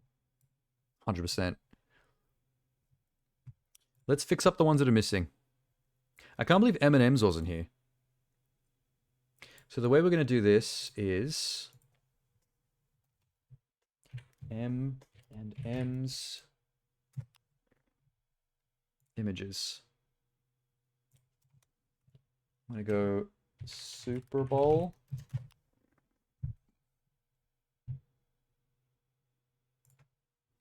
$2024.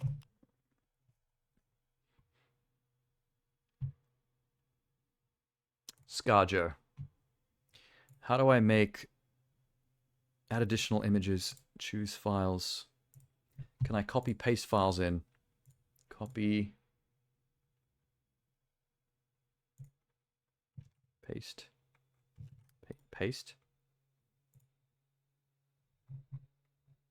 I cannot. All right, new plan. Save image as. New folder. Super Bowl. God, there's so many memes on my computer.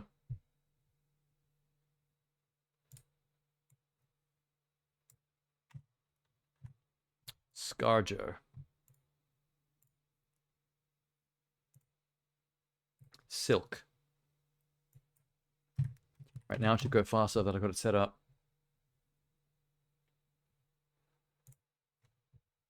There's Jeremy Renner. Save image as. Correct. Next. Yeah, now we're cooking. Silence. What even was that?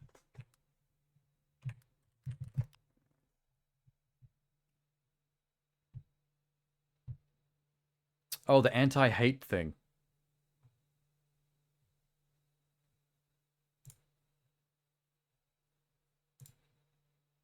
Okay, cool.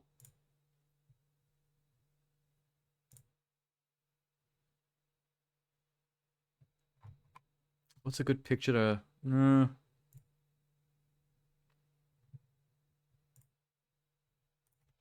do that one.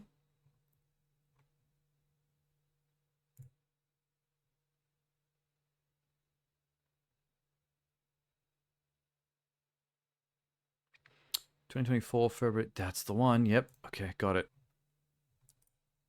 Save as. Silence. Next. All homes. Some of these are big brands. I'm not sure how they didn't make the list originally.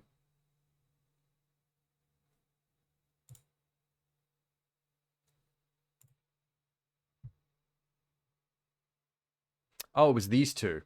It was that series of ads with these two motherfuckers.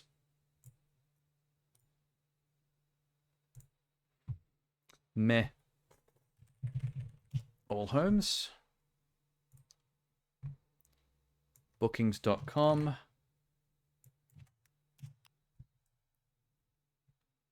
That was the Tina Fey thing.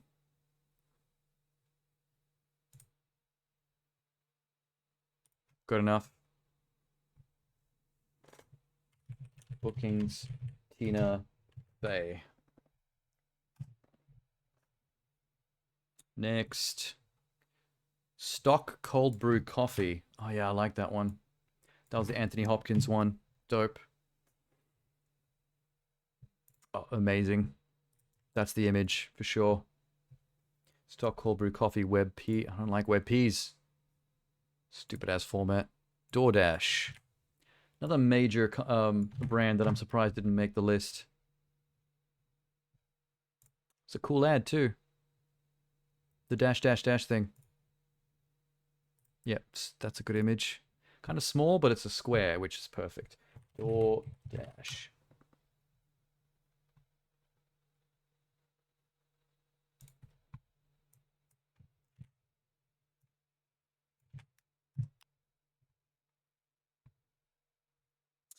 Oh yeah, this bullshit. Wasn't really impressed, but okay. Save image. TurboTax. That's the $1 million thing. I'm pretty sure. Oh, that's an AVIF. Fuck that. That ain't gonna work.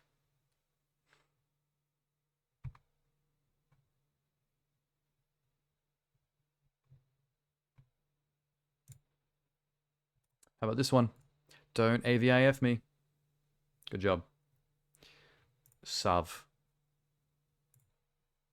Apartments.com. Oh, the Goldblum thing.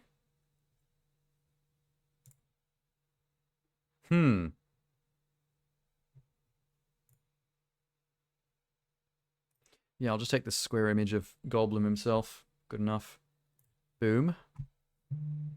Almost done. Dove.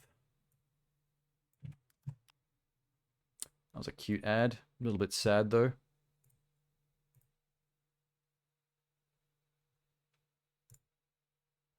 That's a really sad picture. I'll take that. That'll make it easy to remember which one that is. Phoenix.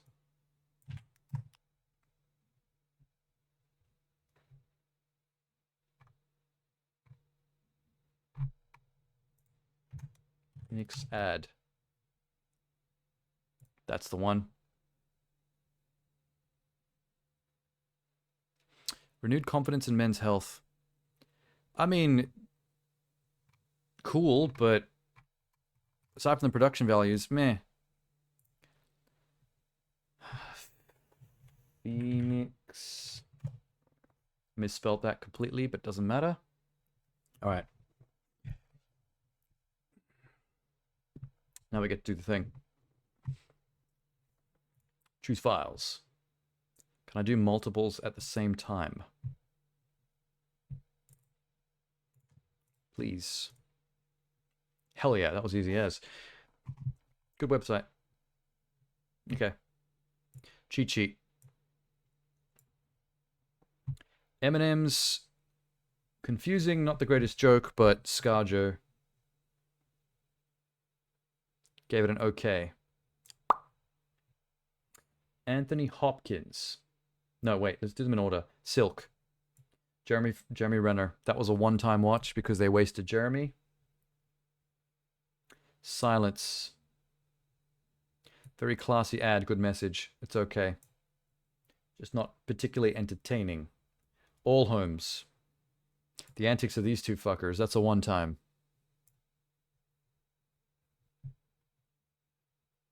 Bookings.com.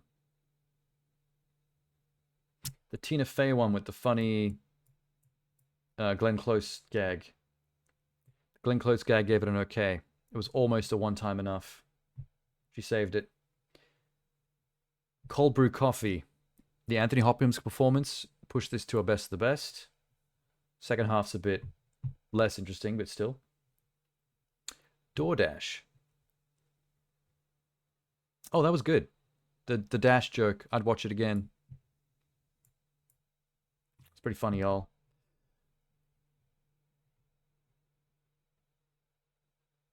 TurboTax. That was dog water. That was the win $1 million for doing tax with us. Bullshit. Get on my face. Apartments.com. That was the good CG, but kind of wasting Goldblum. Kind of similar to what All Homes did, because he appeared in that briefly as well, but for no reason. So we're going to give that an okay. Dove, also okay. Great message. Not particularly entertaining or funny, but touching. And Phoenix, only once. Good production values. Kind of funny that it's about erectile dysfunction and men's health and all that stuff, but not really entertaining or funny. That's the list. That is the final Super Bowl 2024 commercial list. Tier list. Looks amazing. How do I save this again? Save or download?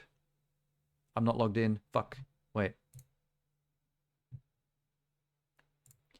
Download image. Super Bowl. No, desktop.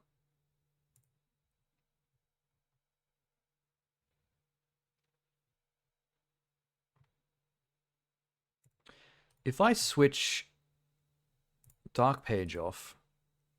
Force dark page? Oh god, that's terrible. I think I've already got dark mode on somehow. I also want to save this login. Twitter. Usually the fastest way to do it.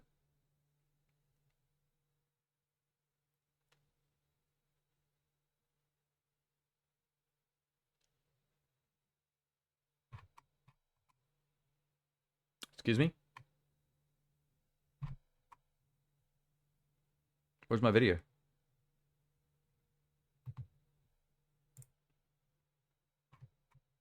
You made me log in. Where's my tier list?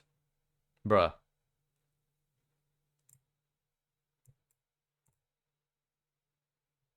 Oh, thank God it's still there.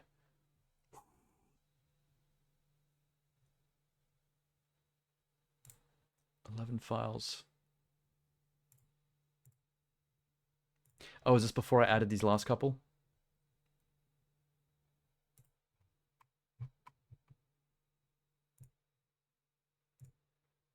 Yep.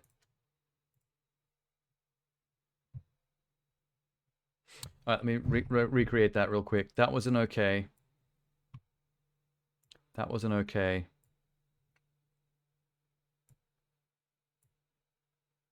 I wish I didn't close that. This one was a I'd watch again. This one was a best of the best.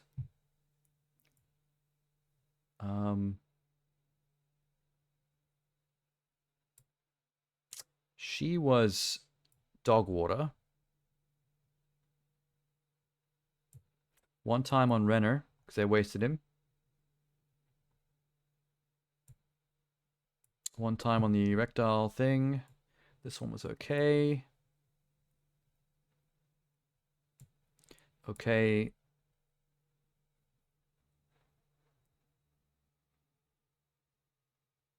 God damn it, my brain. I might have to look at the VOD to make sure I have it correct. Oh, no, wait. I had a screenshot. Yeah, legit. One time is enough. All homes, erectile dysfunction, Renner.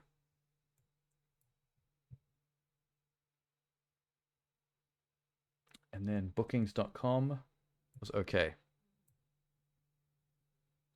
That was it. Okay, we're back. Now can I save it? Title of tier list. Super Bowl 2024 commercials.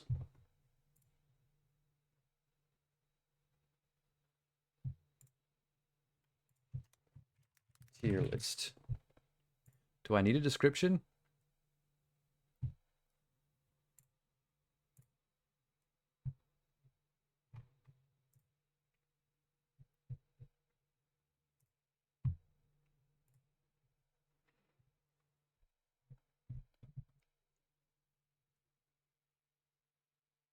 Add description. Every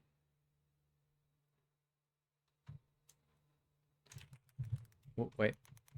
Every commercial aired during the 2024 Super Bowl tier listed.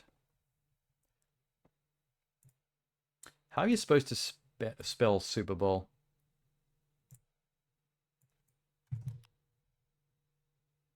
Two words. Whoops. I have been doing that wrong all my life. My bad.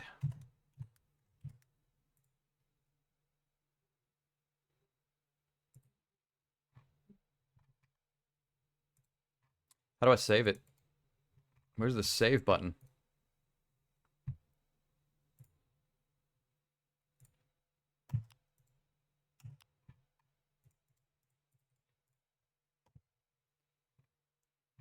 The fuck? Oh, way to go. Yo.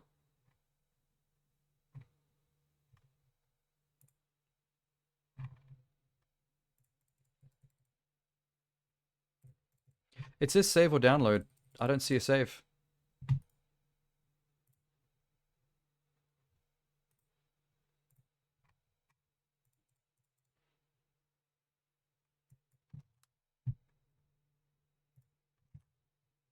Fuck. Copy. Paste. Stop doing that. Copy. Paste. A little confused.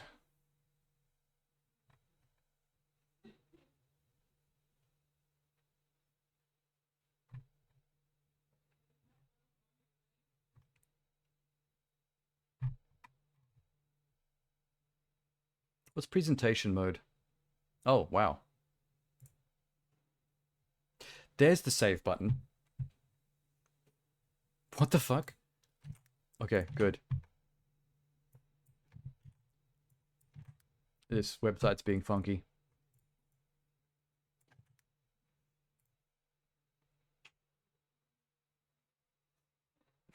Sweet. Maybe you have to go to presentation mode first before you can save it.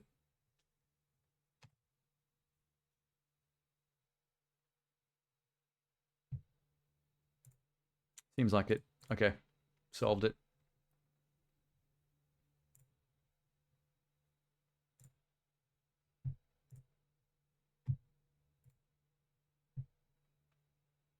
Nice.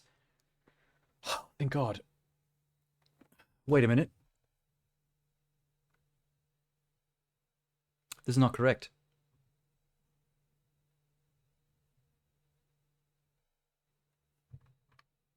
It's missing the extras I put in.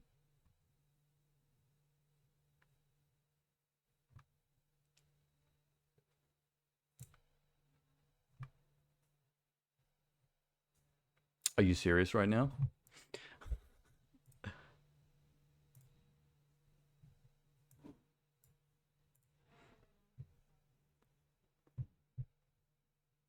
All right, what did I do? Trash. Dog water. One time watch. One time watch. Okay. Best. One time watch. Okay. Okay. Okay. Watch again.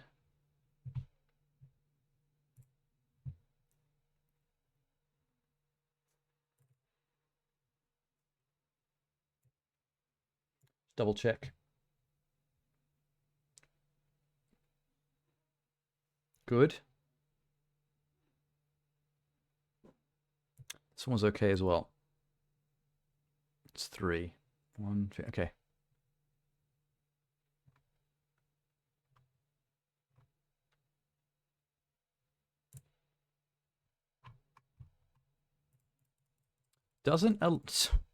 Why does it work this way?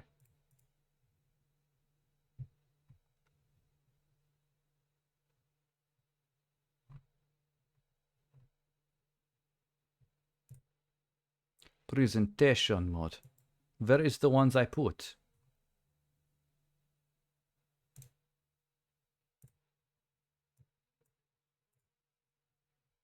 Do I have to do it in presentation mode? Is that the problem? You son of a bitch. Okay, I'd watch again. Number of times I've had to do this over and over again. One time watch. Wait. One time watch. One time watch. And then, okay. Trash.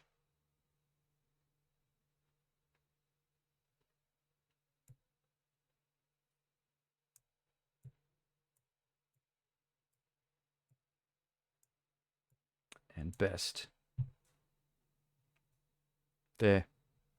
Please keep it now. Save. It won't let you save it with the new additions I had to add. Don't get that.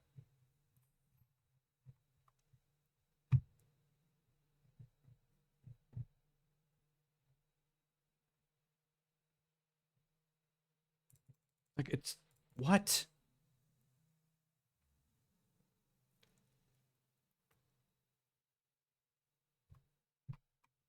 Alright, I'll figure this out later. Because it makes me mad. Because I had to add those extra commercials myself that they missed. And now it won't let me save my version of it with the additions.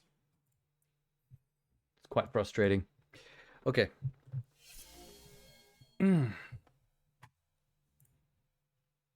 That's fine. I got through it in the end. That was fun. And I got to see all the stuff that I missed out on. Both movie trailer and commercial wise. So I'm up to date. Up to date with Super Bowl. Except for the actual sports part, but who cares about that? Whatever. Anyway. Next week is Soul Hackers 2. All the way through. So yeah. Hopefully that's fun. Because I'm not used to playing those kinds of Atlas RPGs, so I don't know what to expect. But we'll see. I might be starting the first one tomorrow, actually.